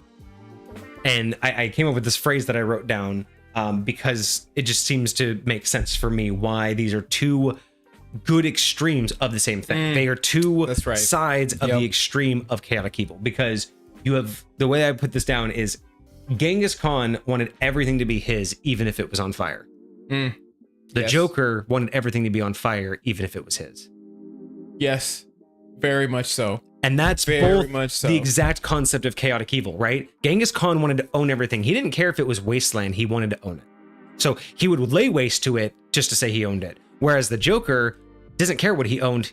He's going to lay waste. It's the pursuit of your goals despite any consequences. Yes. Like, it's like Genghis Khan's goal was acquire, and the Joker's goal is destroy. Yeah. Right. And so all the Joker did was destroy stuff, even if it was stuff, his own, take it down. Matter. Like, it's like, I don't need anything. And neither do you. I don't need it. You don't need it. Exactly. Let me just show you how useless and pointless all your crap is. And Genghis Khan was like, bro, all your crap needs to be mine. You don't deserve to have it. It's useless to you, but it's not to me. Right. And if you can't have it, if I can't have it, no one can have it. Absolutely wild. Absolutely wild. So I really like that. Genghis Khan wanted everything to be his, even if it was on fire. Joker wants everything to be on fire, even if it's his.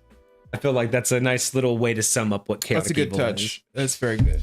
All right, and then we are on our last little bit, ladies and gentlemen. So this is going to be it, and then we are going to call it a night. It is almost midnight. We are well past the 4-hour mark. We're almost at 4.5 hours. That's all right. These are getting longer for some reason. Jeez, either we're getting really good topics or the deep dives are getting deeper. They're getting deeper. All right, so this last little bit is just a quick snapshot. It's basically, I was trying to think of a good scenario that I could basically present. Let's say you have a party of varying alignments.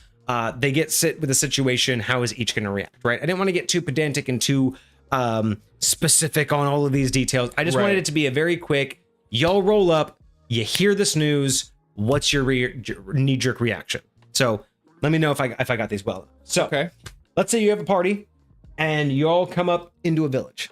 Okay. First time here, some nameless village. And you find out after being here that it is oppressed by this corrupt baron. Okay. And all of the villagers, I mean, just in any varying form, but they're being suppressed, starving, life is shit, and they beg you to help. They come to you as the adventurers and go, save us from this baron. So that's the premise. You go here, tyrant baron, servants, and they're begging you, the party, to save them. Mm-hmm. So how do you respond based on your alignment? Or what is the ideology assuming you're like the mouthpiece for the group that's there? Or imagine a group with a party of 9 and one's of each alignment. You could also consider that. This is just a party goes to town. You're in this party, and this is your alignment. How do you react regardless? The idea is this is the premise, right? Okay. So each alignment goes to this town, evil, corrupt baron, and they ask for help. What is each alignment? The ideology. This isn't because the alignment will tell you to do this. There's all other factors. But and you can do a lot of different things being these alignments, but generally speaking, this is just the ideologicalness of it. So a lawful good character. The lawful good character would obviously immediately decide to help the village by using any means lawful, like any lawful means necessary. So that could be anything from gathering evidence of a baron's crimes to present it to a higher authority. It could be urging the baron to take action, like trying to convince the baron to be a better person, right? And if all the systems fail, maybe they have to go deep into the lore of the town and be like, I can challenge the baron, and then you have to challenge him to his position. So, but you have to do it. You would do it within the bounds of what's... That's an interesting question. So, say hypothetically this lawful good character is a paladin, like the standard paladin, right? We're talking very general, right? Is that paladin using this town's laws or their own? And what I mean by that is it's like, what if, this paladin just is very much against any sort of like killing based upon how he does, but in order to help these people, their law is you have to challenge somebody and fight to the death. That's their law. Like, that's what they do.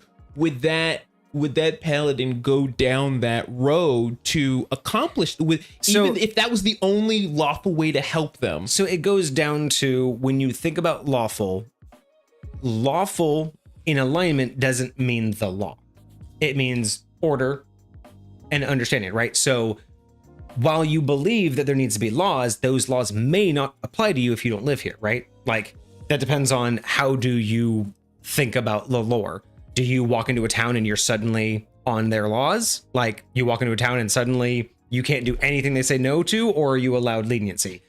I would just say that is more contextual. It's definitely more, what is the other context? This is more of that knee-jerk reaction. If you're lawful good and you walk into this town and someone says, they're killing us and starving us and we need help. Lawful good's going to be like, I'll see what I can do. I will do everything within my lawful ability to help you. And if I can't, I'm sorry. I won't break the law to not help you. I won't kill him. I will challenge him and kick him out if I can. But if there's nothing I can do lawfully, I'm sorry. I've done everything I could. I won't break the law. Lawful good is I will do everything I can. I will sue him. I will get him fired. I will help you organize a union. Report him. Yes, I will go to the king. But I can't do anything because I don't have power. Interesting. And this might be getting too far into the weeds, but like, what if in their area it's like theoretically legal for them to own slaves, right? And you, from your morality, it's illegal to own slaves. Would you free those slaves? See, that's a great concept of lawful good. In one respect, slavery is legal. But in the other respect, you have an ethical issue, a moral issue. But remember, good and evil isn't about a moral compass. It's about selfishness and selflessness. Sure. And structure. So if you're lawful, you do believe in laws, and hey, those are the laws, those are the laws. You want to be a good person. You want to do good things, but a law is a law.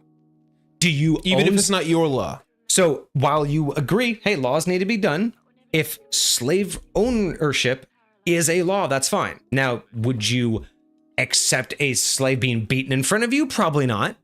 But you would accept slave ownership. But you wouldn't go and like... You may not own a slave yourself. You may go, maybe your whole thing is fine. Fine, slavery is good. I'm going to buy every slave here and then set them free. Oh, I can't set them free. That's against the law. I'm going to buy every slave and set them up in my mansion. They'll work my land, and you basically just let them live there. But yes, you would essentially have to look at, are you coming into, do you live in a slaveless world and you go to this town and this baron's like, I've legalized slavery here. That's not lawful. That's against your lawfulness, because the greater lawfulness doesn't abide by one person saying it's lawful. See, that's interesting because there's a lot of tribes out there that are very disconnected from everybody else. This and they is have where, their own rules. And this is where you get context. If you go into a tribe that's not connected to anybody and they're doing something you don't like, it's not really balanced and lawful for you to disrupt their order because of your personal morality. But that's an isolated system. A baron who can have knock-on effects, who doesn't need to be in that, you're not going to disrupt the entire ecosystem by replacing a baron. You could disrupt an entire ecosystem by replacing a shaman in a group of 10 villagers, right? Right. It would be context to that case. There's always nuance, and that's why I love it. None of this is hard lines. This is never a deciding factor. This is just, like I said, it's that push, it's observational. Right? It's always the push, never the pullback. So lawful good, your knee-jerk reaction is, oh, damsel in distress, villagers in need, let me help in any way that I can legally. After that, all of that's been an interpretation. Are these laws actual laws, or is it just someone ordering you around? Do you believe in these laws? Do you believe that this structure has purpose? Like, being lawful doesn't have a hard line of just because they say they're in charge, they get to do whatever they want. It just means that you do believe that there needs to be some sort of hierarchy and a set of rules that people follow. But if you find a tyrant king who has no rules and just literally whatever I say goes, that's not very lawful to you. That's not very structured. There's no way anybody can follow that, right? So just because it's his rule doesn't necessarily mean it's lawful. Yes. So make a little bit more sense that you can bend that rule. If you're like, well, it's the law. Well, it's his say so. That's not the law. You couldn't be a paladin that says that. You could be the paladin that says that's not how laws work. That's not fair. That's not lawful. That's not order. That's not, a system. That's just some guy barking orders. And that's when you can be like, fine, lawful good, I can go take this guy out because I'm going to instill that lawfulness. I'm going to instill this order into the people. Got it. Okay. Good questions. All right. So neutral good. A neutral good character coming into this town. Your knee-jerk reaction, again, expectation, not requirement. Keep that in mind. These are expectations, not requirements. and expectations just meaning this is the directional nudge. But your neutral good character would have that knee-jerk reaction on focusing to help those regardless of the law. So whereas the first one would do everything you can, talk to the Baron, report him, do whatever you could through the law. Neutral good goes, okay, I'm going to help you guys. And I don't care if it's going to cost me the law. I don't care if I have to break the law to help you. Mhm. We're going to help you because it's the right thing to do. You know, that We're going to get you out of here. Yeah. Like, I'd free you from your slavery. I'd free you from, if I deem it to be immoral, then I will fight against it. So neutral good is if you deem helping the villagers is the good thing to do, you'll do it regardless of what you have to do to do it. Like that is your, again, neutral good is one of those weird ones where everyone says like, I don't want to be a good character and always have to do the good thing. Like you don't get it. Neutral good, you can get away with a lot as long as you truly believe you are in the right. Neutral good There's plenty a really of nice BBGs one. that could be neutral good. Yes, absolutely. From a different context, it's all perspective. So yeah, by whatever means necessary, even if it means bypassing legal channels. Neutral good would go as far as confronting the Baron if needed. You know, lawful would talk to him through the appropriate channels, report him, blah, blah, blah. This one, you just walk right up to him and be like, we're not allowing this anymore. Like you would just straight up tell him, we will stop. It ain't going down like this. Yeah. The other one, you would just basically go through all of his channels, but this one, you just straight up tell him you're not doing that. And then chaotic good. Chaotic good, of course, knee-jerk reaction is to help the villagers, but you'd have no interest at all in working through the legal system. So whereas the neutral good might confront the Baron, unionize people, even help start a rebellion, like, you know, like plan one and actually like rise up, strike and do all of that. A chaotic good would be like, oh, fuck that guy. Let's go right now. Gather everybody, pitchforks, knives, torches, whatever you got. Let's go march into his throne room right now and we're going to tell him off. That's chaotic good. I'm going to do the right thing, but no plan, no nothing. We're going to walk right in there. I don't care if he has guards. We'll guards try to stop us. We'll kick the guard's ass. Like chaotic good is doing the right thing, but without consequence. Like just, I don't like him. I'm going to go talk to him right the fuck now. That's it. That's your chaotic good. Okay. Just no care for what's actually going to happen based on your actions. You're just going to do the right thing that you believe is the right thing. No fucks given. Even if all the villagers are like, you know, that's going to make it worse for us. You're like, I have to do it. That's chaotic good. I mean, lightweight like Frankenstein, you're not necessarily thinking too far ahead. You're just thinking, this is the most immediate solution. This is the right move. This is the closest solution for me to get where it is that I'm looking like I'm trying to go. Interesting. Yeah. Interesting. Okay. All right. So same situation. Now we have our neutrals. So we have lawful neutral character. The lawful neutral character would act in accordance with the law of the established order. So the townsfolk says, our Baron wants to, you know, our Baron's bad. We need you to save us. You're going to be like, and? He's your Baron. You better listen to him. Like, you don't care because you're neutral with the morality. So you don't care that they're being oppressed. What you care about is he doing his job? Is he a Baron? Are you doing, what are you? Are you a farmer? Where's your farm? Why aren't you on your farm? Where's your cow? Like, you care more about people doing the right thing than, so you're starving. Well, be a better farmer. Like, oh, he whipped you because you didn't have payment? Pay up next time. Do you know when payments due? Oh, you do? Then why didn't you pay him? Oh, you spent too much money on food? Whose fault is that? You don't care about people. You care. Now, if you go there and be like, the Baron's doing this, but like, what do I care? Be like, well, he abandoned us. Be like, oh, did he? He hasn't protected us. He doesn't provide any guards. Oh, well, that's his job. That can be your response. But when you have this response of the Baron's doing his job and he's just a dick about it, lawful neutral don't care. He's doing his job. That's all that matters. If he's doing his job, what do I care? If he's not doing his job, that would, again, if that would be a different premise. If the villager said, we don't know where our Baron is, we haven't seen him, he doesn't take care of our guards, he doesn't do this, he doesn't do that, so then you're like, oh, well, that's not lawful.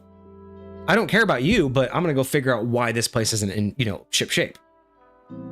So two different like directions that you can take that character. Interesting. True neutral. Or so more about the lawful neutral character as well.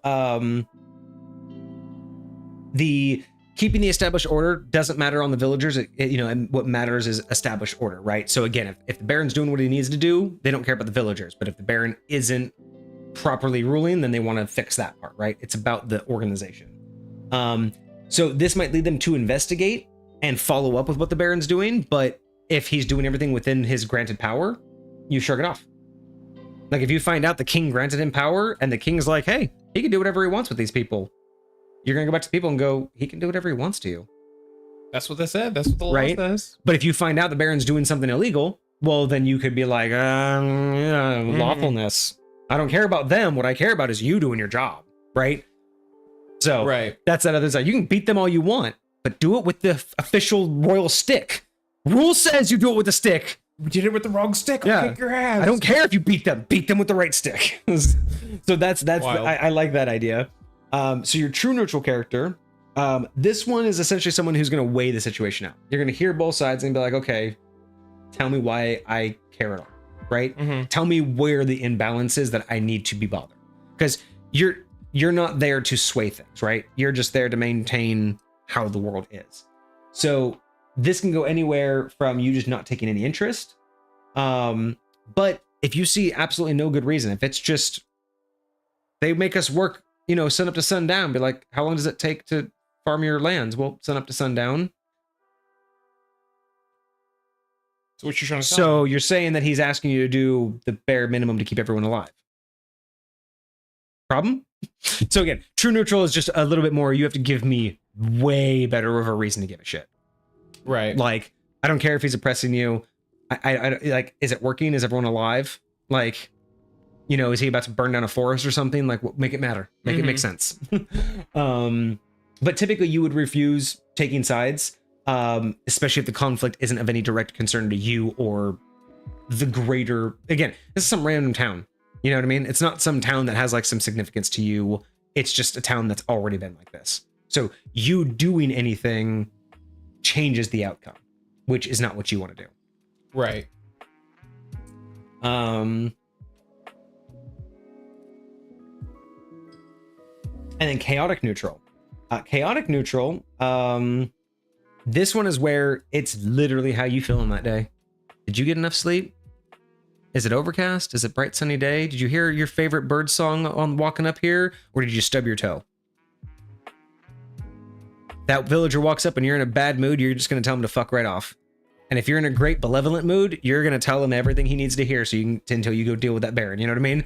That chaotic neutral is just, you don't give a shit what's going on with them. It's just, am I in the mood to do anything about it today? Like, I couldn't care less. Did you catch me on a good day or not? Like, I could not care less that you were being oppressed. But did you happen to catch me in a good mood that I'll listen to you? Wild. And of course, if they were to decide to help, of course, being the chaotic side, they would basically look at the situation of working outside of any of the structure, right? For them, it's going to just be whatever sounds right to do. They don't need to know the plans. They don't want to know what people's ideas are. They're just going to be like, yeah, sure, I'll help. Here's what I'm going to do about it. Right. And that's it. Soul says chaotic good equals Megatron. Megatron. Is that really? Is he really? I don't know if is he the good guy or the bad guy? Because Megatron's the bad guy. He's the Decepticons. I thought that was Ultron. Well, no, he's like the Megatron's been like the Decepticon leader. Ultron was like the bigger version of him. He was like his boss. Oh, but that's it was Megatron. Okay, but Megatron, yeah, because it's always been like Megatron and Optimus Prime have always been like the rivals, butting heads. Yeah. So Optimus Prime is definitely lawful good. Yes, like definitely 100% lawful good, no questions asked.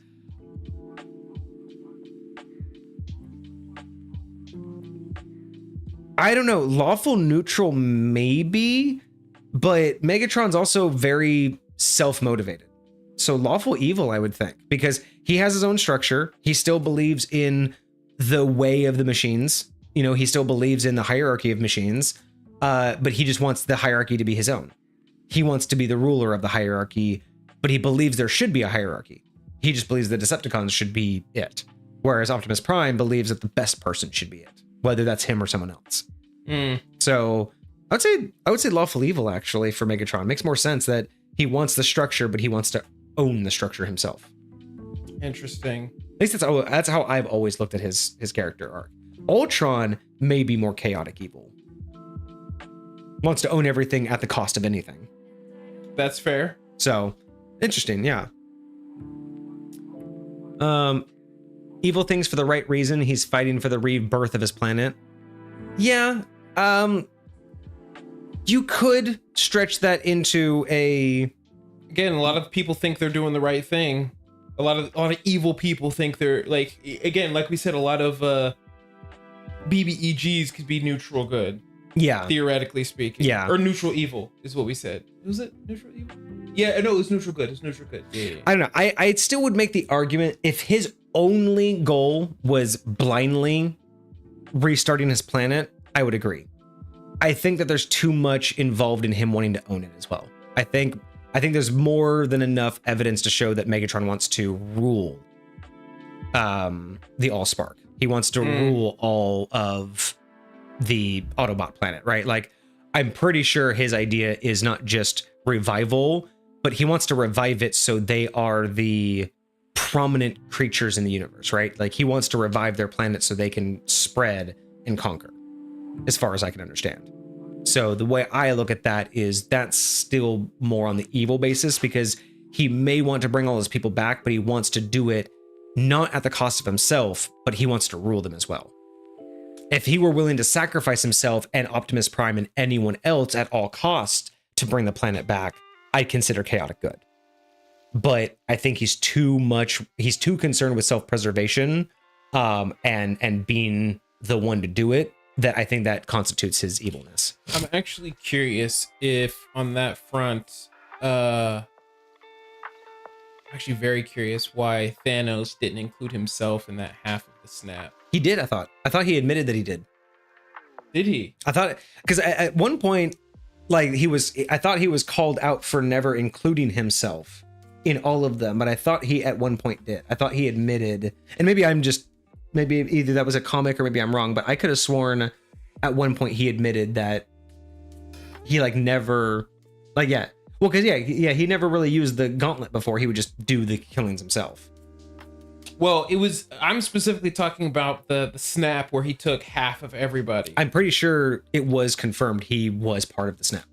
Interesting. He just, because I believe that was even shown when he did snap, he was surprised. I think you might be right. Because there was people who even showed when he snaps and he looks around, you see the look on his face of he's still there. Like, you actually see the face of, oh, I survived. So I'm pretty sure they confirmed he was supposed to be part of it, and that was that look on his face after everyone was gone that he didn't get snapped. He didn't get taken.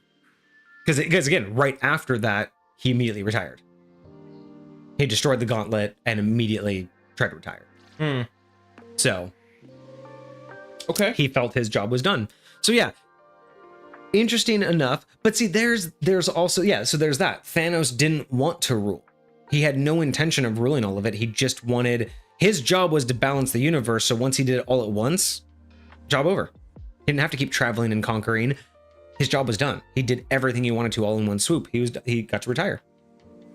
So yeah, interesting. Fair enough. Fascinating. Wasn't there a scene after the snap where we see Thanos in the Orange Stone? I do remember talking to Child Gamora. Yes, I remember that, but I don't remember. Maybe that was him being, because I remember in one of those movies he throws Gamora over some edge for the soul thing. And because he had to get the soul gem. Exactly, and so I think that was him interacting with her in whatever afterlife they have or something like. Well, it's either the afterlife. It could have been time manipulation from the past, or it could have been. Yeah, there's. I mean, the time stone thing. I mean, especially now that they broke the multiverse, it could have been another universe's version, for all we know. You know what I mean? That's he literally true. could have punched in a hole in the universe to find another version of her that was younger or whatever. That one's. So in theory, he was snapped away, but the Soul Stone brought him back. Well, the whole thing with the Soul Stone, though, is you can't be brought back if you were a victim of the Soul Stone, right? I think so. Yeah. Like because if you were sacrificed for the soul stone, you can't come back. That one's for sure. That's the whole purpose. But I don't think he was. Yeah, I don't think Thanos was never snapped away until Tony did it. But I do remember there being something about he was always part of the snap and why he was surprised when he wasn't gone after he snapped. Like there was that moment of, oh, I'm still here. And then he just goes on and does his own thing. I'll have to look that up, but I'm pretty sure there was a confirmation that he did not take himself out of it. Interesting. Okay. All right. So, yeah. So chaotic neutral. How you feeling that day? Okay. Oh, right now.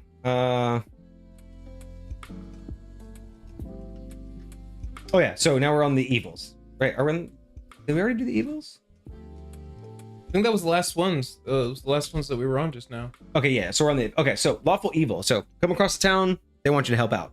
What does a lawful evil character do? You would immediately see which opportunity is the best for you to exploit. Sure. You immediately just judge. Well, what are you guys offering me? Let me go talk to the Baron. Like, your immediate response is, you need help? Why? What do I get out of it? And what happens if I go to the Baron? Do I get something better? True. It's all about you. You care about the structure. You just want to know more so how it will affect you, Which right? structure is going to be best for me to support? So you might side with the Baron in exchange for favors, or you find some legal loopholes for the villagers to usurp the power and take control. And now they're your buddies, right? So you're still lawful. You would show no compassion for the villagers, but you would do whichever situation makes sense, right? Maybe the villagers say, hey, you'll be an ambassador if you help us. We'll take over. You'll be an ambassador and you can come here and get free food and drink whenever you want. And you find out the Baron would rather just like banish you. So you're like, free food and drink whenever I'm traveling. I'll help you guys out. Like, heck yeah. You're not going to break the law, but you're going to help them out in any way that you can, regardless of their cries. You just want the best for you. So you'll do as little, legally speaking, to get what you need and get what you want. But outside of that, you don't care. You're only here until they pay you, right? Right. So almost like a Han Solo almost. Yeah. I'm just here for the money. I don't care about you. Okay. I don't care about your rebels. I don't care about your planet. I don't care about the Death Star. Give me the money. I gotta go. Although that's not really the character arc there, but that was the persona that they wanted Han to have, is the I just don't care about anything. So funny enough, he was portrayed as lawful evil, but was definitely more probably lawful neutral. Han Solo? Yeah. Or even chaotic neutral, even.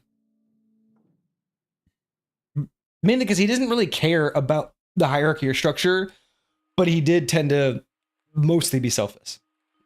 Mostly be selfish until he, found a woman. See, it's hard for me because I'm curious how much of that was actually selfish, because I think that number one, he cared a lot about Chewie. Oh yeah. From the jump, right? And like a lot of what he did was granted for his own little circle, almost like pirates do. Oh yeah. But still, like, it was very much for them. Like, he's very much about being a good leader. Yeah. But it's not so much about the structure of things, right? Very much so. He wasn't a leader. He doesn't care about the leader. So he's definitely neutral on leadership and structure, but was he true neutral then? It feels like neutral good to me. Well, yeah, no, he's probably more neutral good because in the end, he goes neutral good. He probably started out true neutral because he never wanted to take sides. Maybe even neutral evil because it was all about him until he got turned. So it was probably went from neutral evil to neutral good. That's what happened to Han Solo. Okay. When we see him in the very beginning, he's neutral evil. I can see that. He doesn't care about structure. What he cares about is getting his bag and getting on to the next star system and no one, bogging him down, right? He has his companions. He has a ship, and that's all he cares about. Don't slow him down. Until he finds a reason to, have a life and have friends. And then he turns into the neutral good. I don't care about you. I don't care about your organization, but you're good people, and that's the right thing to do. So fuck it up here. You know what I mean? Like almost the reluctant, yeah, just don't mention it because I won't do it again. Right. You know, kind of like that whole thing. So that was lawful evil. Neutral evil. A neutral evil character would act purely out of self-interest. They would help whichever side help them the most in terms of personal gain, and they wouldn't hesitate to betray the moment that changed. So you may say that you'll help them, go talk to the Baron, find out the Baron has a better deal, flip on him, and then find out that the villagers had a secret plan all along, and so you flip again. Like, whichever is going to get you the benefit, you don't care about any of their problems. You just, as long as you work, you got to come out on top. Period. End of story. Yeah, and even in the very beginning, unless you found an inkling of profit, you wouldn't even have listened to the villagers in the first place. If they came up to you and said, we're being abused, you'd been like, don't fucking talk to me. And if they came up and said, we have gold, then you're like, well, now I'm listening. But if they don't have anything to offer you and they're just hoping that you'll help, you're just walking. And then our chaotic evil. Chaotic evil characters would basically just stew in the opportunity to create chaos and destruction, giving no fucks whatsoever about these villagers, but just purely excitement of being able to do something they're not supposed to. A Baron that's doing things that they shouldn't, I don't care, but he needs to be dethroned?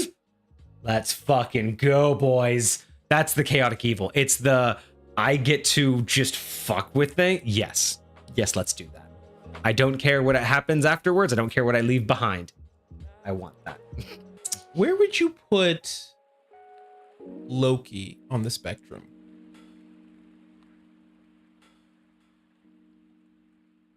Because I feel like he's very close to chaotic evil, but at the same time, I feel like he's got a lot of reasoning's the wrong word, but like I would say neutral evil. He's always selfish. He always acts in self-interest, even when he helps. See, this is the example we mentioned before, right? If you had mentioned an example before, I'm trying to think of who it was. We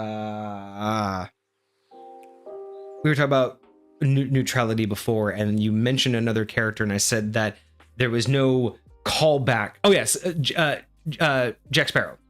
The idea that, remember when like he saved Elizabeth when she fell and was drowning? Yeah. The idea that he saved her with zero benefit to himself, right?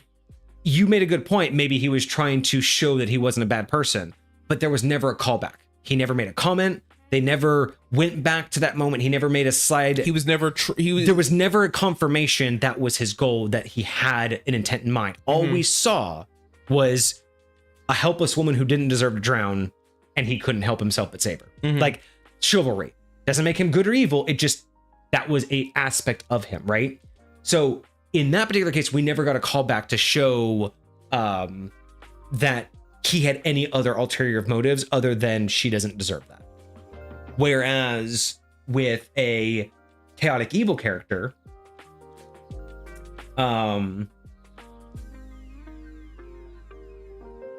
to think about, because you had said you just asked what did I just ask about? It was Loki. Yes, so Loki. With Loki, we have seen that in multiple times when Loki does something selfless, there's always intent behind it. He always ends up, whether it's later down the road, he makes a comment, or they've always shown Loki have that mindset that I'm doing this for X reason. We've never seen him truly act selflessly, because even after he does, even when they're like, I never thought you'd come back for me, brother. Be like, yeah, well, I do my thing. Taking this by, he's always up to something, yes, even if he's helping. But I'll almost relate that to the Joker in a sense, because the Joker's always has an intent and a purpose. But again, his intent, his purpose is to embody that. But his focus is more undoing the order. He's more on the chaos side. Loki's more on the evil side. Loki, his motivations aren't to undo it, right? He's more neutral evil, because everything he does is selfish. Everything he does is for his own benefit, but sometimes he works with the powers that be, like the TVA or his dad. And then other times he's literally trying to undo it, like when he released his mom or his sister or whatever, his aunt. and tried to Hella, or yeah, whatever. and then tried to undo. He literally tried to help her undo all of that, and then now he works for the TVA in the TV show, right? Like, he definitely understands that I will work with a group if it benefits me, or I will undo it if it benefits me, but I don't care either way. What I care about is, do I get something in the end? He's not trying to undo the TVA. He's not trying to undo his dad's rulership. But when Helena was there, he was happy to let her destroy it. That's neutrality. Take advantage. Okay. That's the neutrality between lawful and chaotic. Is I believe he's neutral, but he's 100% selfish, because even when he's helped others, it's his self-preservation. Even if he helps his brother, it's because he would have died otherwise. If he saved Olympus, it's because he would have died otherwise. He would have let Olympus burn if he would have survived. He cares about himself. So I think Loki is, now we might be seeing some character development, and you can't really like, sure, of course, which is why I allow some modification to alignment over time. Nothing drastic, but usually I will allow development over time. I mean, you're not just all of a sudden overnight could be magically a different person, but at the same time, character development is real, and you go through experiences that change your perspective. Oh yeah, I mean, if you're a lawful good character, and just things really keep happening to you that are just bad in every possible way, I'm gonna start wondering how you're staying a lawful good character. I will same say, thing though, too. If you're an evil character and all of a sudden you have this party and they save your life over and over and over, and you have new reasons to live, and you have like, if all of a sudden there's all these reasons, and at the very end of the campaign you're like, I'm gonna backstab them all. Fuck, why? What? How has there been no character development here? You know what I mean? Like, you've had to, like, I can understand you getting character development and then something knocks you back. That's fine. But when you've had such good character development in one direction, I'm gonna allow that alignment to shift if it makes sense that your character would grow that way. Now, how much? Because I can see that exact same scenario where somebody is demonstrating character development, but they're doing it for the purposes of, like, imagine that they've joined a group and they know that this group doesn't trust them. And so they're going to be like, all right, I understand that they see me this way, so I'm going to act this way, but I'm going to slowly look like I am making progress until they trust me to. But that wouldn't change your real alignment, though. Because, exactly. Yeah, that wouldn't change your alignment. I'm talking about, like, if there are real reasons, I will allow an actual alignment shift. But in something like that, something like true, like Aura Sight, would absolutely see right through that, and they would Aura Sight. Yeah, they're like the different sites that you can see. Like, you can actually, there's one of the spells you can see someone's alignment. Oh, very interesting. So that right there would be great. You would be able to deceive them in game. But a spell that sees alignment would see right through it, because your intent is still there. Okay. Your intent to deceive overrides your actions. So again, an evil character can do good things if they truly believe that it is purely for their benefit. If they can link it and go, I do this because of that, that's all for me. Okay. Like an evil BBEG who looks awesome because he donates to an orphanage. You know why he donates to an orphanage? Because he looks awesome. Because it makes him look awesome. Infinite army. He donates, he gets to adopt, and then he gets an army. Because guess what? Where are all the kids coming from? All the parents that he's sending off to war, and they die, and they go to the orphanage, and then what does he do? They get more soldiers. Gosh. So is he good? But from the outside, you think, man, he's so great. He takes kids in after their parents are deceased. He puts them in this orphanage that he pays for, and when they're 18, he drafts them into the military. After he's made sure they have had at least 2 kids. That's fucking great right there. That was a good yes and. That was, but see, you see how easy it is to make a good character evil? You just, perspective. If you don't have all of the information, you never know what you're dealing with. That's why information brokering is incredibly valuable. Yes, it is. Yes, it is. Well, that is going to be us for anybody who is still hanging out and who was able to last this long. It looks like it was just Hoylepa and Soul. I am so thankful for y'all to have stayed with us this long. I know we had a couple other people in chat. I think Cosmic was here for a little bit. Yep. Was that it? Was it just... No, there was some other people in chat. Who was I? I didn't see anybody else in chat. I think it was just And maybe not in Cosmic chat, Quilippa but and it Soul was Collective. there were some people hanging out in the background, I swear. But Soul, it's 3:30 in the morning. I do appreciate you. It's only 12:30 a.m. for us, but thank you so much for 3:30, sticking around. I know this was a abnormally long stream, but it was a really good topic. I really enjoyed doing this one. agree. I hope you guys really enjoyed with this one. So I think without much ado, I think we are going to call it here. I think we've gone plenty far enough. This has been a fantastic deep dive. Alignment had so much more to talk about than I was expecting. So this was really fantastic. I hope you guys really enjoyed yourselves. Yeah, we will be back on Monday. Do we know what the topic is for Monday? oh yes, we have a new item. This time it's going to be from Cosmic, and it's his dual item. Oh, it's yes, the the bracelet yeah. of Synergist and the Saboteur. Yes. Okay, Yes, cool. that's So yeah, what these it are like is. 2 items combined in one. So we're just going to have a couple of different options. So yes, be there on Monday for another homebrew review. And I think I might do another open-ended topic next week. I kind of want to start maybe Mixing doing those that, in there? doing one fully researched topic like a history of, and then doing one more of an open-ended, because I missed that. Last week was so nice to It just... was very cool. like, it was chill. I love doing this stuff, but sometimes it's a lot because I do all the research and then I'm basically just spewing it back out to you guys. At least with like the other one, I feel more creative. I feel like I'm able to be a lot more. I feel like I have more fun. Yeah. When I'm just being able to be creative. This stuff is fun, but it was fun to research and it's fun to answer questions. But I'll be honest, it's not the funnest thing to just sit here and talk about shit I've been researching all week. Right. So yeah, we will try to flip-flop some well-researched stuff with some more on-the-spot stuff that's coming up. Monday we have another review, so check that out. If you're not part of the Discord, you can get the link in chat and get all of those updates as well. And if you want to follow us on any of the other social medias, you guys can. Link is in the description link is in the chat for our link tree. If you guys are watching us on YouTube, like and subscribe. It really does help, and we do appreciate the support. But yeah, that's going to be us for today. Don't forget, September 28th, we have an extra stream. It's going to be History of Divine Magic, Roles and Power. So join us for that. I hope you all had a great week. I hope you have a fantastic week ahead of you. Fantastic weekend ahead of you. We'll be back on Monday, y'all. Take it easy. Cheers. Deuces, my friends.